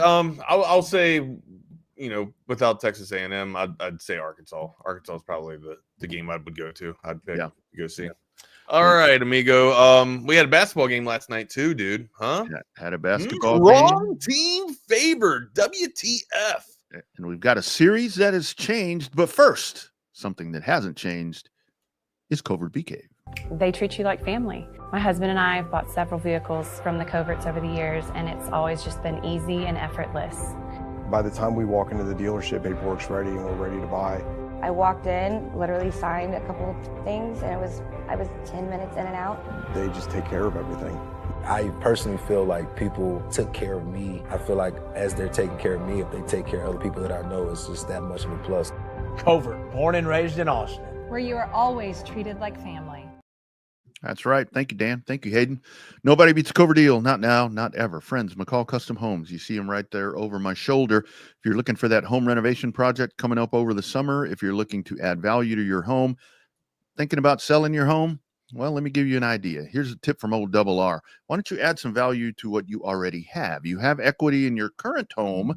Add some value with a tremendous renovation. I can tell you because we did it here. We have a master bath that looks better than anything you're going to find in one of these new construction homes. Let me tell you, friends, McCall Custom Homes, they can take care of that for you. McCall Custom Homes, ATX.com. Check them out today. The gallery of projects right there online. For over 40 years, a father and son team that have been doing it locally, and they stay local, and they will make their way to take care of you. I trusted them in my home. Bucky Godbolt has them work. Well, Bucky's on the road right now, but Bucky has had them out doing tremendous things with his home as well. It's a team, I'm telling you, from Mike and Steve to the contractors to everybody that's involved right there, and they walk hand in hand in the process. A lot of times you get into a project and people are just doing stuff and you're like, I don't really know what's going on. And then you go look at what the result is and you're like, well, I really didn't want any of that. you're going to know what you're getting with these folks because they're going to tell you all about it because they've been doing it for over 40 years. Call or text Mike right now because your estimates, if you're a TSU listener or watcher, are totally free. Free 99, as Rod Baber says. 512-633-9580. Check them out as well. Mike McCall, a first-time dad, so he as well will be celebrating Father's Day this time around. And McCall Custom Homes, ATX.com. Check them out today. McCall Custom Homes. We build value into your home. Love it. And you guys know there's a new lawyer in town, and it ain't Reggie Hammond. It's our guy, Ryan Hecht. That's right. The hurricane's about to hit, man. Ryan Hurricane Hecht, your go-to personal injury attorney right here in Austin. Proud Texas Longhorn fighting for the fellow Texan.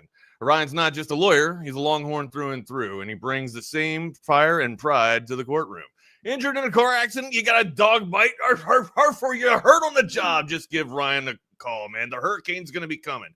Call the Hurricane. He's been fighting for justice and big results for over a decade now. You won't pay unless you win. That's right. You heard me. You won't pay unless you win. No fees unless Hurricane Hecht gets the money in your pocket. Aggressive in the courtroom, compassionate with his clients. Ryan knows what you're going through, and he'll fight like hell to make it right. Austin-based, Texas proud, supporting local sports, local businesses, and local families. Friend of the show, went to school with BK. Don't let insurance companies push you around. Just call Hurricane Hecht. The number is 512-938-8928. Excuse me, 8929. 8929. Almost gave you my number. That number again, 512-938-8929. And you can reach him on the interwebs at ryanhechtlawfirm.com. That's Ryan at HECHT.lawfirm.com. And tell him Texas Sports Unfiltered sent you. Still JJ Spawn at -4. He's on number 12. Rory's on number 9. He's 2 shots back at 2 under at the moment at the U.S. Open. If you didn't sign up, I would have went to Shambo. Yeah, I don't know why. My gut before I got the bubble guts, when my gut was still like working, it said something to go with Bryson. That's the contrarian play. That is the contrarian. Like when your gut talks to you, that's the contrarian play. That's your contrarian calling. I just hope that the fact that I got the bubble guts isn't something where I made the wrong choice. I mean, what like nature's telling you you're wrong. Like, oh no, shit sandwich. Scotty Scheffler handed me that double meat burger last night. He's like, here you go, double R. Here you go. Shout out, double R. That dude right there. But yes, legs are going to be horizontal like Jeff Daniels. There it is. Indiana Pacers in command. Who is Benedict Mathuin, whatever his name is. Whoa. One hell of a key cog, right? Big minutes for the Pacers last night. And that's kind of like the story, right? Is the bench play in the first half to kind of keep the Pacers in contention, or allowing them to kind of take the lead at halftime, right? And then Hallie was able to come on in the second half and start doing his thing, man. Siakam, they all played downhill. They all played aggressive, right? And their defense was absolutely incredible on Shea last night, man. What else did I say? In credit to Oklahoma City Thunder too. Like whenever the Pacers put the ball on the floor and attack, it looks like Hornets coming at. No pun intended, not to be confused with the Charlotte Hornets here, or the Charlotte Hornets. But it looks like as soon as someone dribbles, the two guards, whether it's Caruso or whether it's Dort out there or Shea, they collapse from the elbow. And honestly, by the time you're at the free throw line or dribbling in, you're getting stripped from behind you. They're so good at that, man. Caruso's so good at picking your pocket too. Great perimeter defense is what Oklahoma Thunder. It helps them lead the fast transitional points. But you can't take the roses away from the Pacers last night. Their defense, their team defense, is what made it happen and what made it work for them last night.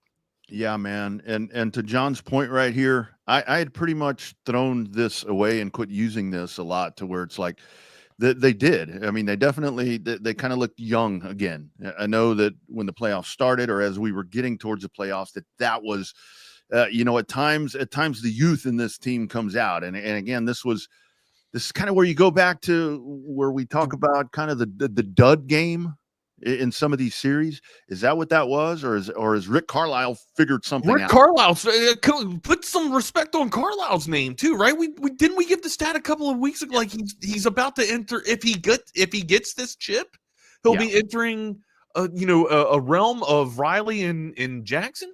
Yeah. And Phil Jackson. That's the whole thing with it to hoist up with two different franchises here.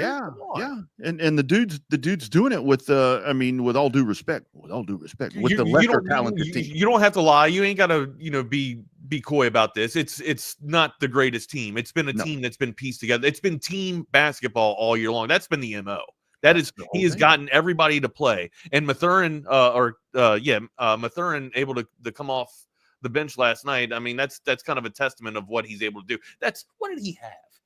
What did that dude have? He had 14 in the first half. I know that, because that's where I'm like, and again, when I say who is this Mathurin guy, I know who he is. I know he played in foreign leagues and so forth. So, but the whole thing is, it's like you don't expect a team. Last night he had 27. Yeah, 27. You don't expect somebody like that to dominate Oklahoma City. With that defense that we've been kind of raving about, to where it's like, oh shit, this defense is kind of hitting a different universe right now. Not so fast. In the words of the great Lee Corso, not so fast. Yeah, I mean, Siakam 21, Neesmith 7, which that's kind of a little bit of an anomaly. You expect Neesmith, but that's just it. Like, bench players coming in spell for the starting five, right? When they were off in the first half, Neesmith was kind of off offensively most of the night, and then Turner 9 points. Nimhard, he only had 8 points. So yeah, thankfully Hallie showed up and started getting that floater, run. I thought Toppin played a fantastic game too, being able to crash boards. I thought all the team basketball was and 50-50 balls were won by Indiana last night, man. In my opinion, they just gutted it a little bit more in their home bird. And it was it was kind of the every other quarter thing. Like with the first and the third, I thought, okay, I think Oklahoma City is going to be okay. But yeah, it's the MO of Indiana. They trailed in this game too. But I think that the constant is, if they score 110, at least they're going to win. They're going to win. And I tell you, they look comfortable playing from behind too, don't they? Right? Don't they? It's like, a lot of times you see, like they don't panic, they don't shell up. Nope. They don't start chucking three balls. They work and get. They don't take too much time off the shot clock. They look for good shot selection. If it's not there, they're cool with shooting a mid-range jumper to get to and getting down the floor and playing some defense, getting some stops and getting back. They play. They make, and this is Carlisle too. They make adjustments on the fly. They don't have to wait till halftime to sit there and draw up something on the damn board. They can sit there. They can call a timeout. They can get a 20 going on and then work some magic and make some adjustments, man. Yeah, that's coaching 101. And that's basics. I mean, and look, I mean, this point here from Delgado. I mean, I saw this. I guess it was last night. Look at the percentage that they have led in this series, and yet that speaks to the comfort of them playing behind, right? Yeah. Or no distress. Is that the uncomfort of Oklahoma? See, which that don't. I don't know if where I'm going. I was going with Oklahoma City, being uncomfortable in those situations and not being able to close games out. This is a team that has been so dominant all year long. Like that shouldn't even be popping up in my mind here. Like I'm not going to do that and steal anything away from Carlisle and company. Like this Pacer team, they're very calm when stressful situations are happening on the floor, and it allows them to persevere. And they don't panic, and they're able to make adjustments, and that's why they're doing it. They're not doing it because another team is faltering and squandering an opportunity. We're looking at two alphas, and we're looking at the best of the East and the best of the West here. We can't just think that we did this last year, right? We thought that the West was just so damn dominant. We wrote Boston off and didn't think Boston had a chance. Boston was clearly the most dominant. Maybe they were able to take advantage of a battered down Mavs team after the Mavs plowed through a gauntlet, a juggernaut of the West, and Boston took advantage of that. Yeah, but that's not the case here. We got two really good teams here. I know Oklahoma City on paper is way better than Indiana, but you add in the factor of Carlisle. What's that? Go ahead. Yeah, too many X factors, right, like Carlisle. There's there's too many components, too many moving variables for the Pacers that you can't just sit there and say, oh, well, dominance will prevail and Oklahoma City are going to knock out the Pacers. The Pacers have did this. They've been doing it for 3 years, but they've been making dominant runs in the playoffs for the past 2 years. Like, they're a real team. Yeah, and the thing about it is, because like with Boston last year, I mean, no, that was a hell. What they lose in the whole playoffs, 3 games. I mean, it was just a dominant run. But you go back and you look at that run to where it was like the Celtics. I'm sorry, the Celtics were catching every team with injuries or with whoever wasn't going to play game. So it was all of that lined up for them. Where now this really is where you have the what should be the more dominant team. Right. And I don't want to take anything away from Boston last year too. Like Boston. Sure, they had a very favorable schedule throughout the East, right? Until they got to the final. They were well rested when they got to the final. Exactly. And that's the thing right here to where, I mean, look, Indiana's just out coaching Oklahoma City. But think about this, Wags, if you're Oklahoma City, because with what Indiana has been doing, you can never, and with Oklahoma City leading the majority of the series, there is never a time, not that you should ever pedal off, but it's like you can't take your foot off the gas. No, exactly. No, you can never. And usually, if you're Indiana, you're playing from a high. Your foot's pedal to the metal, right? That's when they're better.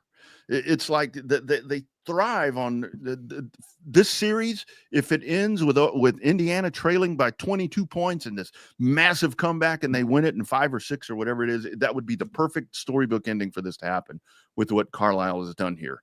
This is. And the bench thing last night, they're just adding to what they're doing right here. The bench just slaughtered Oklahoma City last night. Where's that massive defense? Where was that last night? It was there. In Oklahoma City. No, it was there. It was just, it wasn't in clutch moments. That's right. But they played some decent. I mean, hell, they turned over. How many turnovers did Indiana have? They turned them over 13 times. So, they were playing decent defense. Yeah, no, absolutely. Also, I think some of those turnovers were unforced errors, but I mean, 17 turnovers for the Thunder, which is kind of uncharacteristic for the Thunder. They usually play pretty secure basketball, though. So we said yesterday that it kind of felt a little bit like a quote unquote must win for Indiana. It was absolutely a must win Indiana. Now Friday, not a lot of turnaround time. So Friday, right? And again, they're still in Indiana. I don't want to. I usually am prisoner of the moment. Okay, I usually fall prisoner of the moment. But I'm trying to keep a sound head here. Oklahoma City is a very good team. This Indiana has needed miracles and not miracles, but they've needed a little bit of help, right? In every game so far. They had 19 turnovers in the first half and were still able to win. I want to say that Indiana, this might have been the last game that Indiana won or Indiana wins in the series, just because of how great of a basketball team and great of team defense that Oklahoma City plays. But after what I saw last night, I thought the Thunder were going to win. They were 5.5 favorites. That's not why I thought they were going to win, but they're just the better team, and I'm in awe of Carlisle. Like, I just am. Like, the ability to galvanize and get this team, to play like a team, because that's what it is. Like, there's great team basketball too for Oklahoma City. That's what made them so dominant, right? But I think. Those people that didn't want this series, this NBA Finals, I think you're kind of eating crow now, because you're seeing 2 great team basketball, right? Or 2 great teams that play great team basketball, right? It's not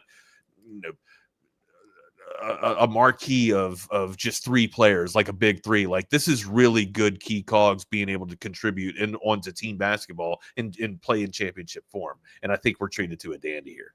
I think so too. I mean, absolutely. I think it's going 7. I think it's going 7. Man, they're. I mean, I say prize fight all the time. They're just trading blows right here. I mean, this very likely is going to go 7, but back and forth, because it's just back and forth, back and forth, back and forth. You can't really say I said a while ago maybe an off game for Oklahoma City, but then you'd have to think that Oklahoma is going to steal one in Indiana, right? Right. You would think that they're. I know they're good enough, but you would think that they are mature enough and seasoned enough by this point, going through the West, that they would be able to get one there. And they have to. You have to get one there. There's a lot of chatter going on right here about the Spurs. And it seems like that Durant conversation to San Antonio is really starting to heighten itself up. And I see all these names thrown around with Fox and Barnes and all of these guys. And, I don't know what it's going to take to get Kevin Durant there. I don't know if exactly I want Kevin Durant there. I think it'd be a cool story coming home, blah, blah, blah. But, San Antonio's. How much would you salvage for Kevin Durant? Oh man, that's just it. Like that. Like that's. How much would you have? How much would you give up to get Kevin Durant there in 2025? Like you should. Like he's a free agent, right? You shouldn't have to give up much. That's kind of my thought. It's like you go woo him with, hey, do you want to be a champion in 2 years? I mean, you chasing championships or you chasing money? You want to come home? I mean, that's how I'd woo him. I wouldn't give up the farm for him at this point. Honestly, I mean, it'd be great. I think it'd be great, but at the same time, this is 2025 or 2026. You don't need to drop your skirt and show him your ass, right? in my opinion, So if you want to come here. That's where I'm at. We got a hockey game tonight. Got a hockey game tonight, boy. You want to talk about Edmonton? Talk about bounce back, because you got run out of the barn last time. Yeah, the only thing that the Cats missed was the extra point. 6-1 was the score the other night here. 4-2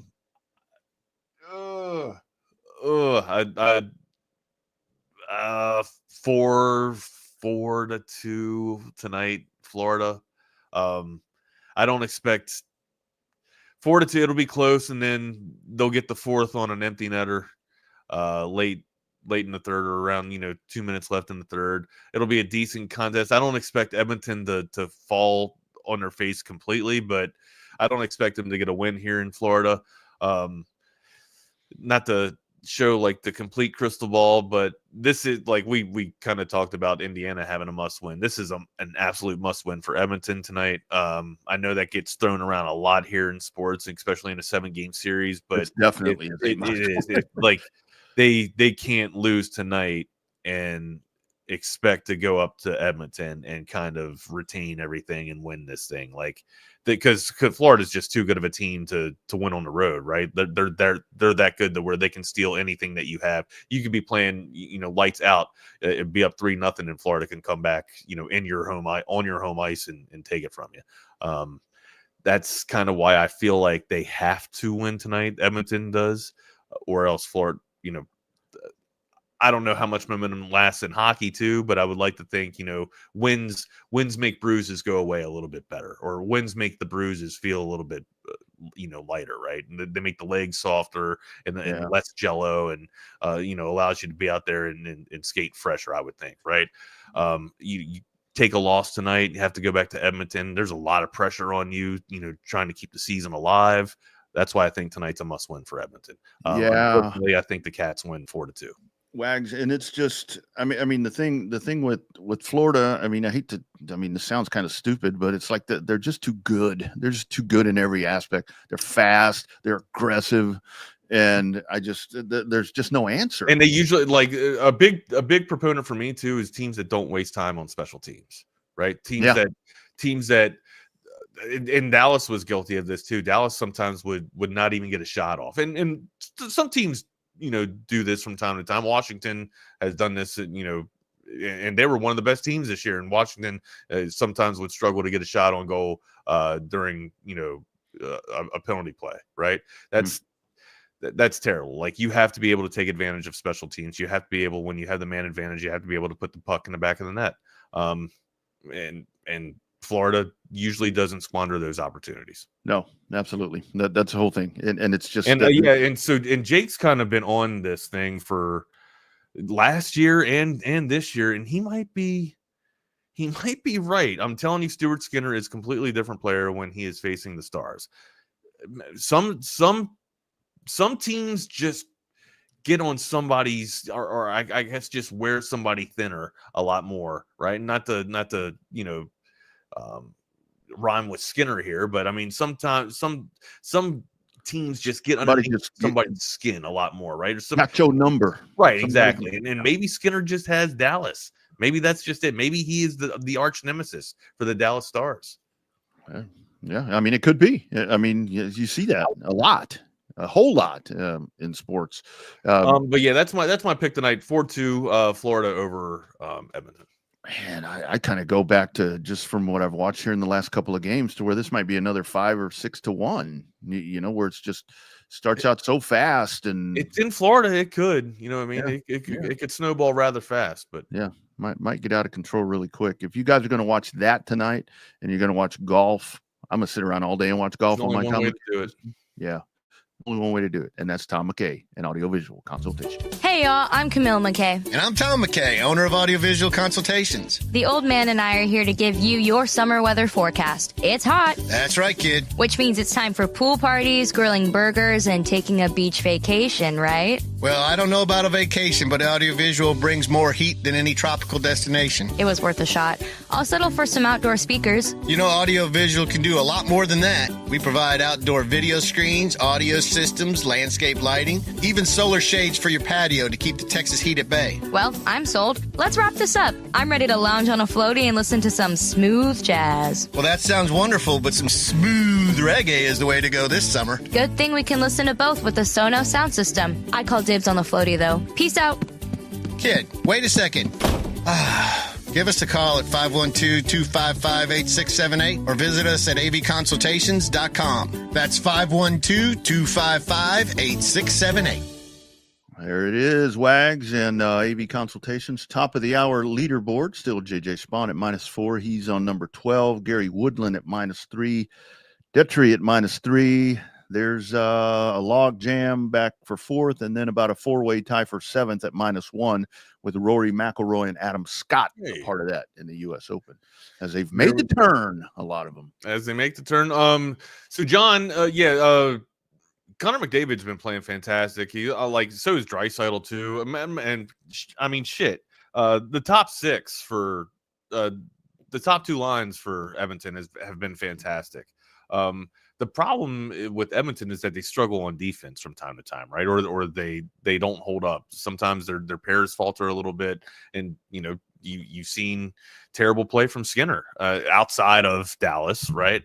And Pickard wasn't any better as a matter of fact. So if they get goaltending back, they're also going up against the best goaltender in the league right now with Bobrovsky. They've done it twice, 2 years in a row now. This dude's, he can stand on his head and make saves. He's that good. And also, I think we know how strong Florida was before Marchand got there. Once they made the trade, I was going to say, we haven't even mentioned that trade. Yet. Like that was, and let's not forget, like Matthew Tkachuk wasn't playing either. You know, towards the latter portion of the regular season, he was hurt after the Four Nations tournament. So, you know, just getting everybody back and firing on all cylinders, that's a tough feat for the best player in the league, which it might be arguable, but in my opinion, it's Connor McDavid. His vision, his speed and stick handling is just so damn good, man. I don't know how good Draisaitl would be if Connor McDavid wasn't on that team. Honestly, they play on the same line. Draisaitl to me is probably the best 2-way forward. But a lot of that magic happens because of McDavid's vision. McDavid, like, he's just great, which sucks to say. It sucks because he's not on your team. He's going to be that guy to hate for a while. He's just that good. Yeah. I know Edmonton has won their last 3 series when trailing 2-1. Beat me to it, Conn Smythe. So there you go. This is none of those 2-1 rallies have been against this Florida team, and it's just, I don't know. You never say never, but I just kind of don't even see this one close, Wags. I didn't. Sorry, guys. I didn't have the comments turned on. You guys kind of beat me to it. He needs a bit, like Rob kind of beat me there, John. He needs a better goalie, just to sum it up. You know, my long-winded answer there. What else is? Oh shit! We got to spin the wheel. We got to spin the wheel. We got time. We got time. I should have did this while you were doing a commercial. That's bad. all right. That's all right. I will mention, I guess coming out, what is it here? I have it pulled up. Coming August 19th to Netflix, you will have a Netflix sports series, America's Team, a gambler and his Cowboys. The truth, the Cowboys, you know, the truth, you don't. What the hell? I know the front office sucks. So I'm assuming that this documentary is only going to be about from when he bought it to beating the Steelers in the Super Bowl, because that's the only thing that's worth talking about yet again. All right, here we go. The wheel spinner. We ready? Do it to it. All right, so do we need to add anything to the wheel? I thought about like Mel Gibson movies, like 80s. So we have a lot of like categories that have our favorite movies, but we also, when we do that, we leave a lot of movies out. Like there's so many movies that can go on, you know, top fives, right? Is a romantic comedy thing on there? Schwarzenegger movies, Stallone movies, Mel Gibson movies, like all your top action heroes, they had great top 5 movies there. You can't exclude, you know, some of their masterpieces just because they don't, you know, converge into a top 80s, right? Like there's so many great classics that were made. There's so many good 80s movies that they're redoing 80s movies. Annika Albright movies, Casey Calvert movies. Top 5 teams. Did we not do top 5 teams in college football? Let's we'll add that here. I'm a terrible typer. We'll put that on later. But Jake, I got the mental note here. All right. So hold on. Anybody die? We need Vanna White here. We need Vanna White. Did anybody die? Top 5 Beach Boys songs. Nobody's dead yet, Rodney. Nobody is dead. Here we go. go. The Beach Boys died. The Beach Boys guy died. Oh, that's right. Brian, top 5 game shows. Have we not done top 5 game shows? Yeah, we did that one already. I thought we did. I thought we did top 5 game shows. Yep. My apologies. This gets removed. Let me take this out. Yeah, we did that one. We could do Beach Boys songs. We could throw that in here. Top 5 Beach Boys songs. I don't really listen to the Beach Boys anymore, but I did growing up. They said Brian Wilson died. I'm like, is that? I thought that was the dad to one of the Hart girls. Aren't the Hart girls? Aren't they the Wilson sisters? I thought, hell, he may be their dad. I don't know. Yeah, no. Hart. The one Wilson sister was in. That's Carney. Wilson Phillips. Yeah, Wilson Phillips. Yeah, you had China Phillips and then Carney Wilson, or as my buddy used to call her, Carne Wilson. 80s one-hit wonders. Here we go.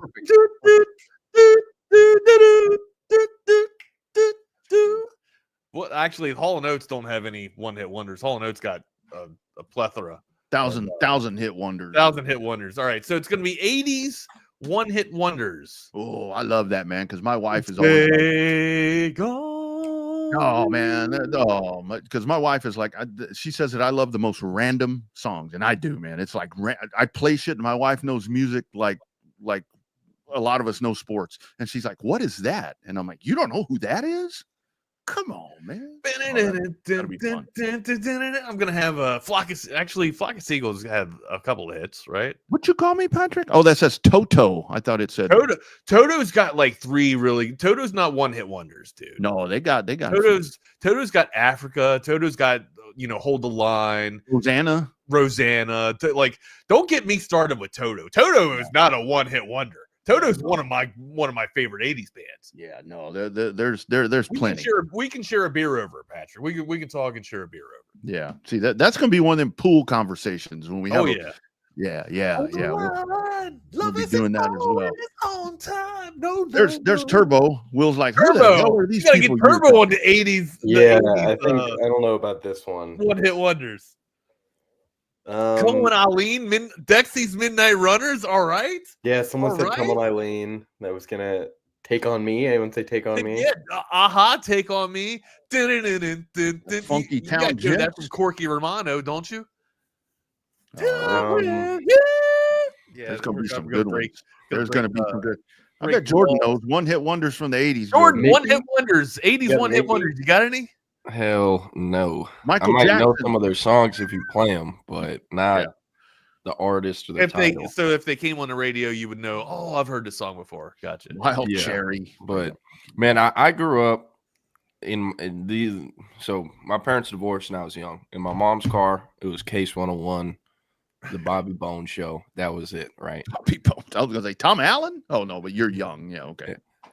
In my dad's car, it was 104.9 The Horn and like E Street Radio, which is pretty much Bruce Springsteen radio. My dad's a huge Bruce Springsteen fan, so nice. I know a lot of the songs because so you not that I listen listen one to hit them. wonders there from Bruce Springsteen. He's got a whole bunch of hits. So Oh yeah, so there's that, and I think he's still touring. Bruce Springsteen. You are correct. You are correct. He's still on tour this year. As a matter of fact, he's touring this year. Well, he got crossed up with the president a while back. Yeah, so, he did. Yeah, so I there's don't that. remember that. Y'all can inform me of that off the show. Yeah, no, I don't know the details, but I know they were bitching at each other. But I'll tell you who's not touring is Billy Joel. Did he just come off tour? He's all he had to stop. He's got something. There's something like really wrong with him, a health issue. So he had to quit. Billy Joel's another one. You can do top 5 Billy Joel songs for weeks. That is, yeah. He's got a slew of hits, man. I remembered. This is weird. I remember walking in to my mom's room one time to say goodnight before going to bed. I'm a kid, and she's crying, and I'm like, "What's wrong?" She's like, "Billy Joel just died." Well, no, he's not Is it dead. Billy Joel? Is he still alive? He's No, still not- with us. not- He's still Who with am I us. thinking of? He's going down that road. He's getting close. There is. It was an artist that died. I know that. There's been a couple of those. There's been a lot. John. She was crying to XXX Tentacion. No, He's gonna die tomorrow now. But Put the hex on it. hey, I'm sorry, y'all. It wasn't Billy Joel. It was someone else, though. I remember that. If y'all said some names of some, white male artists from around that time, I bet George Michael.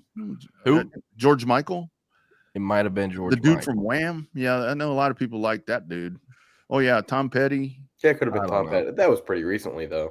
Yeah, my mom was always born pissed in off that, 72, so y'all can kind of get that range. Oh My mom was always pissed off that George Michaels played for the other team. She's like, I can change him. I know I can change him. My mom's number one quote. There you go. Shelly Hebb, you get a shout out. There you go. All right, gents, I'm going to leave you with that one. Y'all be good. You guys be good. We'll Boys, see there you. you go. So y'all, the top 5, y'all have to think about it because we'll be coming off our top 5 tomorrow when y'all jump on. Top 5. 80s one-hit wonders. Man, get the fuck on. Like, we're not. we can't do that. We might combine for 3. I named a couple. I think I could combined. We could get to 5. Yeah. I don't know, but hey, welcome into the Lone Star Playbook. A few different ways we can begin the show, but how about Miles Turner putting Chet Holmgren in a box, oxtails and cornbread in a box, send his ass back to Minnesota? I love that. As someone who didn't watch that game until there was like a minute left in the first half, and that's like the first game of the series I've really been able to watch outside of the last few minutes of game 1. It was very nice seeing Miles Turner give him the business. Nick had a funny tweet. It was Miles Turner in the fourth quarter, and it was after LeBron stuffed Steph Curry, I think, in what was like game 6 of 2016, and he was talking shit. So love that. Also, kind of crazy. Like, he's the longest tenured Indiana Pacer. Yeah, kind of nuts to think been about. 10 years. I mean, he's one of the longest tenured players for any team at this point. Like, I'll never forget my iPhone lock screen for because when you're young, you change it like every few months, right? Like, I've had the same lock screen since 2020, but when you're young, you're changing it.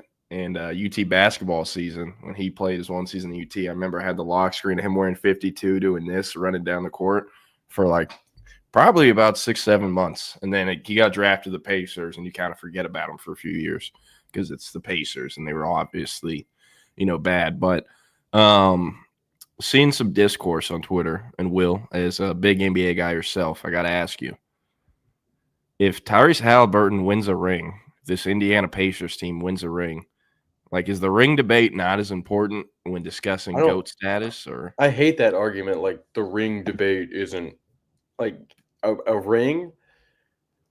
It would be like discrediting Dirk or discrediting Dwayne Wade. Like, you can't just Giannis. Like, you can't just say, oh, well, if a guy doesn't come in, if he isn't an established superstar with first team All NBA, appearances on his back, if he wins a ring before them, then it doesn't really matter. It should matter more that the guy is 24, 25 years old, leading a team that only has one other guy that's ever made a deep playoff run in his life. And they're taking 2-1 against the best team in the league by far. I don't understand it at all. And, people want to say, well, there's no way he could become better than a guy like Chris Paul. I saw someone say there's no way he could be better than John Wall. Tyrese Halliburton wins a ring. He has cleared John Wall by a mile. And I like John Wall. But this whole, this ring does mean a lot. He had a hard path. Giannis had the best year of his career. A guy who's won like 3 MVPs, 2 MVPs in a ring. Beat Giannis in the first round, beat the number 1 seed in the second round, and then beat the Knicks, in one of the best series of individual basketball I've seen. And now they're taking 2-1, taking a game in Oklahoma City. Like, this is the most deserved ring since Dirk. And I think there's a very good case that it's the most deserved since, the Heat in 06 and even the Pistons in 04. So, I hate this. We're not going to discredit this ring. This means a lot in a year where we could have just seen OKC bulldoze everyone. Yeah. Hey, I agree with you. Just knew you'd be much better at explaining the dumbasses discussing that discourse than I would. Hey, what do you think this series looks like if it's Knicks Thunder and not Pacers? I think it's Thunder 3-0 at this point. And honestly, even after the first game, I was thinking this one could still very easily go 5. And I was definitely thinking that heading into last night. And I was still thinking that kind of at halftime. And as the game went on, I think I go into every Thunder game expecting them to win. Maybe just not to get my hopes up. But they're just so deep. It's unfair where it's like, I don't know how this game is going to swing because they're bringing in 4 different guys and they're bringing in 2 guys that didn't play the entire game, and it's the middle of the third quarter. So I think the Pacers was a really, the worst matchup that they could have gotten, other than maybe Cleveland, and at that, Cleveland at full strength. Benedict Mathurin, Toppin, this team is Nembhard, Ben Shepherd. There's just some guys that have never played in big time games before, but are, stepping up in these. Yeah. Hey, gotta ask you, what do you think about the Thunder's coaching job and all that? Because there's someone in the recruiting market who, not in the Texas market, but just who works in the industry, that's a huge Thunder fan. And every time they go down by 2 or 3 more points, I just go run to his Twitter because he's always kind of crying about it. And it's like whenever, I don't know, Texas gets a kid over LSU. I'm going to the LSU board to go see what they're saying, because it's funny. But do you think that's just overreaction and them being too much into the game? How much of it do you think is on the Thunder's coaching? I mean, I think they're a very well coached team, and I think they're Coach Top. I really like the way they're constructed. I don't like it, but I respect it. Just because I think, Jake with a perfect comment. This is what I was about to say. I don't think Dagnall's a bad coach. It's just that Carlisle is so much better than him. Carlisle playing in a finals game in Indiana with a team that he knows, and you hear the way that he talks to those guys. He does truly talk like your college coach. I mean, it's something you don't see in the NBA anymore, that you don't see in pro sports anymore. He's really coaching these guys up, and it's not just drawing up X's and O's. Man, this is why I want to see the Pacers win, for him, to be honest. The players I couldn't care less about. But seeing a guy like Carlisle cement himself as what I would say is probably one of the greatest coaches of all time to win, 2 different rings with 2 different places, and as an assistant with Detroit and a couple other teams. So yeah, Hey, imagine if Carlisle is still with the Mavs. They could have kept him. It was their decision to let him go. Yeah. Any other NBA or non-football recruiting talk you want to knock out of the way before we get into it? Kevin Durant. It's a little Texas talk. Kevin Durant and his business partner and the Suns were reportedly come up with a group of teams that seem like good destinations. I believe it was Minnesota, San Antonio, Houston, New York, and that may have been it. But the Heat, Miami. So I'm really liking the Rockets here. That's all I got. I hope he goes to a Texas team. Houston or San Antonio would be cool. Man, him and Wemby on the same court, like change the name to the San Antonio Slim Reapers or something, you know. And have you seen what's going on with Wemby? Yeah, the monk, Victor the monk. Yeah, what if he just doesn't come back? What do they have to pay him? Like, well, he's a monk. He doesn't get paid. He doesn't have money, you know. So, yeah, just funny to riff about. But, anyways, we can get into recruiting. This is a good question to start with. Manchester Red said, "What are we saying our ideal edge class looks like? Jamarian Carlton, Luke Waffle, and ... You know, it is a great question, honestly. So Jamarian Carlton, we feel great about him ending up in the class, but Jamarian Carlton is 6'4.5", currently 260 pounds, and by the time he's leaving for the NFL draft, could very well weigh like 310, 320. He has that type of frame space. So if he does end up at Texas, they have a lot of options as to what they can do with him. Kind of a similar D-line edge tweener to Lance Jackson in the way that, hey, you can keep him around 260, 270. He can play edge, either spot at edge, either buck or jack, or he has frame space to hold over 300 and you can kick him inside. So they have a lot of flexibility with what they can do with Lance Jackson. If they get Jamarian Carlton like we expect, it'll be the kind of same amount of flexibility. So I'm kind of counting him as like a D-line edge tweener take. And then Luke Waffle, I still don't really know what it is. Whenever we got him in person, Waffle. I had forgot to ask him about that. But other kind of names to know, Drake Quinn out of Buford. He was at a school in Atlanta called the Greater Atlanta Christian School, but he has since transferred. He's now at Buford with another Texas kind of edge D-line target in Bryce Perry Wright. And Bryce Perry Wright is a very interesting, intriguing prospect. 6'2", 250, has 34+ inch arms, 10+ inch hands, and a +8 wing. So, like, there's a lot of different things you can do with him, too.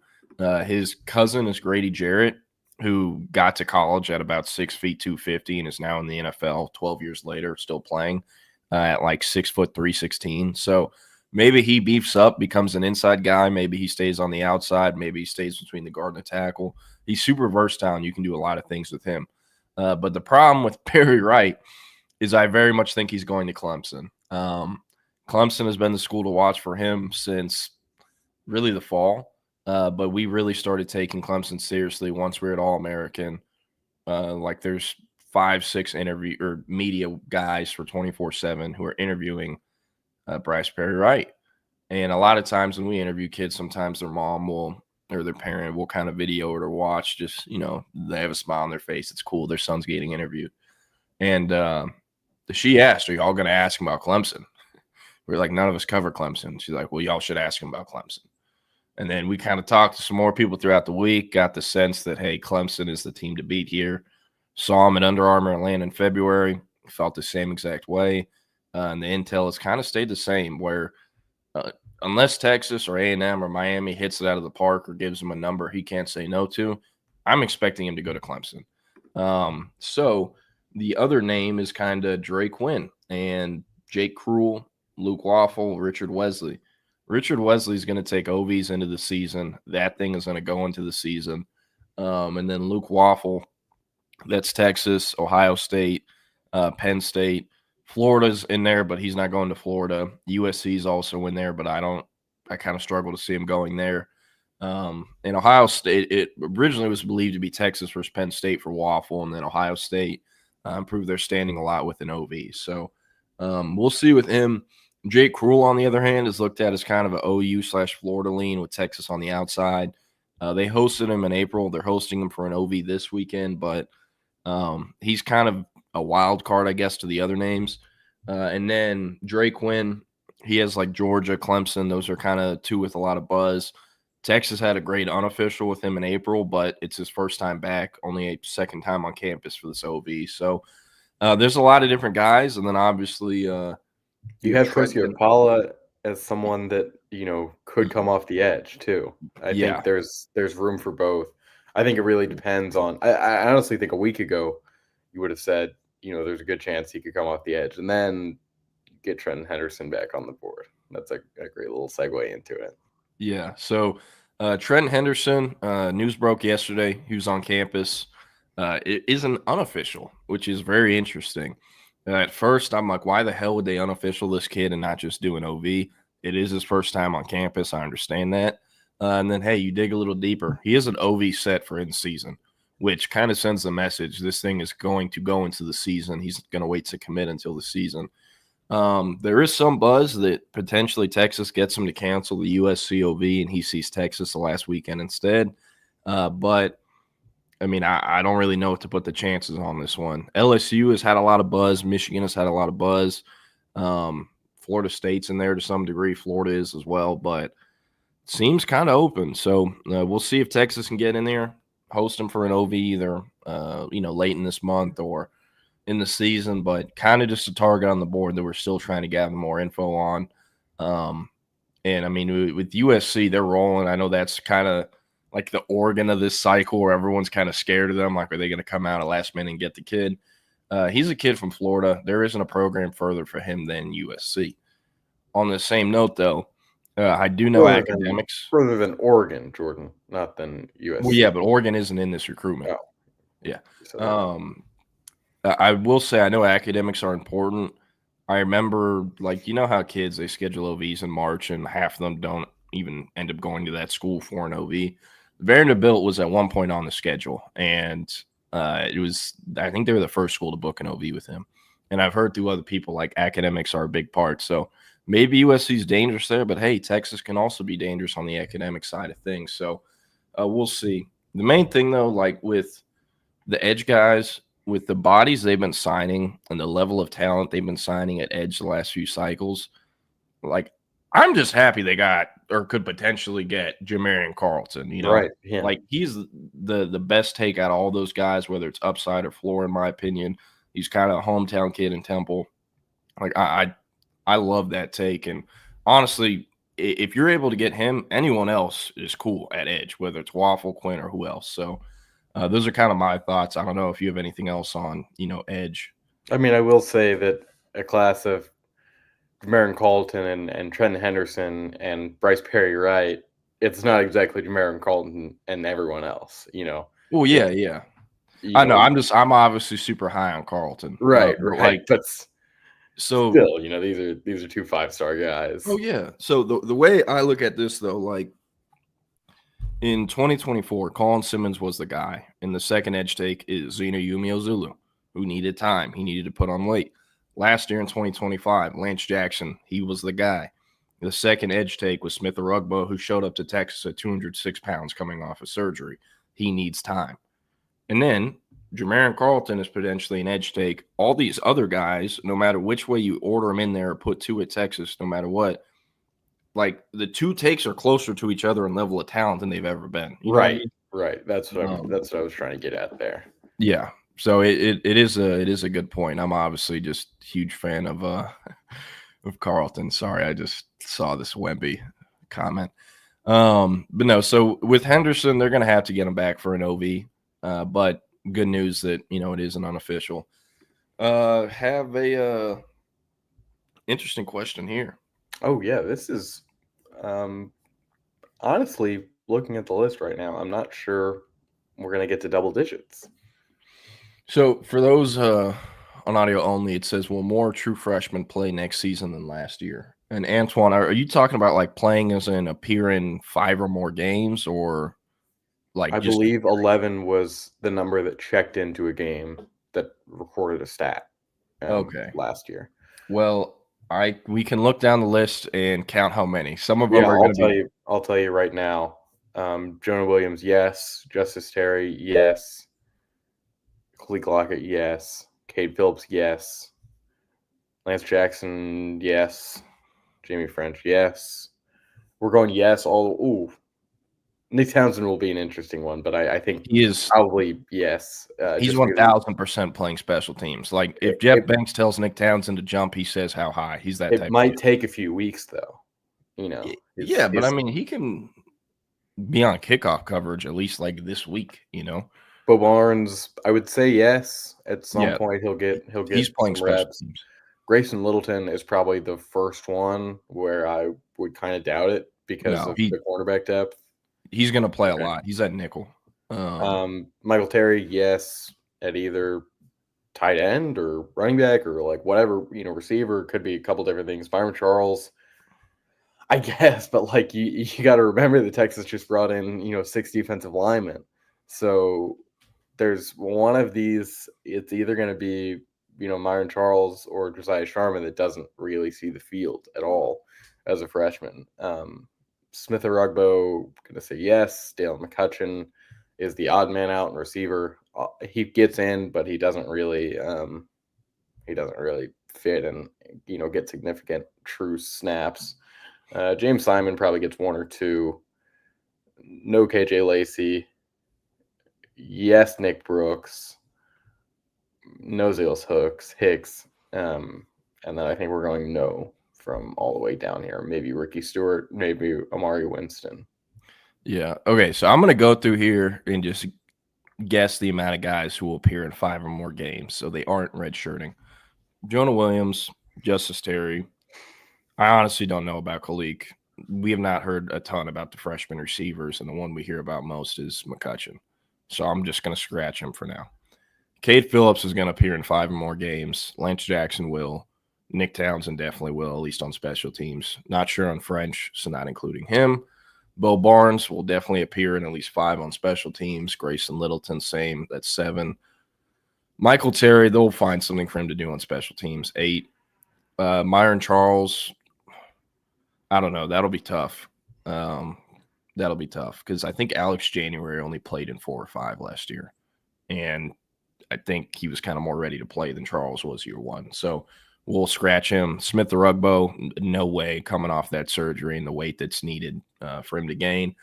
McCutcheon, I think so, yes. If I'm going to pick any of these freshman receivers to play 5 or more games, it's him. So that's 10. James Simon, I think they'll find something for him on special teams. 11. Josiah Sharma, they don't really – I mean, I guess they do have more guys this body type now, but it's like kind of him and Brevard, and Sharma's 6'5" compared to Brevard, who's 6'1". So I think Sharma will get in. KJ Lacey, if he's playing at all this year, a nightmare scenario happens. Yeah. Nick Brooks, terribly, terribly wrong. Yeah, Nick Brooks they'll find something for him to do at special teams because kind of everyone in the program knows Trevor Gooseby, they got him for 1 more year. Will, you good? Yeah. Okay, sorry, you turned your camera off. Zealous Hicks, I'm going to go no. So we're at 13. Jonathan Cunningham, he's also another kid. If they tell him to jump, he says how high. So I'm going, that's 14. He will play on special teams. Jordan Coleman, Jackson Christian, Devin Coleman, I'm going to go no.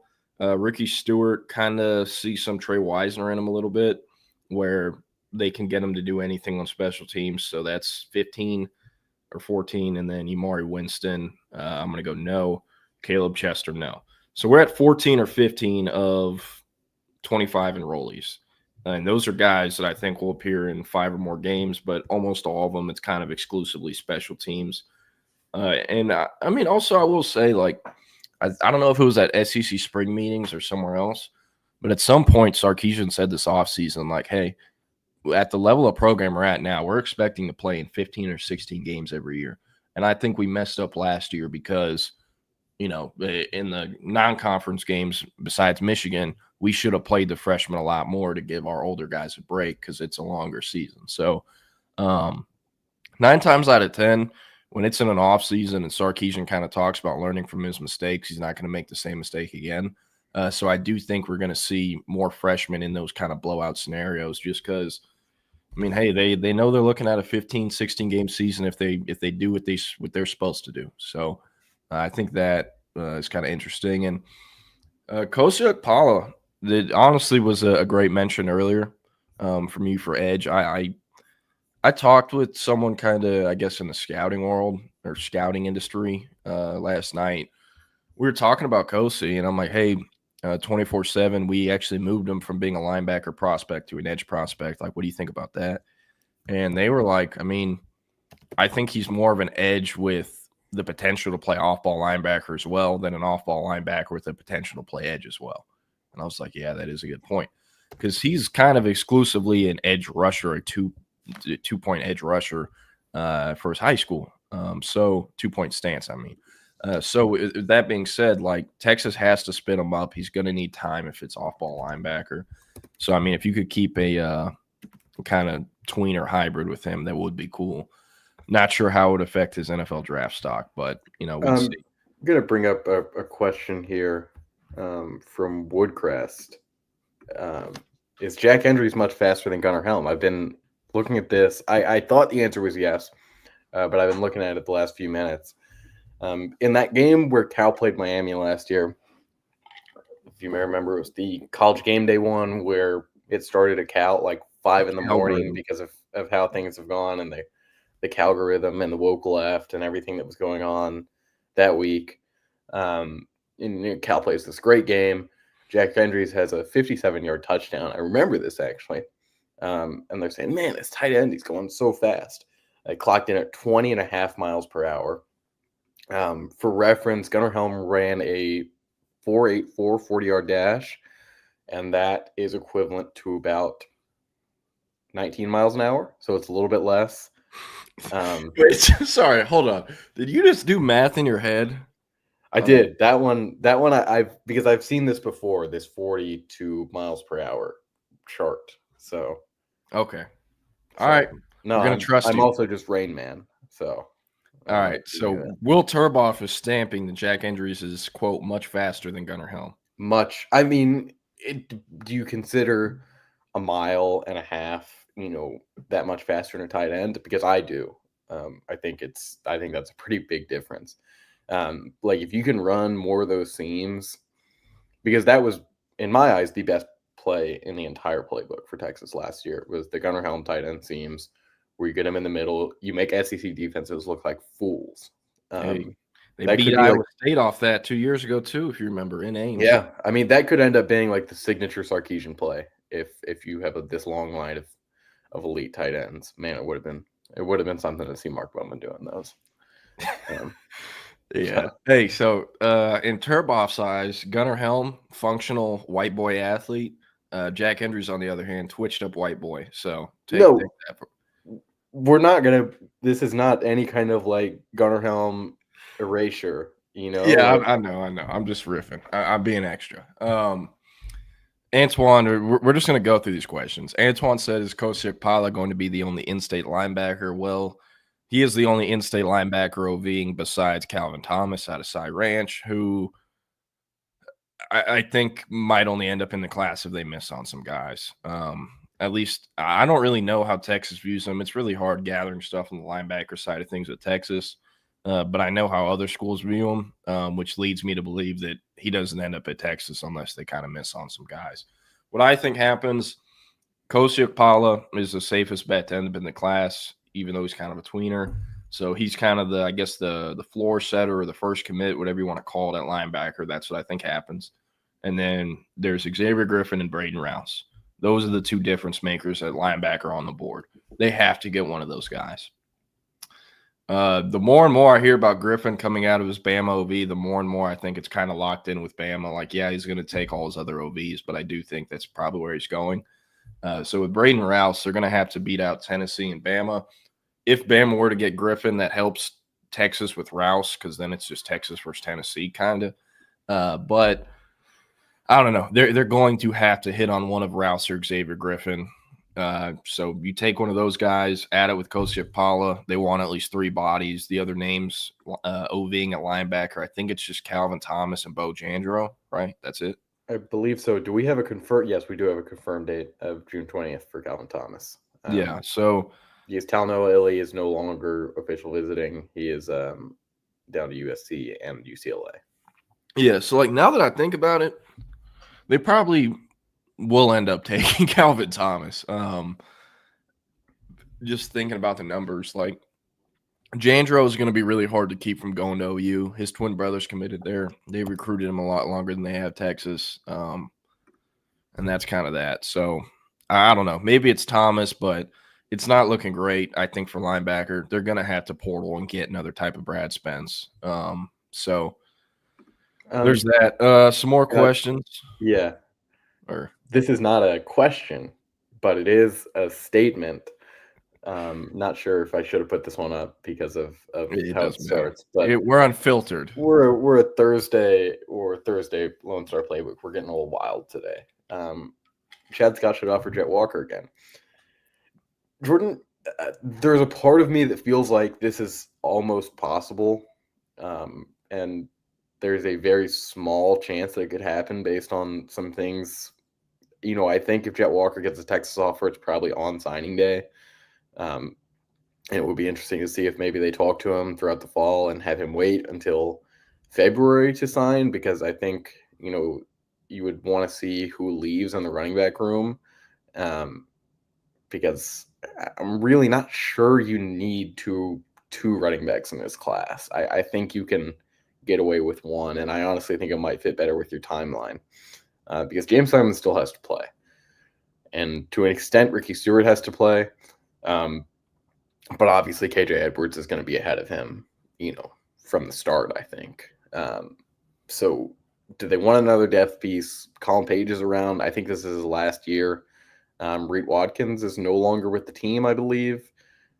So like talking about some of these lower, Jarek is still around, obviously. So, you know, you've got Trey and Baxter this year. You will very likely have Baxter again next year, but man, things could really go sideways there depending on what happens this season and what his health is like. So heading into next year, you're going to, you know, the order of your running backs is going to be very likely. I mean, Trey Wisner could stay another year. He could actually stay 2 more years. But you would have Baxter as the one, and then it would be, in my eyes, Jarek, Simon, KJ, Ricky. So, like, if you're taking, that's why, if I'm Xavier Crowell right now, I'm really wondering why Texas gives me more upside than Alabama. When I come in, I'm you know, borderline running back 6, as a guy that's, you know, has a pretty clear path to playing at Alabama. So, and that's what we've heard for a while. So, but, you know, Jet Walker, I think, would be a very interesting take. In the past, would have been a PWO at Texas, but man, he is really put together an incredible high school career. I think he's a really fun player, but I do think Texas is going to extend other offers and look at other options before they would Jet Walker. But hey, I'd love to see it. Love local kids ending up in Austin. Been banging on the table for Javian Martin since I don't know when. Been banging on the table for Yaheem Riley, and that finally happened. But I do think other guys would get looks for Jet Walker. And also, like, real quick, hate to kind of pour water on the good vibes of our show, but I talked to someone yesterday who was very bullish on the chances of LSU getting KJ Edwards. They hit it out of the park on his OV this past weekend. It still seems like he's going to take the other OVs, and he's not going to commit till August 2nd, a date he has had booked for several months. But I don't know. We'll see. It genuinely doesn't seem like it could have gone better for LSU on the OV. So, I mean, but Texas, you know, there's a damn good, not super top heavy, but a damn good running back in the state of Texas this year. Like some guys that are around 88 to 86. There are some guys that I think could end up having, you know, that are 2-3 year project players and can end up being really great at Texas. Yeah, you know, Isaiah Lee is one. This is the year to take an upside project guy. You know, honestly this is the year to take a Keelan Chavis, but I don't think they will. No, Hey, I think he's going to go bonkers as a senior. They hired Eli Reinhardt from North Crowley to be their head coach, and he's going to be calling plays. Like him and Keelan Chaves and Jaden Fields are going to be terrorists to defenses in the Austin area. They haven't really seen Reinhardt's offense to that level. I know he was at Anderson before North Crowley, but you get the point. Antoine with a great question. The real question is, Jordan still listening to Zillionaire Doe? I am still listening to Zillionaire Doe. What else we got? Oh, I have one from Woodcrest. This is one that I don't think we can give a great answer on, but it is pretty interesting because I've always thought this too. What's the reason that the state of New York doesn't really have that much football talent? Well, you got to realize that the most populated city in the state and the most populated city in the country doesn't really have, these high schools, these public high schools don't have football. They just don't play. Like, it's not a sport they play. They don't have fields. There's no space for them. So I think on the outskirts, maybe in some of the boroughs, the private schools have teams, but no one really in New York City. Like, I couldn't name you, since I've been doing this, been covering recruiting since the class of 2020. I can't name a single, big name prospect out of New York City. Oh, I can name 2 out of the state of New York. Out of the state of New York, yes. And there's actually three. Couple good ones, but generally they're from Western New York. They're from Syracuse. They're from Rochester. They're from Albany. Yeah. You never see a guy, I could go down. I'm sure I could actually go down the list in the last 5 years. Texas, top 5 player from the state of New York that's from New York City. The number 1 receiver or number 1 prospect in the state of New York is a kid named Messiah Hampton. Man, he's a gamer. Texas offered him like in April or early May, and I mean, there's been nothing since. Like, him and Texas are not going to be a thing. And in fact, I think he's committing like next week to Oregon or something. But I know of him. There's a kid in 2027 that Texas, I'm pretty sure they've offered, Elijah Kimball. He's a running back that Chad Scott was recruiting at West Virginia. Where is he out of? He's in Buffalo, Canisius in Buffalo. Got it. And then the third kid I can think of, one of the biggest busts in NFL or recent NFL draft stuff is Isaiah Wilson, the offensive tackle that went to Georgia. Titans took him 29th overall, and he lost his mind and he's now like a SoundCloud rapper. He's from Brooklyn. I know that. But, like, man, do you know how much of a just athletic specimen you have to be for Kirby Smart to get you from Brooklyn and get you drafted 3 years later? Like, he's low-key the Amarius Mims for the Amarius Mims almost. But Amarius Mims has had a much better career, and it's been 1 year. So there's that. I will also say that there's a very good chance, and I don't know the background of a lot of these guys, but there's a very good chance that the top recruits in the state of New Jersey, and I would also say Connecticut, are originally from New York. Don Bosco brings in a lot of guys from other states. I think Bergen Catholic does the same thing. I want to say the Hun School, where Luke Waffle goes, I think they've kind of turned into a prospect factory the last few years. Bergen Catholic gets a lot of kids too. That's where Sadir Mitchell came out of. Like, kids are transferring, I meant. But I mean, you look at the state of New Jersey, and they're all from the same 5 schools. It's really interesting. But Connecticut too. Connecticut has had some very good prospects. There's always a guy or two that ends up being, someone in the SEC. I think this year, I'm looking at it, it's not a very good class. They're all going to Boston College. But can I give you a fun fact, Will? Go for it.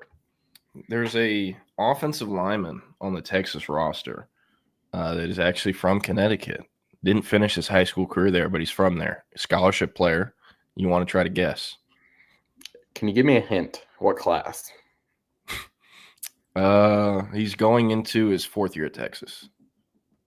So he was the class of 22. I've got no idea. It's not. Yeah, I have no idea. Connor Robertson. Really? Yeah, he was in Connecticut. His parents are originally from Austin, so was going to this kind of like private school, football factory school, whatever you want to call it, like the main school up there that produces D1 kids in football. COVID hits, they cancel their season. They move down to Austin. He goes to Westlake. His parents went to Westlake, and they had him at tackle.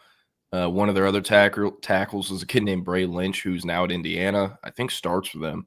And then TJ Shanahan eventually moved in from Florida, and they kind of rotated those three dudes. And they had those three power four linemen blocking for Cade Klubnik, who was throwing the pill to Jaden Greyhouse and Keaton Kubeka, two other power four kids. Well, I guess Notre Dame's independent. You get what I mean? And yes, Sidear Mitchell is still the only player from the state of New Jersey to be on Texas's roster since Steve Sarkisian's taken over as head coach. Yeah. Hey, you know what I've been kind of thinking about lately? With how the recruitment went down with Brandon Brown, I don't know if you remember having to cover that. It was a very annoying recruitment to cover because it was clear as day once Bo Davis left, he wasn't sticking with Texas, but he did for several months. He ended up at LSU, and like less than a month later, Bo Davis left for the NFL. And then Sadir Mitchell followed Bo Davis to LSU eventually after him in Texas. It just wasn't going to work out. And then he shortly left for the NFL. So I don't know. Crazy how timing works. Here's another one. What's the one area you guys would like to see the Texas staff get into? For me, it would be the DMV area. That's a very good spot. I think the Carolinas, so we're kind of in the same area. You've seen it with Samari Matthews. And I think we thought we were going to see a little bit more, with Chad Scott coming in. And that's, an area that he obviously had to recruit a lot, North and South Carolina. Man, they produce they have the number one player in the class right now. And they have very deep classes in North and South Carolina and in the Virginias. So I think that, and I think that whole kind of, that whole area, DMV, Carolinas, getting the northern part of the Southeast. DMV is just hard because there's three schools those kids go to. And Auburn, for example, one of those schools is St. Francis Academy in Baltimore. Auburn has 4 kids committed from St. Francis because they have someone on their support staff or their on-field staff that's a St. Francis alum, and he coached there and has connections. That's helping them. You can't really go into that area unless you have a connection like that. And when you add a connection like that to the Texas staff, that means you probably are losing a connection to the Southeast. So, pick and choose your battles. Yeah. I think Chicago is sorry, go ahead. Yeah, Texas could get a kid from the DMV this year. I mean, not actually from the DMV, but plays high school ball right now. Valdensone. He can count, yeah. Switzerland, right? I think. I'm not 100% sure. He's from somewhere in Europe. We saw him. He had his coming out party at the All-American Bowl in San Antonio. Just an absolute freak show.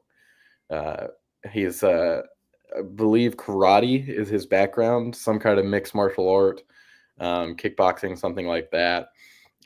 He's, 6'3", 316, projects better at D-line, but I think has played both sides at Blue Ridge in Dyke, Virginia. And Sweden for Valdensone. Yeah. So Texas could get him. He released, I think the last one was a top 12. And, Texas was in that.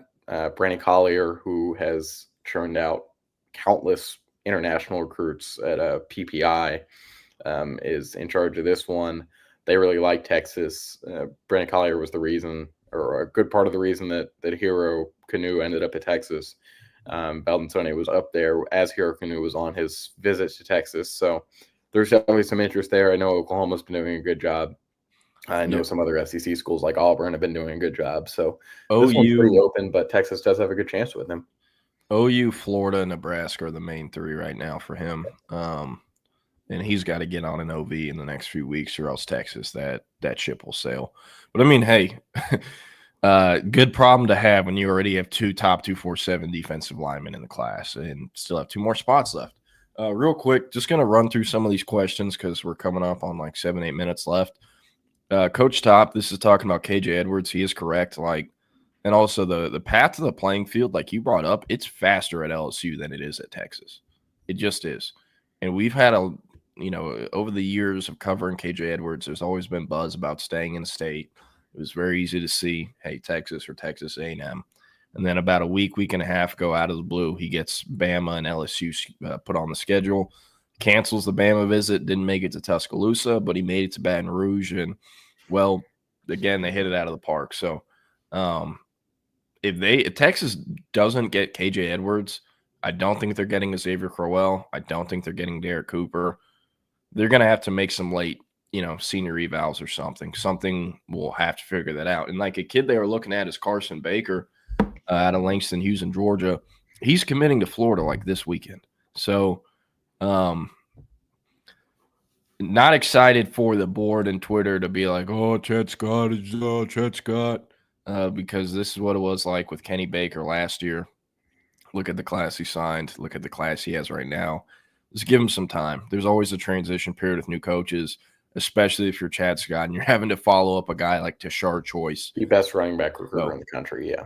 Yeah, and arguably coach too. So, yeah. But going to speed run real quick. Woodcrest said with Bowman in the fold for USC, would you guys say Texas is going all in on Caden Prothro?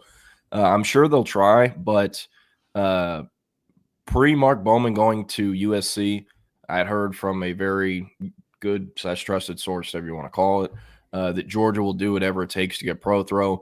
You always have a budget for certain positions. Like, we're not going to pay this much over market value for a 5-star receiver or tight end or whatnot. There is no budget for Prothro. And I heard that before Mark Bowman went to USC.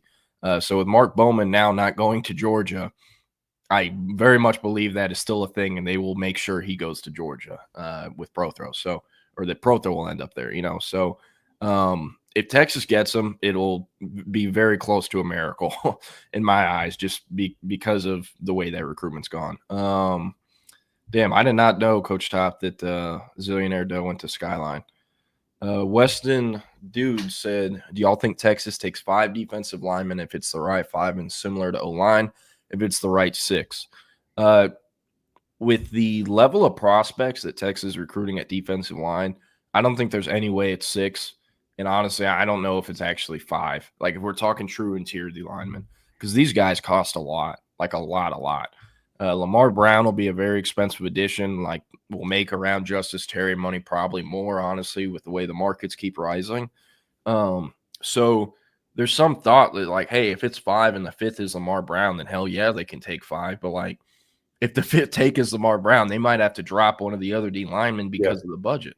That's just what it is. Or they might decommit because they don't want to be part of a 5-man interior D line class, So I do think the number ends up being 4. With or without Lamar Brown, I think it'll be 4. That makes the most sense.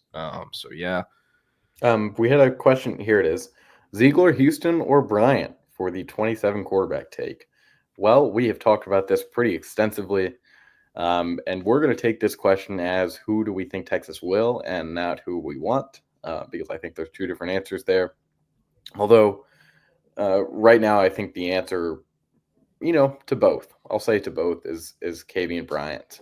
Just after hearing what we've heard now in the last 7 days, I think this is going to end up being a really good fit for Texas. This is someone that, if given the opportunity to be a quarterback at Texas, is going to let go of his hoop dreams, or at least that's what it sounds like.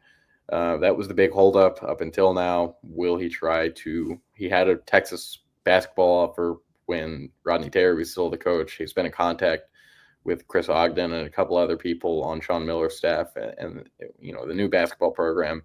But I think, from what we heard from his father last week, he understands an opportunity to play quarterback at Texas is bigger than anything he'll be able to get in college hoops. Yeah, for me, even if Ziegler did had an offer, he doesn't. But even if he did, the answer is still, for me, Kavian Bryant 10 times out of 10. With what kind of the outlook is for quarterback, and I know they obviously have to sign Diabil first, but for what it looks like where Arch is starting this year, probably next year, and the first QB battle after Arch is Trey Owens going into year 4, Lacey going into year 3, and then Dia going into year 2. Like, the 27 quarterback take is likely waiting at least 2 years to start, where they don't get a shot till year 3. So, are you going to take a high floor guy like Peyton Houston, or are you going to take maybe kind of a more raw version, a higher ceiling passer in Kavian Bryant? Because if I'm Texas, it's Kavian Bryant every time. I love the player, love the play style. very lazy comp, but kind of Johnny Football-esque. He does play 3A football, so he's dominating. He's getting away with a lot of stuff he'll never be able to do in college. But for me, there's no question it is Kavian Bryant. Love the dual threat ability. Love the athleticism, the kind of backyard football play style. And also, like with Peyton Houston, I mean, this is a kid who was getting like NIL trading card deals as a freshman in high school because it's legal in the state of Louisiana. But like the biggest question I have for Peyton Houston, he has a very high floor, and I think he would be a good take. But if the 27 QB take at Texas isn't playing until like or having a shot to play until like the 2029 season, is Peyton Houston going to sit on the bench for 2 years? Very likely not. And I don't know if Kavian Bryant will either. But I would go after Kavian Bryant. I think that's what Texas is doing. I think if they wanted Peyton Houston as the QB take and really, really wanted that to happen, it might have happened already. So I'm Kavian Bryant all the way on that one. So I just want to circle back to this. I think Chicago, like obviously the Midwest schools are up there, but Texas offers like 6 kids from Chicago every single cycle. It's all when they're sophomores and they're at the same program called Brother Rice, but they never actually recruit those kids. And they end up at like Wisconsin or Notre Dame or other stuff. Like those schools don't have the money. I mean, RevShare is changing this, but like at least in the past, those schools didn't have the money to throw at high school players that the SEC programs did. And they didn't have that infrastructure either with the collectives. So I would have said Chicago. I think St. Louis area is very sneakily one of the better hotbeds. That's obviously where Texas went and got Ryan Wingo from, but he's the only guy from that area that's on the roster, at least on scholarship. So who do you have to compete with in that area? Nebraska, Oklahoma, Mizzou? Illinois. Illinois has been very good with in-state recruits as of late. Yeah. So, but I'm not trying to say like Texas can just go anywhere and like buy recruits, but the competition for NIL is nothing compared to what it is in Atlanta or in Florida. And also some people are commenting like it feels like they're not recruiting California as much. California, I don't know what it is.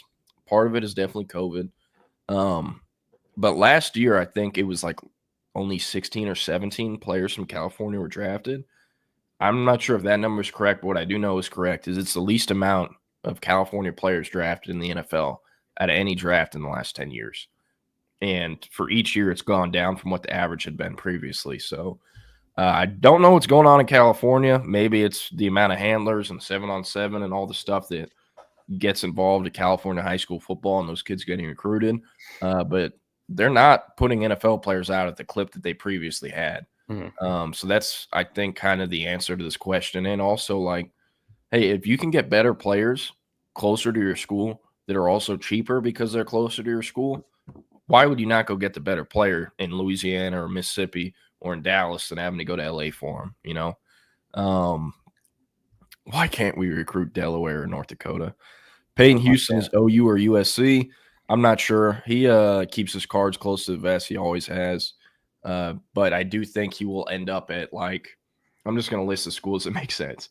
A&M, Oklahoma, USC, Clemson, LSU, Miami. Elijah Haven doesn't, if something happens there, I guess Bama, and yeah, kind of it. I mean, I don't know. Notre Dame is potentially, he fits Notre Dame.